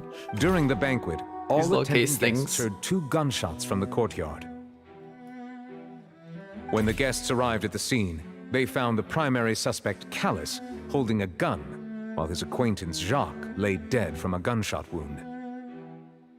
The guards' investigation did not recover any other firearms from the scene.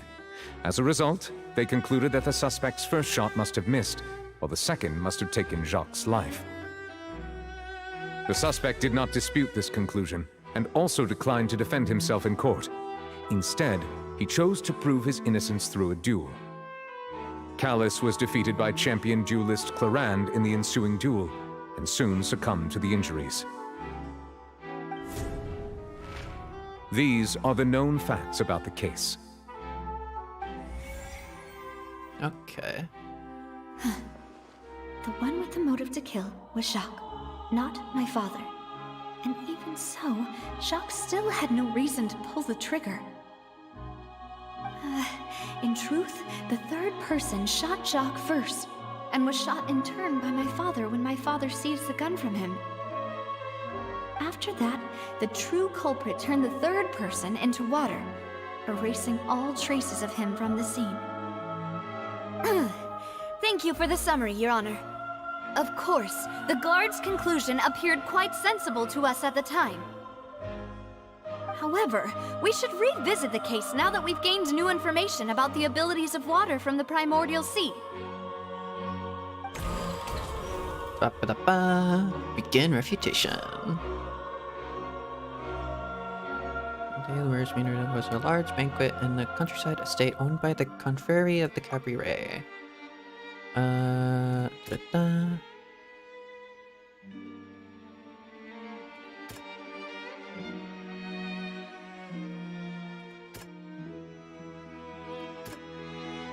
No, let's go 2 gunshots from the courtyard. Is that really true?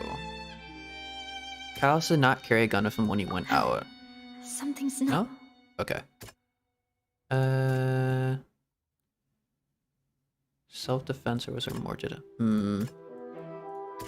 Do that? The Okay. testimony of the victim's family confirms that Jacques had thoughts of assassinating Callus when he set out for the banquet. However, in the end, he reconsidered, and instead shared everything with Callus, hoping to seek the latter's protection. Unfortunately for Jacques, the true culprit had already considered this possibility, and had sent out another assassin. The scene of the crime. Can I do this? Nope. I'll have to do that later. Is now certain that he did not bring a gun with him. Can we? Nope. Unknown person? This assassin first shot Jacques, then turned to shoot Callus. Whoops, I didn't mean to skip past that. Uh-oh. First shot Mehmet.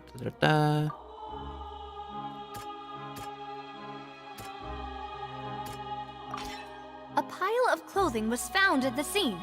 The guards once believed they were used by Jacques as a costume to disguise himself. But now, it is clear that the clothes were proof that there was a third person at the scene, and that they were turned into water after committing the murder. Since it was raining that day, the culprit was confident that they could use the rain to wash away all traces of their dissolved accomplice.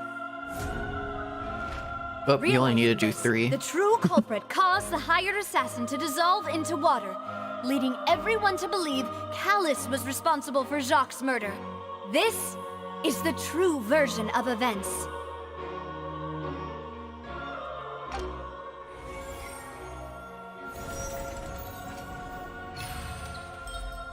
Successful refutation. Nice. Ah, so that's what happened.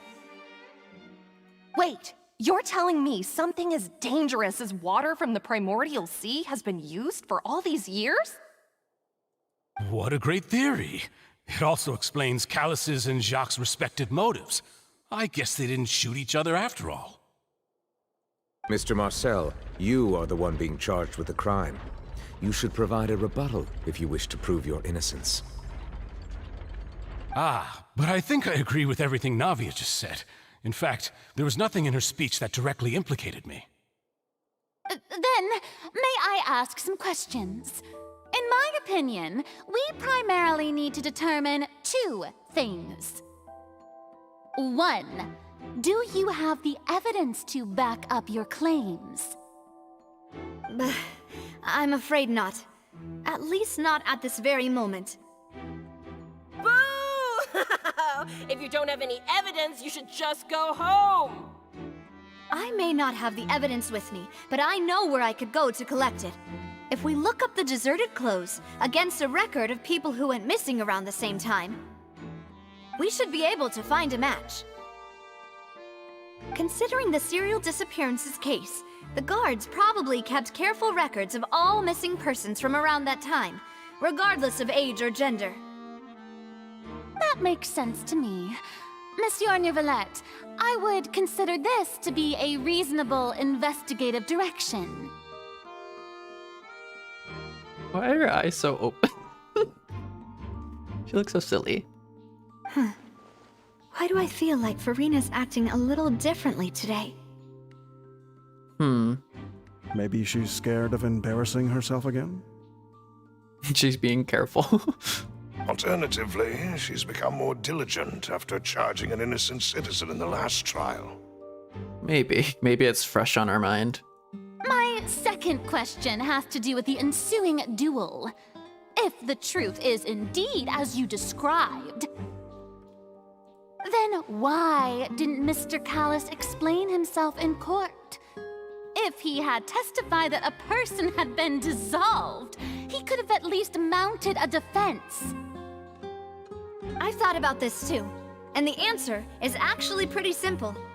He felt there were things that were more important to him. The dissolving power of water from the primordial sea is an important secret for the true culprit of the serial disappearances case. My father could have exposed it for all to see, but he chose to take it to the grave. At that time, Spina di Rosula was in dire straits, and his reputation had already been shattered. He had no guarantee that going forward with the truth would allow the culprit to be brought to justice. What was certain, however, was that it would paint a gigantic target on my back.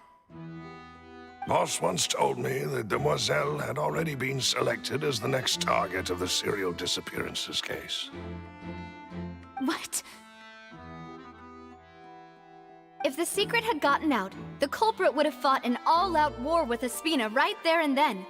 I wouldn't have been the only one in danger. All of us would have stood to lose our lives. Of course, the guards might eventually figure out the truth of the matter and determine that we were in the right. But what good would that do? How can a hollow verdict protect anyone? Had this opera house ever given my father any kind of confidence in its brand of justice, Spina di Rosula would have had no reason to exist. This is a really dangerous trial, I think, for Furina. Because the stuff she's saying is making people, like, lose confidence in the justice system. That's, like, the entirety of, like, the oratories. That's the entirety of, like, Furina's existence. That's where her power comes from, their belief in that system. But by staying silent, we retain the ability to deter our opponents and continue the stalemate. I think Furina has, like, a vested motive to shut down whatever's happening here, but still figure out the truth. I was able to become Spina di Rosula's president, which made me harder to target, as well as giving me more time to grow and learn. And once I have figured out the truth and stepped up to the challenge, I will do what this opera house cannot, and restore my father's truth and honor back to him. Yeah, in their eyes, she's an extremely dangerous person now. To everyone. She's making enemies of absolutely everyone. So, you mean to say, your father intended to die in the duelist's ring? That's right. Do you have any proof? His message to Clorinde. Of course. All you need is to ask his opponent, Clorinde. One of his final words. I don't need your apology, your guilt, or your support from the shadows. You don't have to do anything for my sake. But since he entrusted his will to you, Clorinde, you should tell us the truth about his sacrifice. So, during the duel, did you believe that Callus was intending to die? Yes, I did. As a champion duelist, I've fought many battles and taken a countless number of dishonored lives. In my line of work, I've seen all kinds of people give their all for the faintest hope to continue living. Some were determined, others passionate, and some even manic and twisted. Just one look and I can tell if a duelist is hoping to live or if they're looking to die. I hereby swear on my name and honor as a champion duelist that Mr. Callus never intended to leave the ring alive.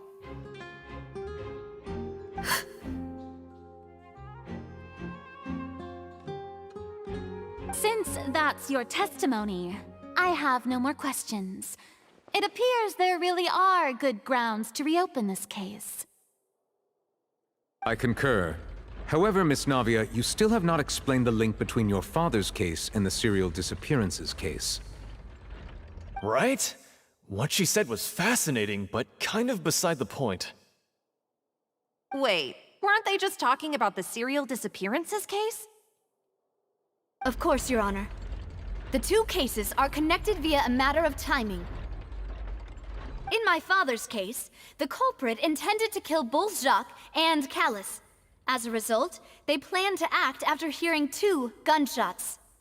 And at the end of Linny's trial, the culprit also only dissolved the victim in front of everyone because they realized they were at risk of being identified. The culprit could only time their actions so precisely if they were already at the scene. Coincidentally, Marcel attended both the banquet and the trial. So that's why you suspected me.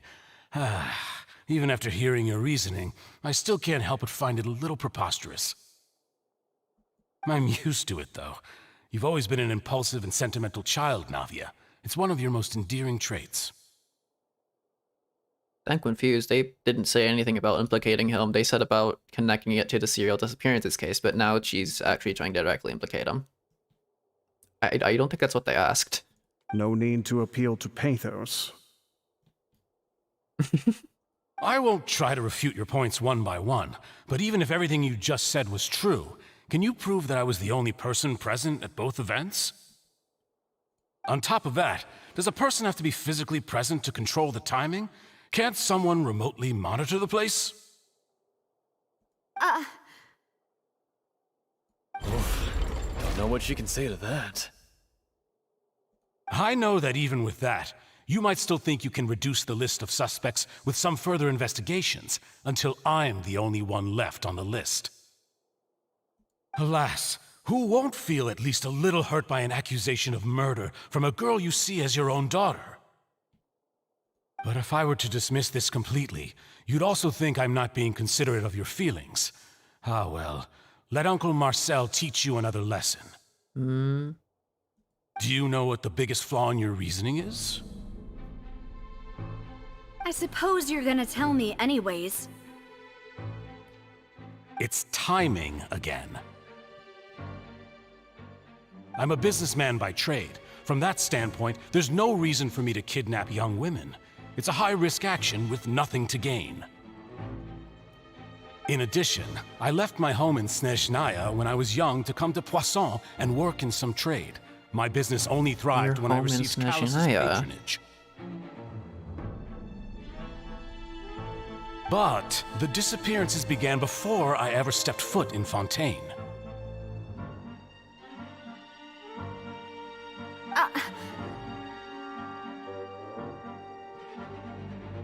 Maybe it's a part of a bigger thing, then. Because you're not working alone. I do apologize, demoiselle. This was my mistake. No, it's not your fault. I'm sure he had come prepared. Is there anything else you'd like to say? Would you like to check the date of my first business license against the first known case of the serial disappearances? You can also take a look at my border entry records, or ask my friends and family when I left Snezhnaya for the first time. Could those records and testimonies do something to appease the unspeakable anguish in your heart?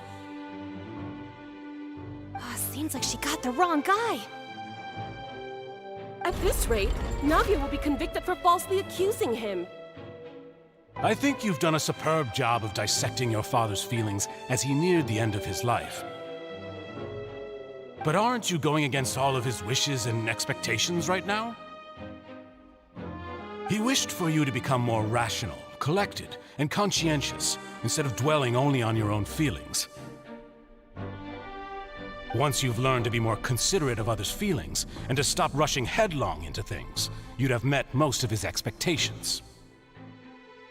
This isn't just about me, and it never has been. The biggest difference between me and the rest of the victims is that I still have the ability to search for the truth, while that same agency has long been taken from them. The people whose families were destroyed by synth abuse, the people who lost their loved ones to the serial disappearances, and the people who suffered tragic ends due to their sense of justice.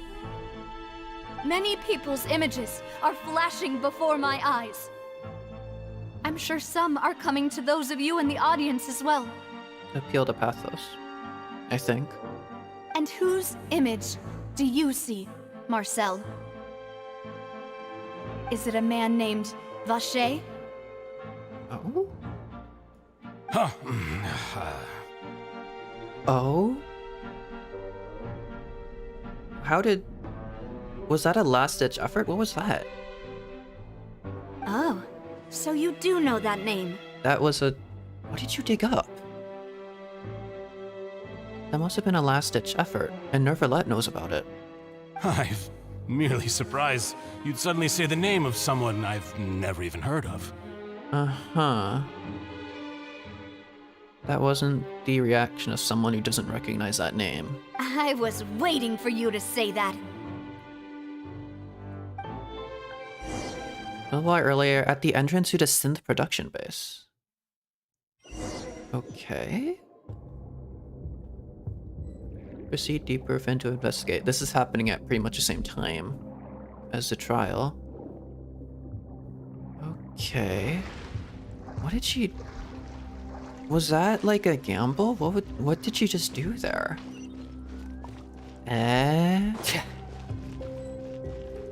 Oh, wait, what? How odd. You just... This reminds me of like domains and stuff. Okay. I'll just use the same party. I don't really care. This party might not work. I'll keep using it. I have Zhongli, it's fine. Zhongli, main DPS. Zhongli's like my only built character on this team. Okay.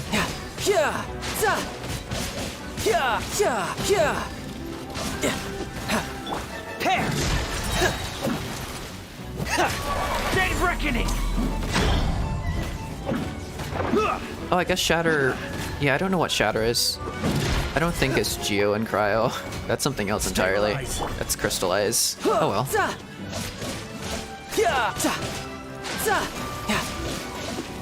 Frost is coming.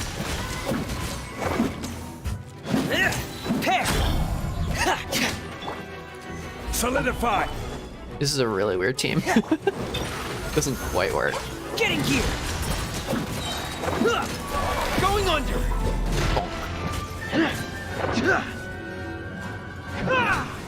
Rise. Good enough. Okay. What is this? It's spinny spins. Whoa! The floor is going up! Is it because of this mechanism in the middle? That guy really prepared a lot of stuff for this place.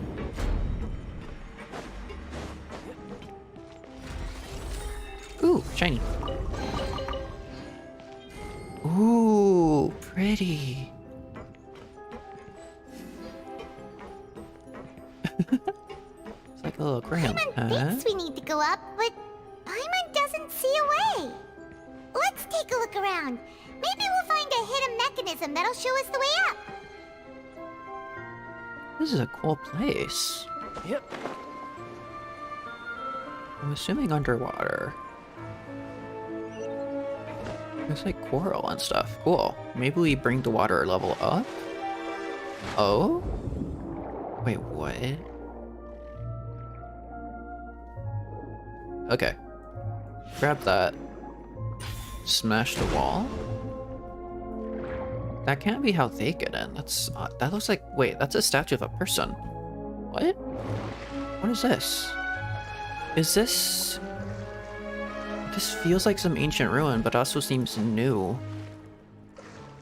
Huh.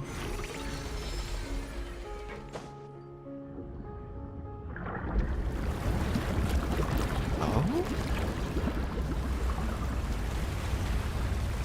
Oh, the water level is rising.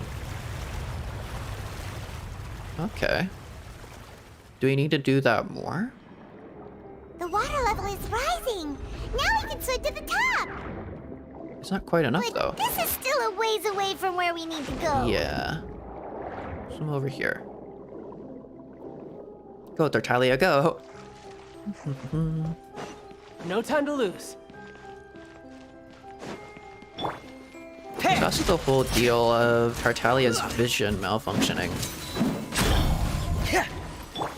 Whoops. Not quite what I meant to do there.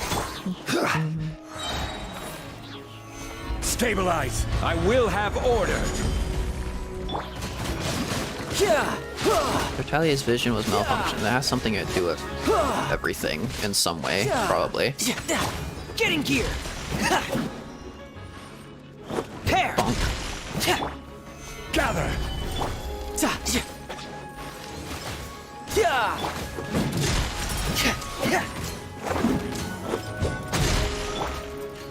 I feel like it'll be fun. I have no idea how he works, though. Brace yourself. This is gonna hurt. Whoosh. Okay, that did nothing.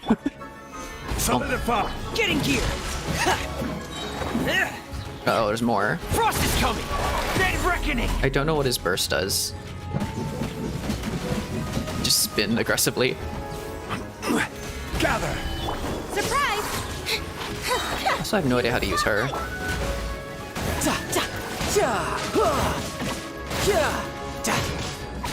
Who's next? Get in gear! Frost is coming! Solidify! Order guide you! Is Femine supposed to be like a main DPS or something? Since his skill like constantly resets.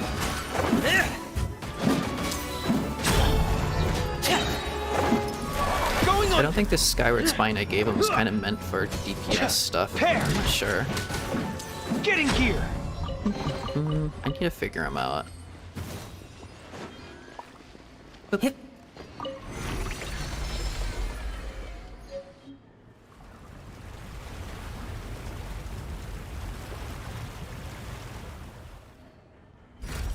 Alright.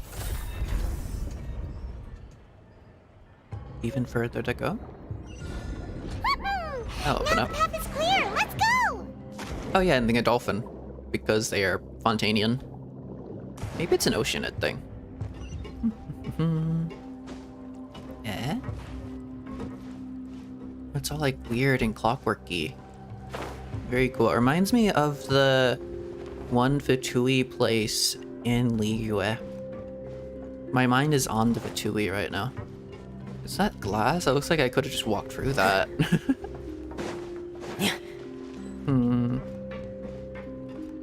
My brain thinks Fatui. Oh, shiny. I almost didn't see a shiny thing. Grab that.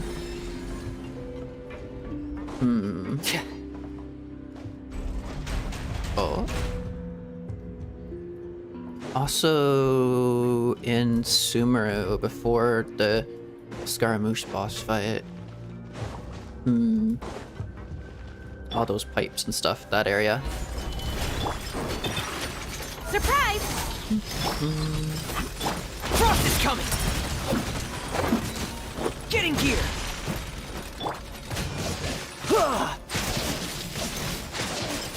Okay, I might need a little bit more firepower than just an underlevel character. Get in gear! I feel like a level 1 character isn't gonna help me much here. Also, I have no idea how that works. Level 1 character, go! He does some damage. Bring it Pretty on. terrible, though. Bonk. My Zhongli does more damage. Commencing cleanup! Get in gear! Frost is coming! Hair! Step on up! Yeah! Be amazed! First. Solidify! This is order! Meteorite. Yeah, my Meteorite does so much damage. My Meteorite has done more damage than any of these characters together have done. Also, I don't know if... You can run, but you can't hide! I think Tartaglia's bow burst might be good. I'm not sure if you want to swap out before that or not. Because I know he has different bursts depending on like what thing he's doing. Oh my god, he took a lot of damage. Let me try to heal him up. Get in gear! Dead reckoning! Oh no, there's more. He's bad. Stabilize! Generally sealed is good enough to survive it though. Bonk. Whoosh.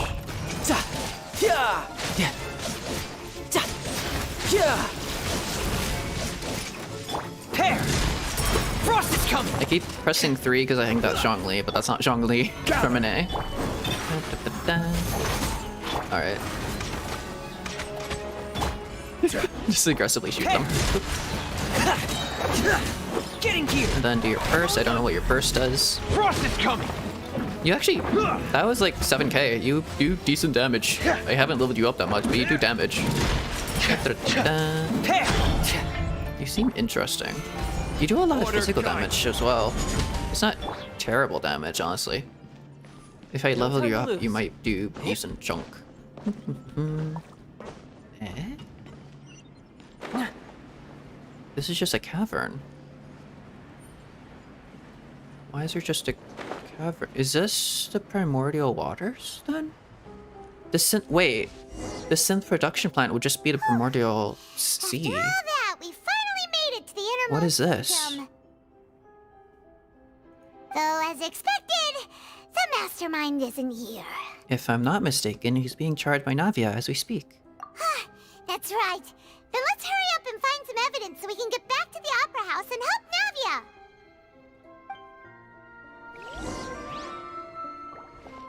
Look for clues. Oh, examining objects. What's all this? It's a bunch of really cute things! Pink accessories, a hair tie, a necklace, even a makeup box! The missing people. There's a name, too. Oh, Paimon sees it too, but why are all these cute things labeled with different girls' names? They probably belong to the victims. Huh? You mean the girls from the serial disappearances? They were brought here? Their belongings, at least. I don't know where the water went. And then they were turned into water. Oh, they weren't turned into water from the get-go? And all the boxes of things. These names. That means... Oh, this is terrible. Missing persons' possessions. This might be proof that this was their final stop. Okay. I think we investigated that. Yeah, okay. I wanna know what this is. It looks like primordial sea-ish. It's like where they get the water from. Examine bottles. Whoa. Bottles of water. There's Bottles so of much primordial water. here. And so many bottles of ingredients that probably just contain the waters of the primordial sea. There are so many. Mixing in progress. Ready to drink. Stock sample? Huh. They've also got all the synth pretty clearly labeled. Whoa, there's even fruit-flavored synth? Paimon, don't get any ideas. Well, this is... that definitely proves that this is where they produce synth. Yep, it's super obvious. Proper potion circulating quite widely. It gives the drinker a very pleasant experience for a short time, but its side effects are equally strong. The producer uses these special characteristics to earn a massive profit from its sale, or from its trade. Okay. Experiment table. What's this over here? Looks like some kind of place for research. Experiment number 16 aims to verify Jacob Ingold's research conclusions on the primordial sea. Jacob. And use his theory as a foundation to achieve a breakthrough. Jacob Ingold. I remember Jacob from the Melusine quest. The first act of the Melusine quest line thing I was doing. It might have been the little side quest thing I did off to the side. That's all interconnected in some way. The experiment was a failure. No individual managed to resurface from the water from the primordial sea. Female specimens 22, 23, and 24 were dissolved.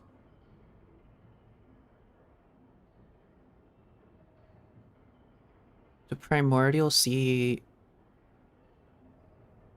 So the water dissolves you into the primordial sea, and where you go when you dissolve is the primordial sea. It's a way of entering it, but there's no way back out of it. When you dissolve in the waters of primordial sea, you actually enter the primordial sea itself. It's not like a physical location. Oh, Paimon's scared. Calm down, Paimon. Sorry, Traveler. Paimon will try her best. It's just that Paimon's never read something so scary before. We've read Dotori's like doctor reports and Sumeru, and we've read like Before Sun and Moon. What are you talking about? How can someone write something that terrible in such a matter-of-fact tone? We've seen the doctor things in Sumeru and like the patients and stuff like that in the desert. You read the rest. Paimon's too scared to keep going. Okay. The goal of the researcher is to save his lover, a woman called Veneer, who was dissolved. So that's why he did all of these experiments. But did he really think he'd be able to find a way just by dissolving people over and over? That's just insane! There's another name here. Vacher. Huh? Isn't that the name you heard by the fountain? Paimon thought he was an eyewitness in the serial disappearances case. No, he is the researcher. Ah, you mean Vache is the one who did all of these... experiments? Yes, he signed off on a bunch of the experiment reports. The voice I heard from the fountain was probably Venier. So that's it! Vache was no victim, but personally took his lover and... No, that's not it either! If that's the case, why would he want people to resurface from the water? There must be more than this than meets the eye. In any case, Paimon will write it all down. What is going on with the primordial water? There's some way to enter it, and some way to exit it. It's all related in some way. Is this it? What is this? Can I touch it? It doesn't let me get near it. Okay, that makes sense. If that's primordial water, I probably don't want to touch it. Is this the last thing to poke?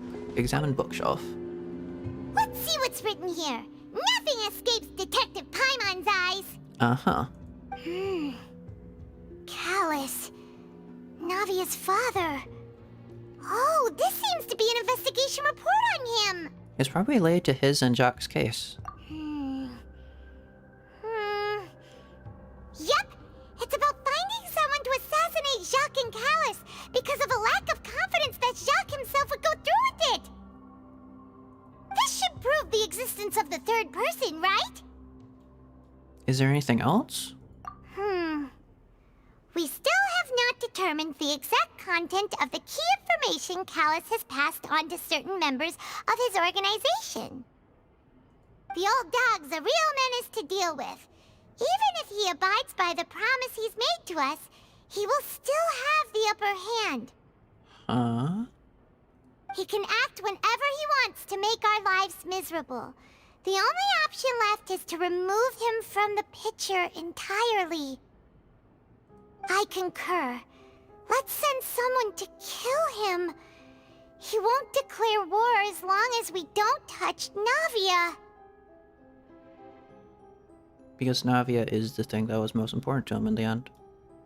Oh, seems like we've got a bunch of correspondence between the higher-ups. They planned this well in advance. They're all just so evil.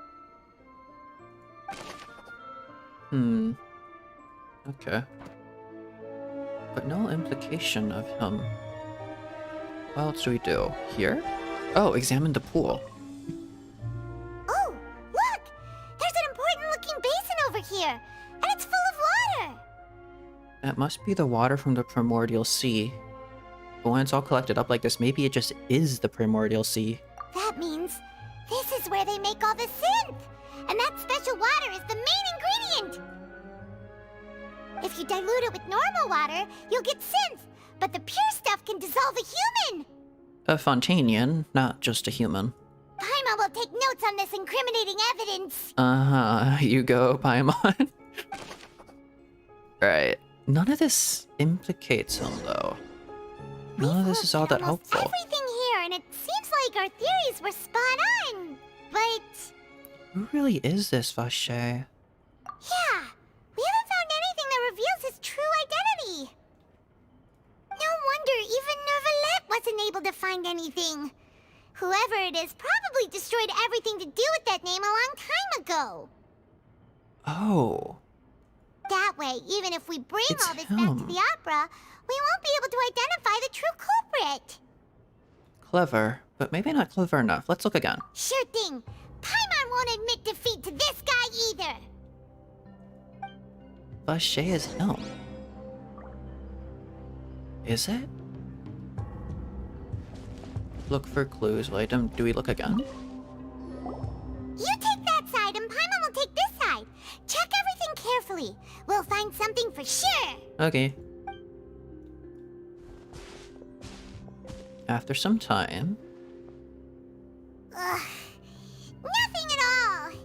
And Paimon can't even find snacks either. Why are you looking for snacks? Are you hungry? I mean, me too, but like... Paimon, I found it. Whoa, really? Let Paimon see! Hmm?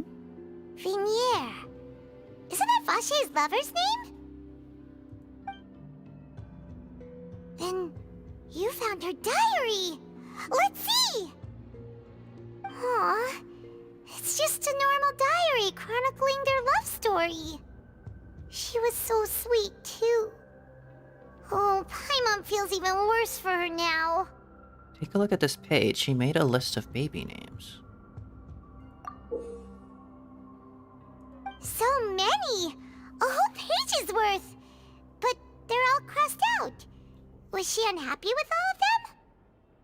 The final name she decided on was... Marcel. There you go. So either she was pregnant and he's their son, or Vache is him, and he took on that name as like a fake name. Wait, but Marcel's pretty old. Has this case been going on for so long that he's Vache and Venier's grown son? There's a reason Vache has been wiped from the records, maybe? I figured it out. Let's go, Paimon. Hey! Paimon still hasn't figured it out yet. We'll figure it out during a trial. Don't worry about it. Although she paired many names for her future child, and the name she settled on in the end was Marseille. I don't think they... Yeah, she didn't mention anything about a child, so it has to be Vache who took on that name and destroyed all mention of Vache.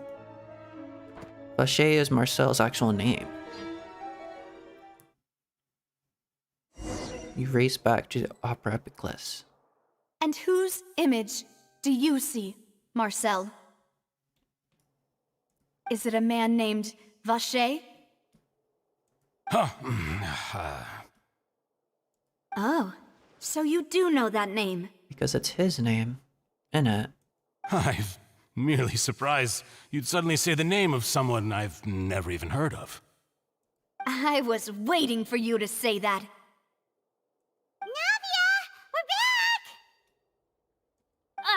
As expected of my partner. I just knew you'd return in the nick of time. Just how often do you intend to flout the rules of this court? Oh, come on, you're amicable. You'll let it slide. It's all right, Monsieur Neuvillette. Given their confidence, I expect they've found the crucial evidence. You say you've never heard of Vache. Select. But the truth of it, Marcel, Ooh. is that you've always been Vache. She has voice lines. Let's go. Huh? We've investigated your lair and we already know everything. After your lover, Venier, was dissolved, you kept abducting young women to experiment on the hopes of bringing her back to you. You even created Marcel as a new identity and destroyed all records of your past as Vache. So that's it. Even the villains in opera performances rarely go that far. And with that, Marcel's motive has now been established. This information regarding your past also dismantles your prior timing defense. Well, Marcel, do you know where you went wrong? You fixated your gaze on the lover that passed away, instead of paying attention to the living people around you. She couldn't have known this, though. She was making it up as she go and, like, landed on the Vache thing as, like, a very lucky guess. That's kind of insane. So, you never noticed how we changed, or how we grew as individuals. You also never understood Boss's real expectations for his daughter. Or our determination to see things through. Your determination. Mr. Marcel, please speak up now if you would like to defend yourself. Otherwise, the trial will move on to the next stage. Do Do you really think I wanted to do any of this? Pay attention to you? What for? Have you ever paid attention to me? Ever empathized with my pain? Ever known how it feels to watch the love of your life dissolve right in front of your eyes? No one helped me. No one even believed me. All those decades ago, even the officers from the Maison Gardiennage were laughing at me. Anything you say can and will be used against you, and everything you're saying right now is 100% being used against you. You are not making your case. They said there's no way a human being can turn into water. So I must have gone mad from grief. Vignier's death was brushed away by all of you as if it didn't matter at all. Well, now you know, don't you? Ha! Well, it's too late now. All those who were dissolved are gone forever. You only have yourselves to blame. You set up this ornate opera house in pursuit of your so-called justice, your beloved drama, while turning a blind eye to the suffering of the people. Vignier is dead. We promised each other that we would always be together. Wherever she goes, I will follow. But I'm not from this blasted place, so I can't be dissolved, no matter what I do. Oh. Yeah, I feel like the tears are a new touch they're doing for Fontaine. I don't remember that being a thing, but I also kind of remember it being a thing like with Barbara or something. I don't know. What was... Hey, is that water from the primordial sea that he's drinking? I can't dissolve! Can't dissolve! Can't dissolve! Do you all see? I can't go, I can't follow. So if I can't go where she is, what choice do I have but to try to bring her back? I did all of that, and in the end, that accursed Callus still got the better of me. I spent my entire life living on pins and needles, only to get stabbed by his idiot daughter at the very end. The suspect is exhibiting signs of mental distress. Guards, please restrain him. Don't touch me! Don't anybody come near me! I still need to save Vignier. I promise. We made a promise. Vignier. Vignier! Please, Vignier. Don't think badly of me. All I want to do is fulfill our promise. At this point, the verdict of this trial is clear. With Mr. Marcel's conviction, the charges against Mr. Tartaglia no longer have any basis. Fine by me. I was in a bad mood, but after a show like that, I'm actually feeling pretty good. Traveler, please submit all the evidence you have collected to the guards, so that I might review and summarize the truth behind the serial disappearances case. Yvette proceeds to review and compile all the evidence and records. The man now known as Marcel was originally named Vacher and worked as an adventurer with his partner and lover Vignier. During an underwater expedition, Vignier accidentally came into contact with water from the primordial sea and was dissolved in front of Vacher as a result. Vacher learned of the primordial water's existence through the work of others and began to kidnap young women for research, with the goal of discovering a method to restore Vignier back to life. To cover his tracks, he invented the new alias of Marcel and began to operate a business in Poisson. During the course of his research, Vacher discovered that a diluted concoction of water from the primordial sea can induce feelings of euphoria and began to manufacture and market synth. However, as he accumulated wealth to fund his continued research and expanded the scope, he came into conflict with Spina di Rosula. After exchanging blows with Spina di Rosula for many years, Vacher decided to assassinate their president Callus at a banquet. Although the assassination did not go as Vacher expected, he was able to turn Callus into the murder suspect by dissolving the assassin he sent to the scene. And just recently, Vacher attempted to frame Linny as the culprit of the serial disappearances case, using a similar method. However, his attempt to frame Linny failed, and the power of water from the primordial sea became public knowledge. This case also exposed enough of Vacher's machinations that he was eventually successfully charged in court. Thus concludes the enigmatic history of the serial disappearances case, with the truth revealed to all. We still don't know what the primordial seas really are, though. Yay! The Oratrice will now deliver the final verdict regarding the charges against Mr. Vacher.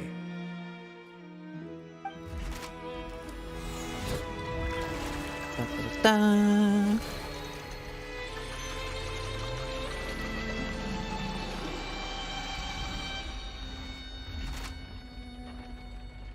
According to the judgment of the Oratrice Mécanique d'Analyse Cardinale, Mr. Vacher is guilty. Boom. That much was obvious. Guards! Take Vacher away. Good. It's what he deserves. That ends that. With that, the serial disappearances case is over now. We really just witnessed history. Who would have thought the true culprit would be such a polite and well-spoken guy? That was less complex than I thought it was going to be. Yippee! We helped Navia bring the bad guy to justice! He's hurt so many innocent people, and now he's finally getting what he deserves! Huh? Are you okay?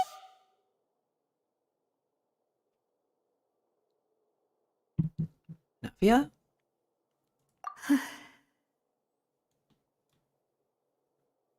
Demoiselle, you were absolutely brilliant. Oh. The day our late boss had always hoped for has finally come. You can rest easy now, knowing justice has been served. Yeah. Yeah. It's finally over. It's all thanks to you guys. And my partner. See, Papa? Spina di Rosula's still doing well with me at the helm. Well now, hasn't this been a most delicious piece of drama? The villain has been caught, justice has been served, past wrongs have been righted, and it's a big ol' happy ending. Since it's been such a great show, I'll just let the false accusations against me slide. Either way, I've still got some business to attend to, so if you'll excuse me... Please wait just one moment, Mr. Tartaglia. Ugh, what now? None of this has anything to do with me. According to court protocol, since this trial was initiated due to a charge against you, a verdict must also be made regarding the initial charge before the trial can conclude. Oh, come on. Is this really necessary? Haven't you already caught the real criminal? Isn't it time for side characters like me to exit stage left? He reminds me of Sampo Koski. No wonder I really like him.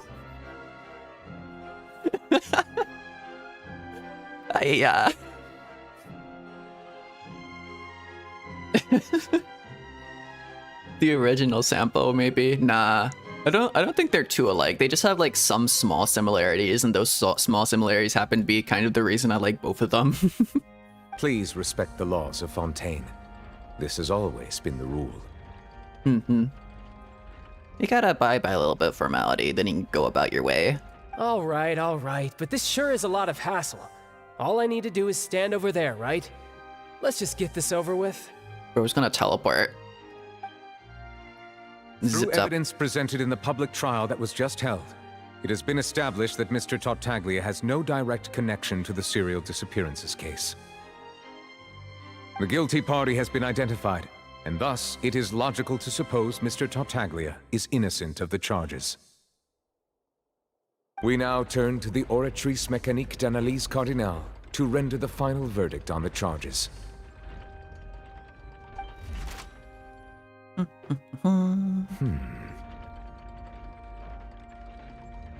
According to the judgment of the Oratrice Mécanique d'Analyse Cardinale, Mr. Tartaglia is guilty. Wait, what? What? By what metric? Hey, hey!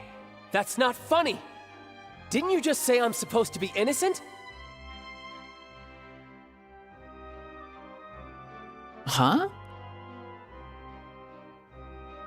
What's with this verdict? Is your justice machine malfunctioning? Just like his hydrovision was malfunctioning. Huh? This has never happened before. The Oratrice actually returned a different verdict from the Chief Justice. Uh-oh. That's not a good thing. I mean, have you ever heard of an innocent Fatui Harbinger? Do you think the Oratrice might have just convicted him on general principle? That's what I was saying in like the first act of like the Archon. It's like, what happens if Nervalet and like the Oratrice are going to have like a difference of opinions, and then like the entirety of like the Fontaine legal system will come crashing down, and Furina is suddenly going to be like absolutely powerless, and that's like Furina's worst nightmare, is like the people losing faith in like the power of the law and stuff like that, and then she loses her own power, and uh-oh. But weren't the charges about the serial disappearances case?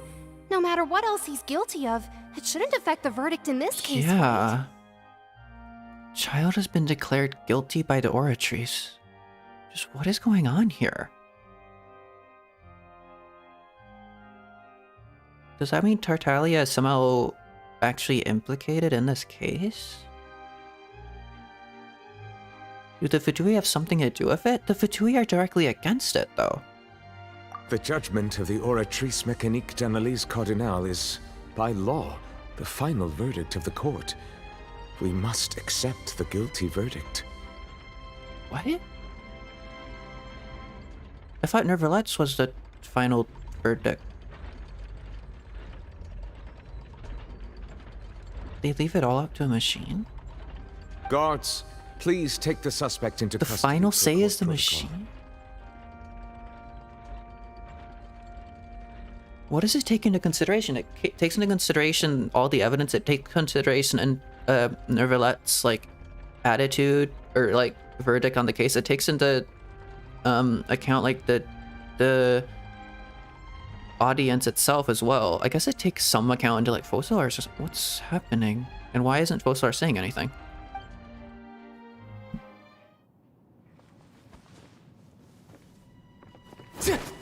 Oh, he's gonna fight. So this is how justice is done in Fontaine. Oh shit. What a joke. You've got your rules. Well, Delusion. I've got mine too. He's gonna steal his vision back from us, and he...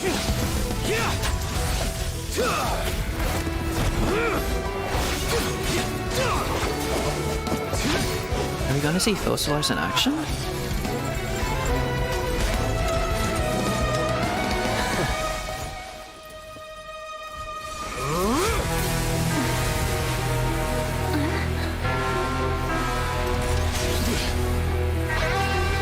Uh-oh. He's activating his spell legacy!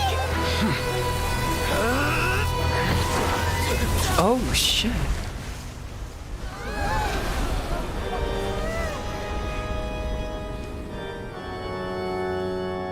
I am sorry. If you have been wronged, we will find the truth. But the rules of the court must be upheld.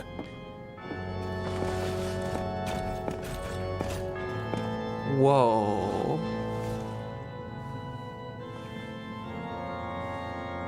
I thought it was Fusselers that got up. Hey, Monsieur Novelette, what's going on? Wait, what the? Shouldn't they have been cleared already? What just happened? I thought that was Fusselers that zipped up. What's happening there? I thought I just saw Fusselers like jump off the railings and like zap into action, but it was Novelette.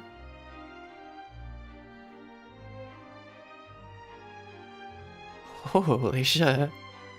And just a scratch, all of that for a drop of blood. Just a small scratch on his face. Wow. Apologies. This is also the first time I've encountered such a situation. However, according to the rules established at the conception of Fontaine's court system, the Oratrice's judgment is the final verdict of the court.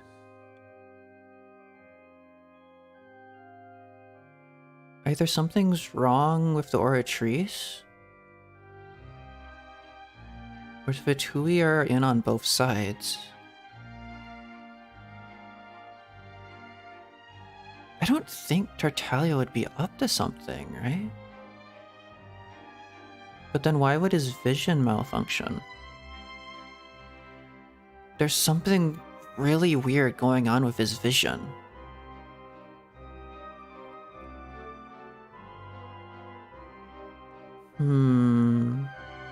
All I do is follow court procedure.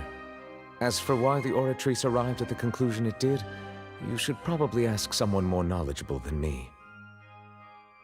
If even the Chief Justice doesn't know, then we have no choice but to ask the Archon herself. Why are you looking at me? I had nothing to do with it! That was aggressive. I don't know what happened there either. Hey, stop staring at me! Oh. What does Lady Furina mean by that? Oh no. They're starting to lose faith in her. She says she has no idea either, but that's impossible. Didn't she create the Oratrice herself? Where did the Oratrice come from? Yeah, so are the verdicts reliable or not? Can results like this really be called justice? Uh-oh. They're losing faith in the concept of justice, and now she's losing her power, and Fontaine's about to just crumble apart. Uh-oh.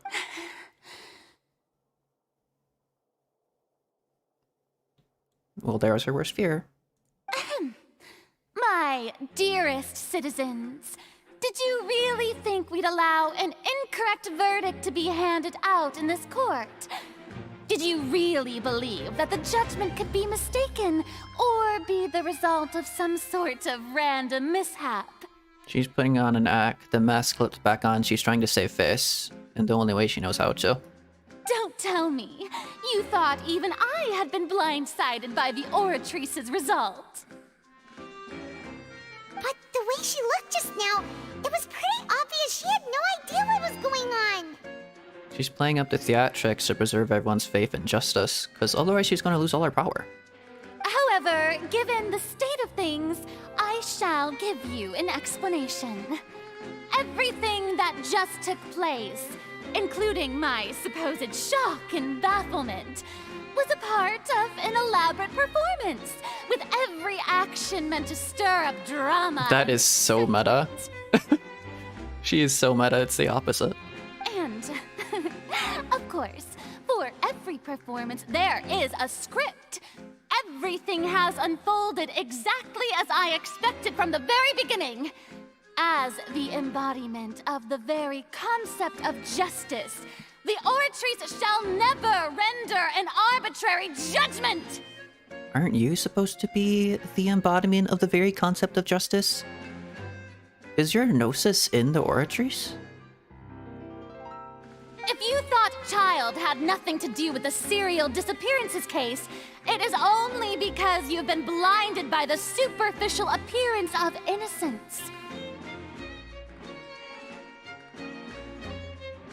Wait. The gnosis is connected to Celestia. Wait. The Gnosis is connected to Celestia, and the Oratrice's idea of justice is connected to whatever Celestia thinks is justice. And in Celestia's eyes, the entirety of Snezhnaya is guilty because of the actions of the Tsaritsa acting in direct defiance of Celestia and planning to overthrow it. And thus, by that hand, if the Tsaritsa is guilty, that means her like right hand people, the Fatui and the Harbingers, are also directly guilty. And that's the Oratrice's ultimate judgment, that the Harbingers who are acting directly under the wing of the Tsaritsa have to be guilty of anything. Doesn't matter what the trial is, the Harbingers are guilty. It's not judging it, maybe it's not judging it by a case-by-case thing, but it's more of just, have they committed a crime in the eyes of Celestia? If yes, then guilty.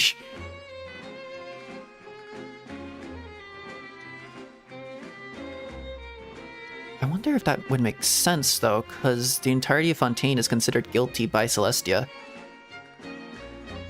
It's kind of like Furina's like last-ditch effort to like prove Fontaine isn't that guilty if they try to pitch them against each other and like have one side be guilty, other not be guilty, blah blah, and be like Celestia's form of justice or something. But I don't know if that's it. But I feel like I might have been onto something there. I don't know. I think this might be Celestia's form of justice, not Furina herself. Everything he's done, not to mention the danger he poses, are beyond ordinary comprehension and completely unforgivable! All shall be revealed in time. You will come to understand my noble intentions, as well as the absolute correctness of the Oratrice's verdict.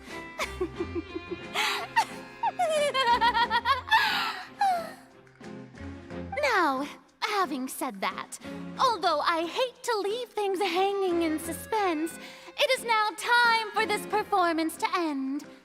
As the lead actress, I shall be the first to take my leave. Toodaloo! Toodaloo. So she chose to make her escape after all, did she? So you're saying we shouldn't put much stock into what she just said? No fucking shit, Paimon. She probably just put on that performance to save face. That's so obvious. It's unlikely that she actually has any idea. Way to pull the rug out from under her. However, please be assured that I will continue to investigate this case in a personal capacity. Just as I promised, if the judgment has been incorrect, we will do our utmost to clear his name. We need to ask her if the Gnosis is in the Oratrice. That's also, I think that's why Linny and Lynette were like charged of trying to figure out, or like they were trying to figure out like the mechanics of how it works. I think the House of the Hearth, I think like Arlecchino herself was like telling them, kind of like giving them instructions, like, you need to figure out what's happening in there. I want to know if there's a Gnosis in there so I can steal it.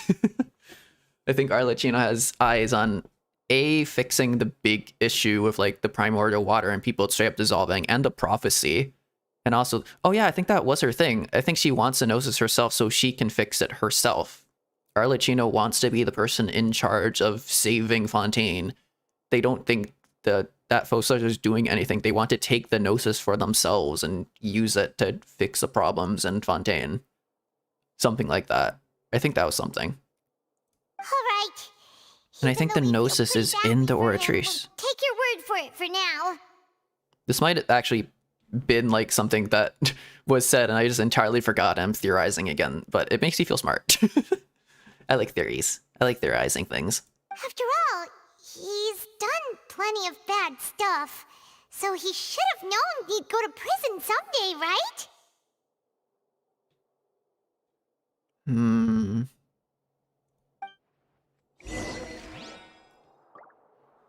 Leave the opera house.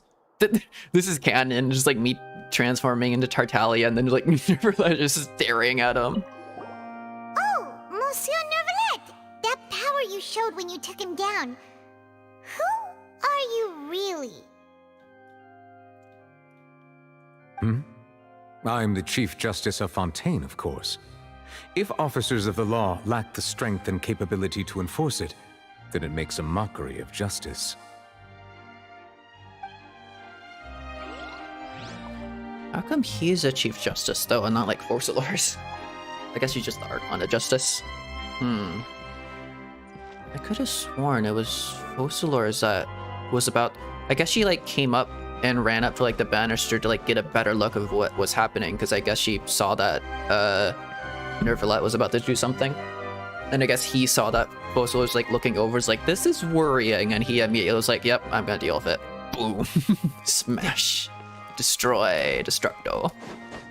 Yep.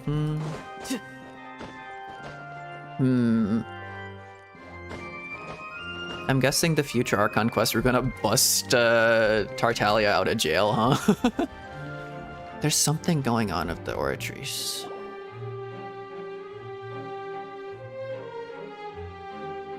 Hey, what are you doing? Quick, stop him! Traveler! Hey! Traveler! Marcel! What are you doing over here? What do you have to say?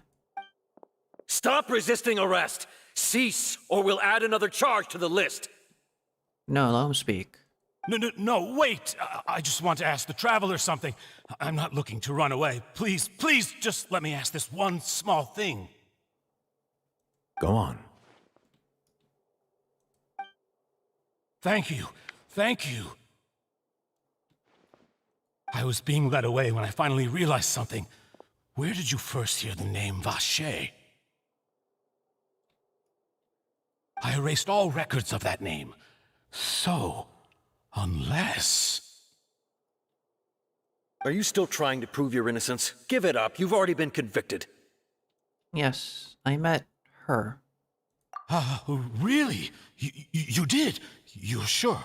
You met her? But how could that be? How did you manage to do it? It was around the Fountain of Lucine. Something to do with my sensitivity to the Hydro element. The Fountain of Lucine? Then she's been so close to me all along. And I just never... Please give me a chance to talk to her again. Just let the Traveler take me to the fountain to see her one last time. This is the last request I'll ever make in my life. You can do whatever you want to me afterwards. I don't care. What? Give an inch and you want to take a mile? Do you think serial killers get to make requests like that? He's not a serial killer, though. They're not dead. They've just disappeared. They must still be in the fountain. Paimon agrees! Why should we give him what he wants when he's only done a ton of super terrible things? This request, is it worth as much to you as your life? Of course! Wait, no. It's worth even more than my life. Humans. Will they betray the instinct to live just to satisfy spiritual needs? I'm sorry, what was that? Are you not human? Very well. I will grant your request. Bro? Your Honor, I fear that... I will go with him. You do not need to worry about any escape. In that case, I shall leave him in your most capable hands, Chief Justice. Thank you, Your Honor. Bring Marcel to the Fountain Plaza. Okay.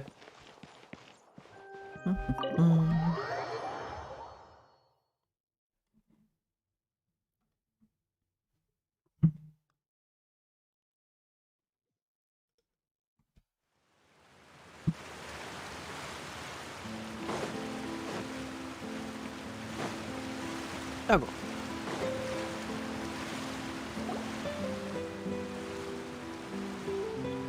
Is this the place? You said she's here, but what do I need to do to see her? Back then, I drank water from the primordial sea. It heightened my sensitivity to the hydro element. Yeah, and even Paimon could hear her after drinking that thing. Didn't you just drink a lot of it on the stage as well? Oh, in that case... What was the point of that? Just to make a show of yourself? Vache! Ah! Yes, that's it! So you heard it too! Vinier, it's me! It's me, Vache! Vache? Vache? I'm here! I'm here! Where are you, Vinier? I'm coming for you. I'm finally here for you. Hey, wait! Be careful! Hey, wait!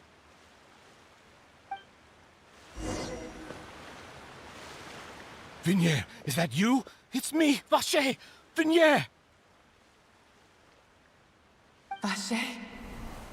Why did you come? Didn't I say? You don't need to look for me. You look a lot older than I remember. How long has it been? It's been more than 20 years. I've suffered for over 20 years since the day you left. All this time, only the thought of bringing you back has kept me alive. Nothing else mattered to me. I must be dreaming. Who would have thought I'd get the chance to tell you all of my feelings like this? Vinier, you are my everything. I really don't know how I could live without you. But Vache, if you ask me, this world would be better off without you. What are you saying? If not for you, I would have finished my law degree and probably become a top-tier attorney one day. If not for you, I would have continued to pursue my love of the arts, and my works would have been displayed in the Palais Mermonia itself. If not for you, I would at least have been able to take care of my mother. And she would not have grown old and died alone, with nothing but the tears on her cheeks. It's all because of your selfishness, Vache. It's all because of you. Wait, you are not Vinier. Who are you? They're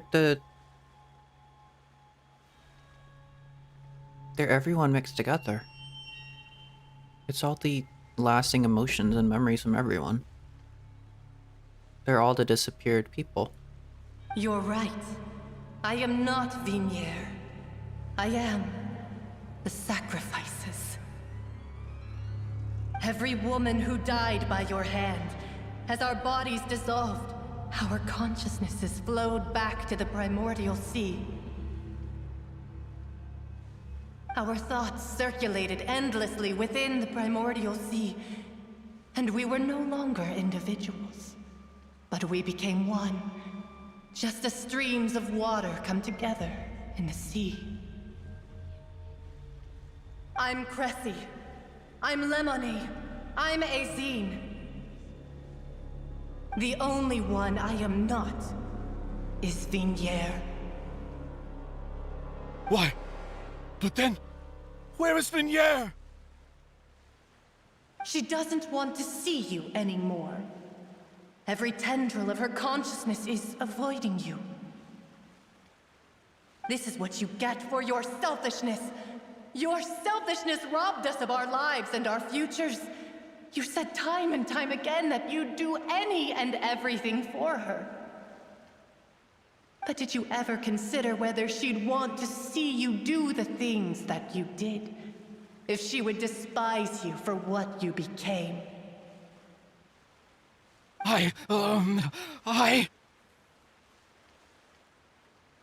You are a liar, a heartless murderer, and a cowardly narcissist. The only thing you are not is Vinier's beloved. Damn.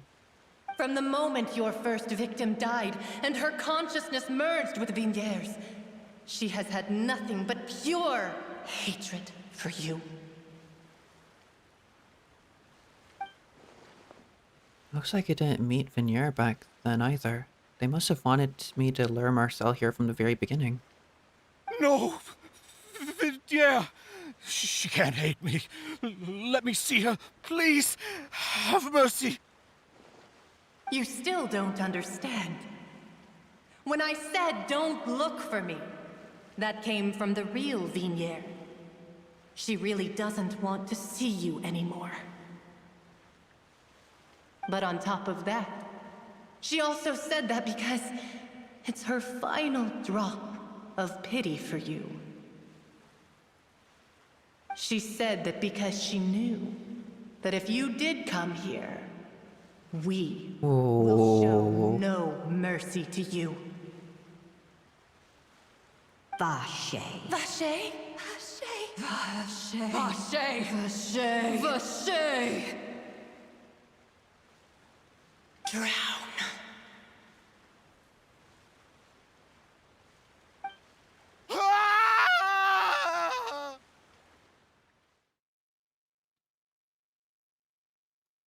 Spoilers, but that was very near automata-y. Later, the guards find that the culprit of several Marseille appears lost his soul. I didn't read that. Wait. I didn't read that in full. What did that say?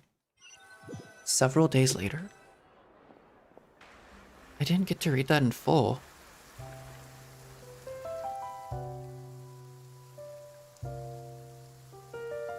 Finally, we have some time to do shopping. Gosh, it's really been a long time since we've been able to relax. Why is it raining? We're shopping while it's raining? Shopping is stressful in its own way, though. My legs are killing me. Huh. Well met, partner. Oh, hello. I knew something great was going to happen when I woke up in such a good mood today. Even this weather can't put a damper on the demoiselle's mood. It's a pleasure to see you both again. Oh, hey, Navia! It's been a few days. Paimon's already started to miss you. Oh, now that I believe. I'm easy to work with and always bring home the bacon. Who wouldn't treasure having a partner like me? Sounds like you're really enjoying life these days, Navia. What have you been busy with since the trial? It's just been one thing after the other. I've been making non-stop trips between Poisson and the court since then. Everyone from Spina di Rosula organized a memorial for my father. We never held a memorial when he first died, since everyone knew that even if we held one back then, no one was going to come. This time, though, everyone in Poisson, and even many people from the court, all attended. So his name's definitely been cleared now. That's what we like to hear. It's been the dearest wish of Demoiselle all along. That blasted stubborn fool. I was right to put my faith in him. I'm so glad I didn't give up on the case all those years ago. Things could have turned out as well as things turned out as well as they could have.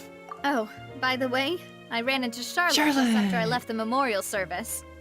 Yay! Well, maybe it'd be more accurate to say I knew she would be there, and there was no way she'd just let me go. Huh? So you know Charlotte too? The Charlotte? Journalist from the Steambird? Yeah, way back when I first became the president of the Spina di Rosula, she was all over me. Wouldn't take no for an answer. I believe the story was called The True Heart of Darkness, Secret Tales of the Yellow Rose. Nice. She knows how to write a title. To be fair, though, it was a really flattering feature. So, we've been on pretty good terms ever since. Aw. She was trying to lean on our friendship to get me to do an exclusive piece on the serial disappearances case. All right, she did mention of that on our first trip on like the aqua bus over to Fontaine, or to Court of Fontaine. Oh yeah, she told us about that. She's always been super interested in that case, so now her wishes finally come true too. Anyway, I told her to make sure that when she writes about you guys entering the opera house with the critical evidence, that you both sound really cool. Nice. Now that's another thing to look forward to. We trust Charlotte's skills with a pen for sure. Oh, and in other news, I also took Clarand out for a meal. Oh, are you two on better terms now? While you were investigating Vache's headquarters, Clarand gave testimony on my father's behalf. It was thanks to her that we were able to turn the tide. I wanted to thank her. I mean, there's also no point in being awkward all the time, so we took the chance to reconcile with each other. I love the way that kind of like looks in cutscenes. Like her hat kind of like tilts down a little bit, and then her eye goes through one of these like gaps in her whatever that is. That looks really cool. It's like framing. They had the perfect framing for like this cutscene. Oh, that's great. Paimon also thought Clarand wasn't actually a bad person. It's always good to have more friends. Anyway, now that the case has finally been solved, perhaps it will slowly begin to fade from the public consciousness. Oh, actually, there's still one last thing I need to do. What is it? I should pay a visit to my father's grave, and tell him the truth of what happened, as well as how it all ended. And on top of that, just how much people still look up to him, to this day. That includes me, too. Miss Navia. Indeed. Can I come too? We want to go too! We also think Callus is a really admirable person. Sure thing. I'd like you two to share the moment with me. After all, without you, there might not have been such a positive ending. Then in that case, everyone, let's be off.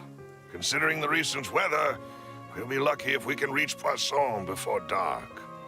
He was buried in Poisson? I guess that makes sense. Yeah, you're right. It's been raining non-stop for a few days now. Oh?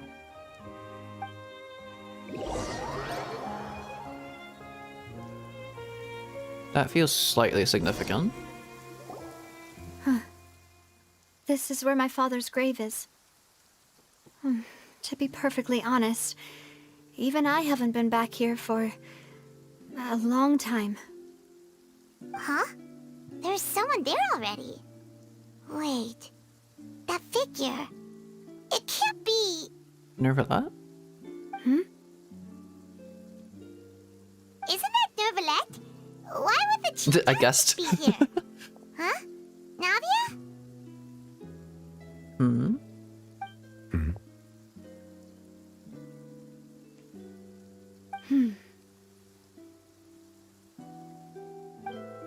My apologies.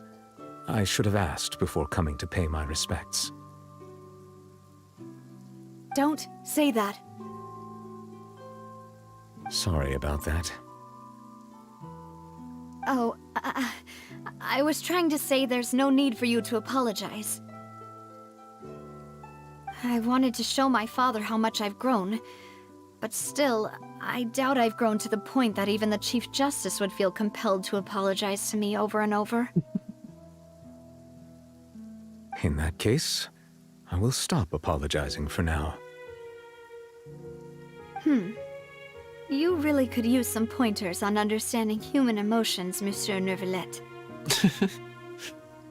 In any case, why did you come to Poisson? Well, ever since that day, I've been turning a question over and over in my head. Just what is justice anyway? What?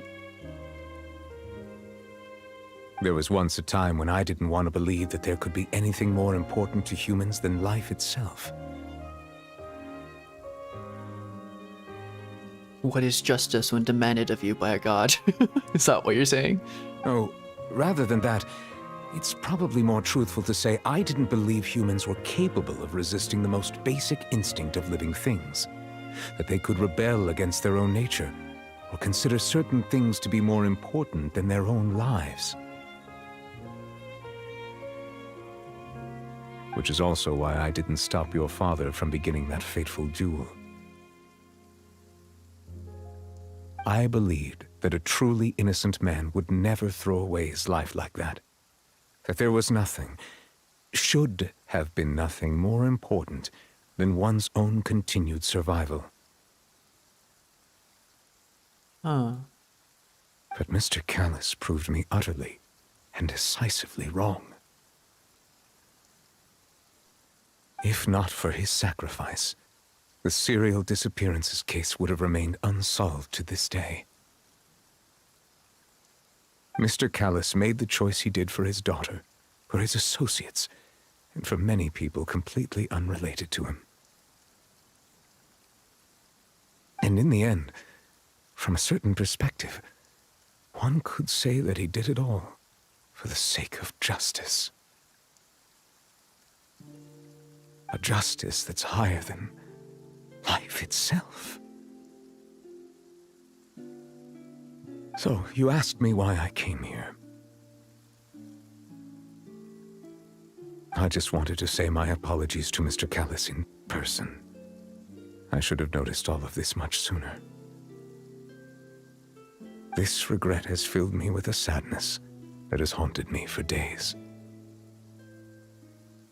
That high and mighty chair in the Opera Epiclese indeed insulates one from many important things.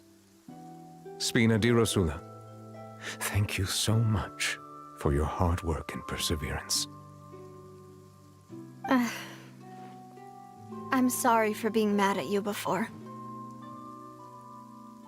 So, you're actually one of those types that's cold on the outside, but pretty thoughtful on the inside, huh? That reminds me of Silver, one of my guys. Yeah. Sorry about that. Self-expression is not one of my strong suits. He's trying, though. He gives it an effort. Didn't I just say you don't need to apologize? So Navia and Neuvillette seem to have made their peace as well. Let's not disturb them for now. We can wait till after they're done. Following Navia and Neuvillette, you also pay your respects to Callus. Paimon's never paid respects at someone's grave before. Did Paimon do anything rude there? Well, you're not usually supposed to fly around someone's grave. Huh? Oh, Paimon didn't know that was a thing. But Paimon doesn't know what she would do if she can't fly. Walk. It's easy. Oh no. Paimon hopes Miss Navia won't Did you... be too mad. I'm sorry, did Paimon just go, oh no? What? What was that? Did Paimon seriously just go, oh no? Oh my god. Wow, she took it seriously. Smug Traveler.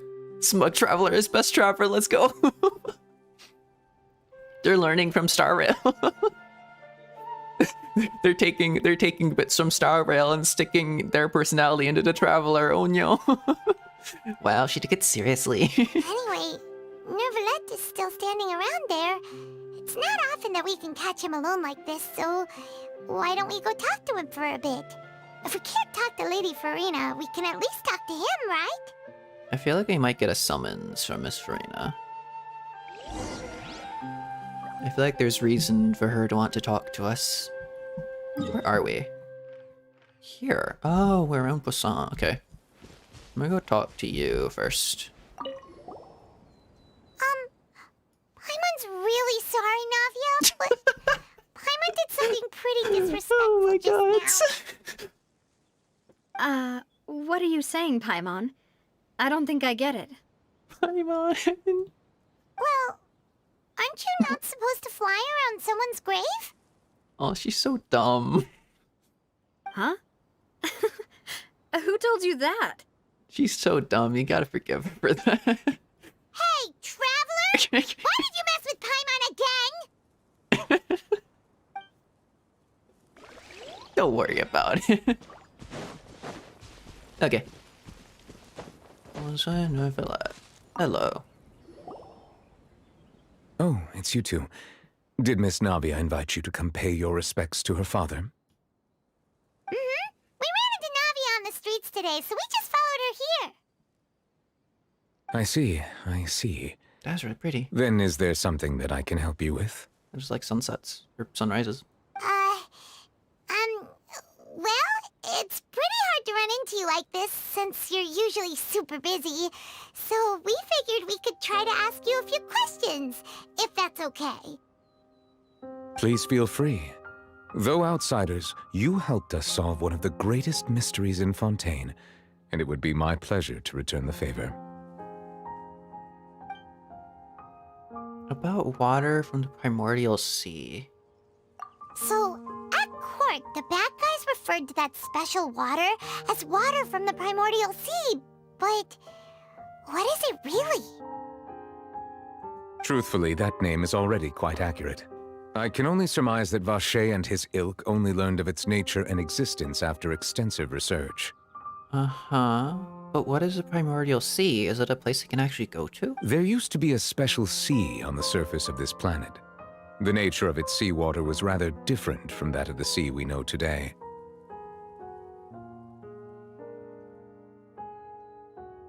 Most of Tevat's life forms were first born in that special sea. You could say it nurtured much of the life on this planet. Oh? Huh. So it really was where everything began. It makes sense to call it primordial then. But today, the primordial sea no longer exists on the planet's surface. Does it exist beneath it? What Vacher discovered must have been some kind of special case, or a remnant from a truly ancient age. Huh. So that's how it is. Oh, you really know everything, Monsieur Neuvillette. But if that's the case, then why would people, at least people from Fontaine, dissolve in that kind of water? Indeed. Why would the primordial sea, which was known to engender and nurture life, suddenly reverse itself and devour life instead? To be frank, that also doesn't match my understanding of this world and its laws. There must still be some unknown secrets around the people of this land. Yeah. Something to do with sin. Something condemns the people of Fontaine. Is there anything else you'd like to ask me about? About the prophecy that has been circling around Fontaine. That the sea levels will rise and everyone will be dissolved in water, leaving Furina crying alone on her throne, but the sins of the people will be finally washed away for good.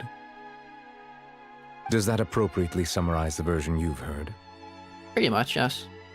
That's right! It was Linny that told us back then. And that about covers all the main points. Yes, up to the present, I think we reached a point where we have no choice but to confront this prophecy directly. Oh? Rumors have it that this prophecy is rooted in the last words the former Hydro Archon left to the world before she passed away. Oh? A prophecy? Of the former Hydro Archon? Wow. This is the first time that we've ever heard of it. Two parts of the prophecy have already proven correct. The rising sea levels, and the ability of the people of Fontaine to be dissolved. We should be more vigilant, and stay on the watch for further signs. Speaking of the prophecy, Furina has also always taken it quite seriously. Indeed, she has been collecting information and intelligence from across Tevat for this purpose. Yeah. She has a really extensive spy network, I think. If the rumors were true, then perhaps this prophecy is the conundrum left to Furina by her predecessor. Hmm?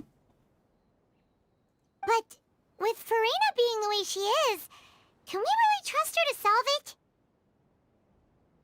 Underneath the theatrics, I think she's a half-decent person.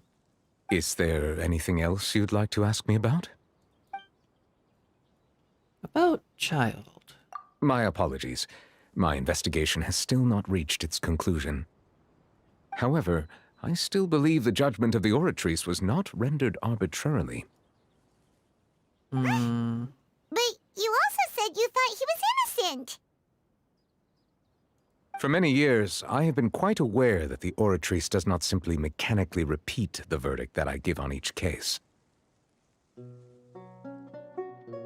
How did you become aware of that? As a divinely created mechanism, the people's unified faith in the concept of justice is integrated into it. Yeah. Not only can it produce the incredible power of indemnitium, but it likely also possesses other traits, such as self-awareness. Which is all to say, I have been prepared for a situation like this for a long time. So when Lenny told us that he heard a human voice from the room where the Oratrice's core is stored... Oh? I was not aware such a thing had occurred. Perhaps that could serve to prove my conjecture. I will add that to the list of items to investigate. In any case, I am inclined to believe that the Oratrice does have a methodology all its own. We just do not have enough information. It has to be connected to the Gnosis somehow. I feel like the Gnosis is within that thing. Based on Furina's reaction, I doubt even she had any idea what was going on.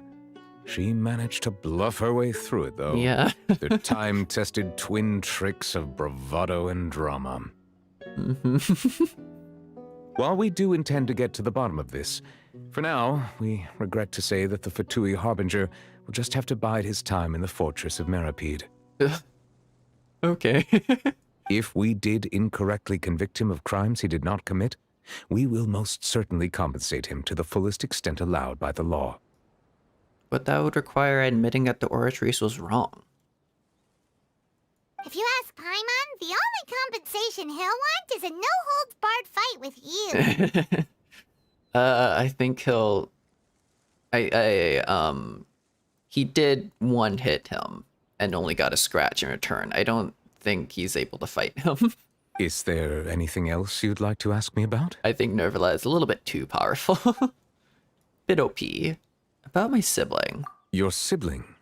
Another blonde-haired traveler? I'm sorry, but I've never seen anyone who matches that description. Dang, okay. If he ever stepped foot in Fontaine, I'm sure he followed our laws to the letter and had no reason to appear on the stage of the opera Epicles. Dang. Is there anything else you'd like to ask me about? I have no more questions. Very well. It was my honor to provide you with what answers I could. I very much enjoyed conversing with you. It will soon be time for me to leave this blissful tranquility behind and return to Palais Memoria. You really are super busy, Monsieur Neuvillette. Paimon thought you only came here to pay your respects today because you had the day off. Crime and villainy do not have the day off, and so justice must work around the clock as well. This is merely the nature of a justice's work. All right, you've got a point. Huh? Paimon just noticed that the rain has stopped. Ooh.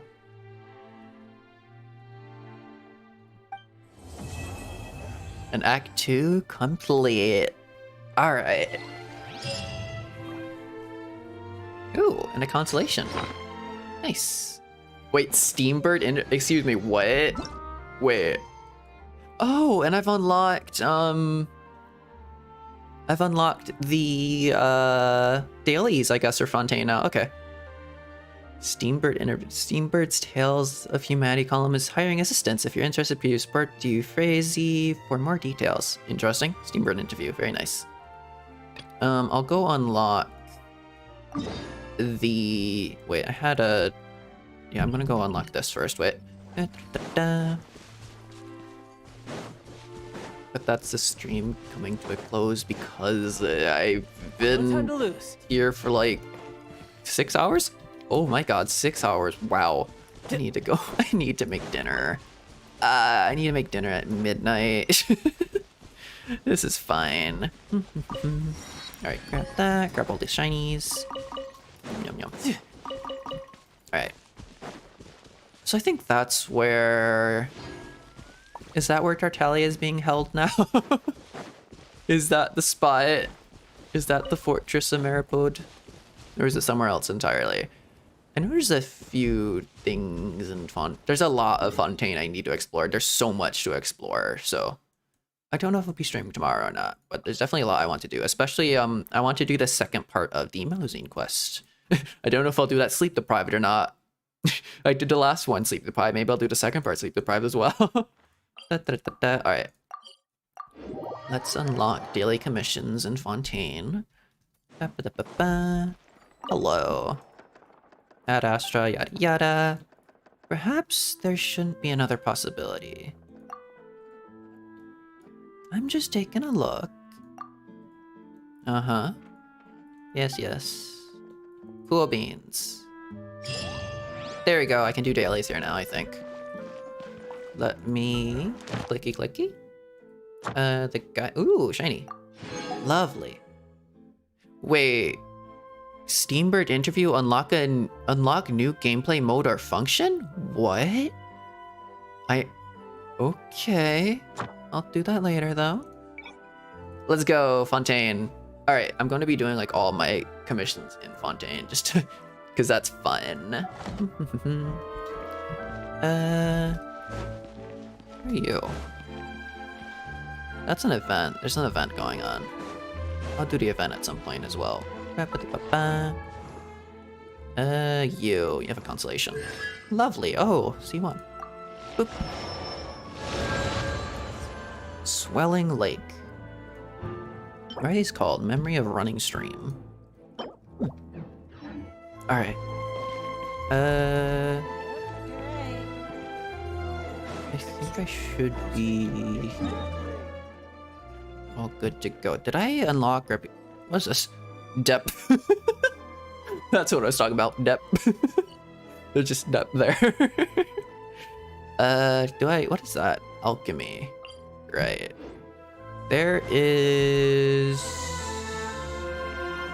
This is like the Steambird or something, I think. No time you unlock reputation rewards after a while. I'm not sure when you unlock the ability.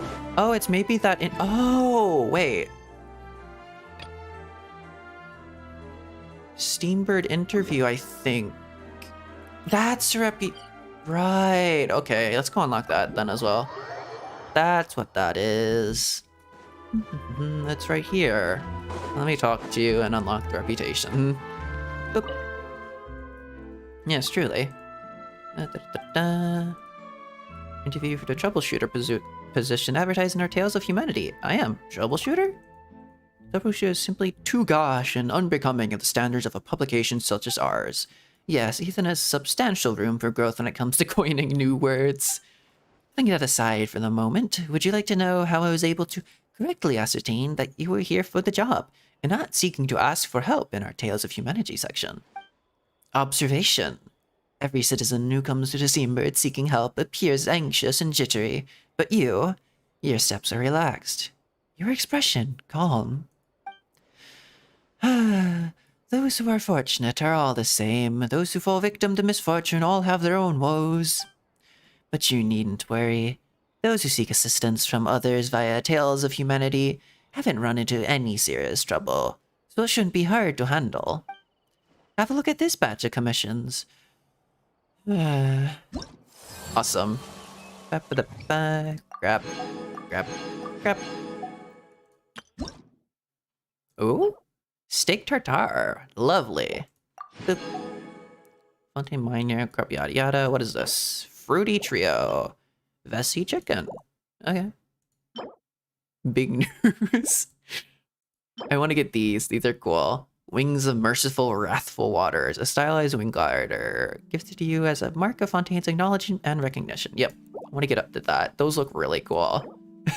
The like heterochromatic vibe of it. Awesome. What is this? Wind power. Wait, wind powered wind generator? Uh-huh. A strong lifting force for the wind. Wait, what?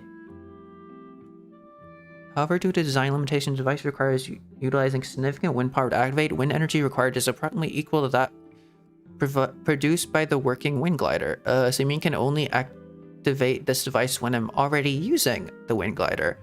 But the only reason I even want to activate it is to give my wind glider a push. What is this? Lifting force? Does it push you forward or does it push you up? Is this like Kazuha? Is this a mini Kazuha? Yo? Crystal fly trap? Huh?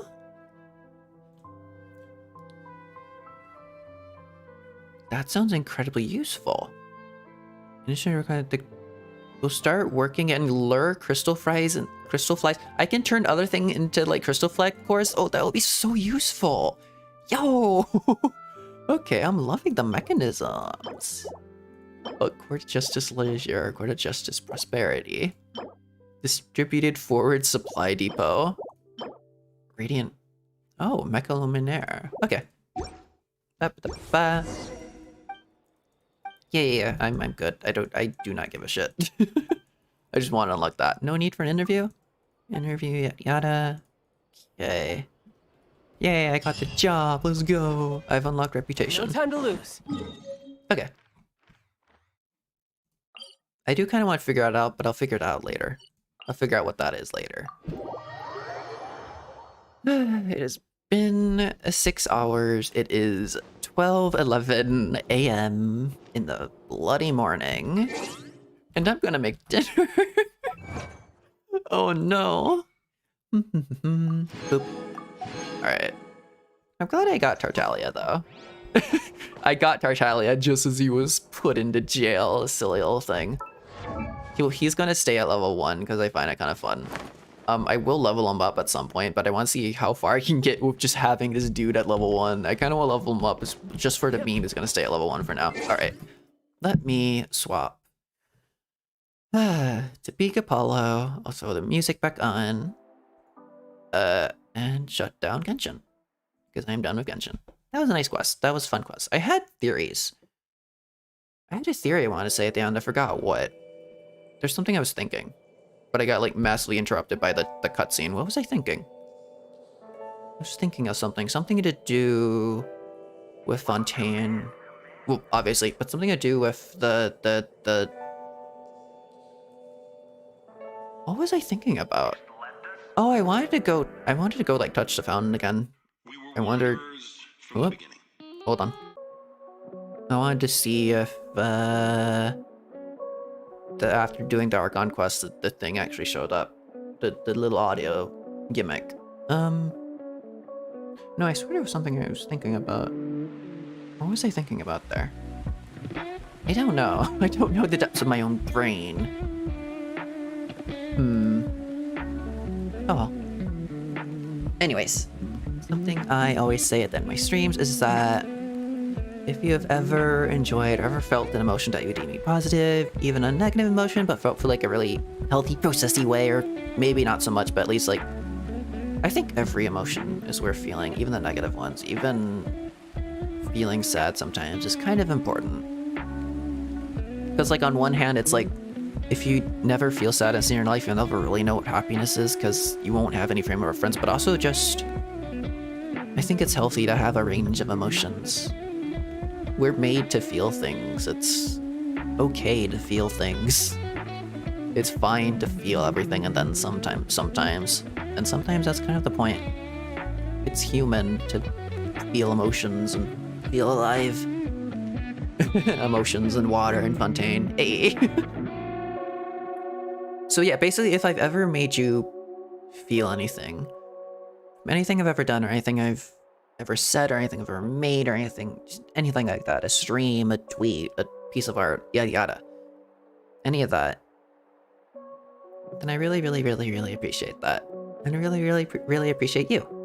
Because that is my answer to my question of the day, which is my raison d'etre, my reason to be, my purpose of existing, my meaning in life. That's my meaning in life, I think. Because I look up to a lot of people, and I've always looked up to a lot of people, and a lot of people have helped me in just existing and just making me feel things and just making me learn more about myself, I guess, just inspiring me and all that. There's a lot of people I look up to, and a lot of people that do very similar things to me, and I've always wanted, because I've always felt like I've taken so much and gained so much from their existence. I've always wanted to give back in some way.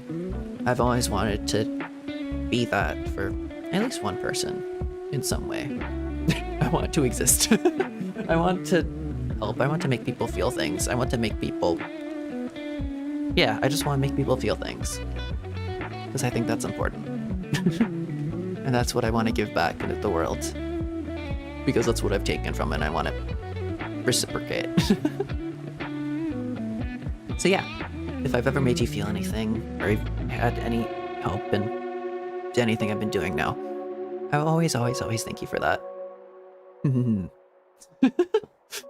And then no matter what planet you're from, no matter what time it is for you, no matter what country you're in, or time zone, or planet, or solar system, or multiverse, I hope you have an absolutely wonderful rest of your day, and even more wonderful tomorrow, even if it is like midnight for me right now.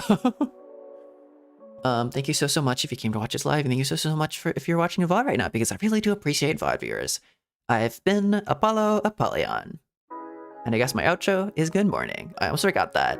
So good morning, and bye-bye. It's not the first time I had to cook dinner at fucking midnight. Not the first time, not the last. I once cooked spaghetti at like 4 AM. I do that like a lot, but like that was such a huge thing when I was first in my first apartment cooking for myself for the first time. I made such a big deal out of cooking spaghetti at 4 AM when the rest of the world was, or at least the rest of the country and the time zone was asleep, and I was up awake in my kitchen. Dumb little slightly younger Apollo just cooking spaghetti in the kitchen, making an absolute mess, making so much noise. Probably have like Nightcore on in the background and like headphones and stuff. It's just such a vibe cooking at 4 AM. I kind of love it. Anyways, bye.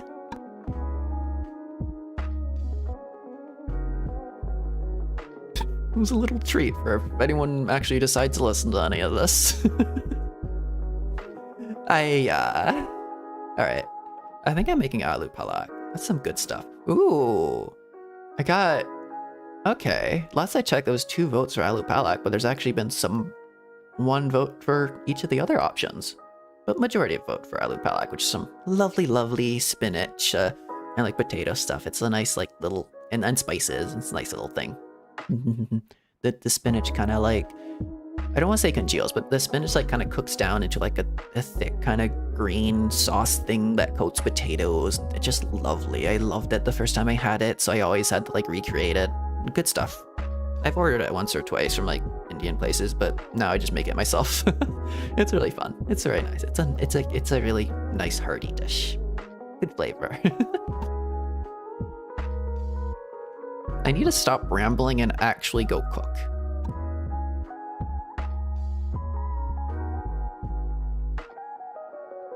And I guess the piss fact of the day is that piss is denser than water or something? Yeah, let's go with that. Piss is denser than water.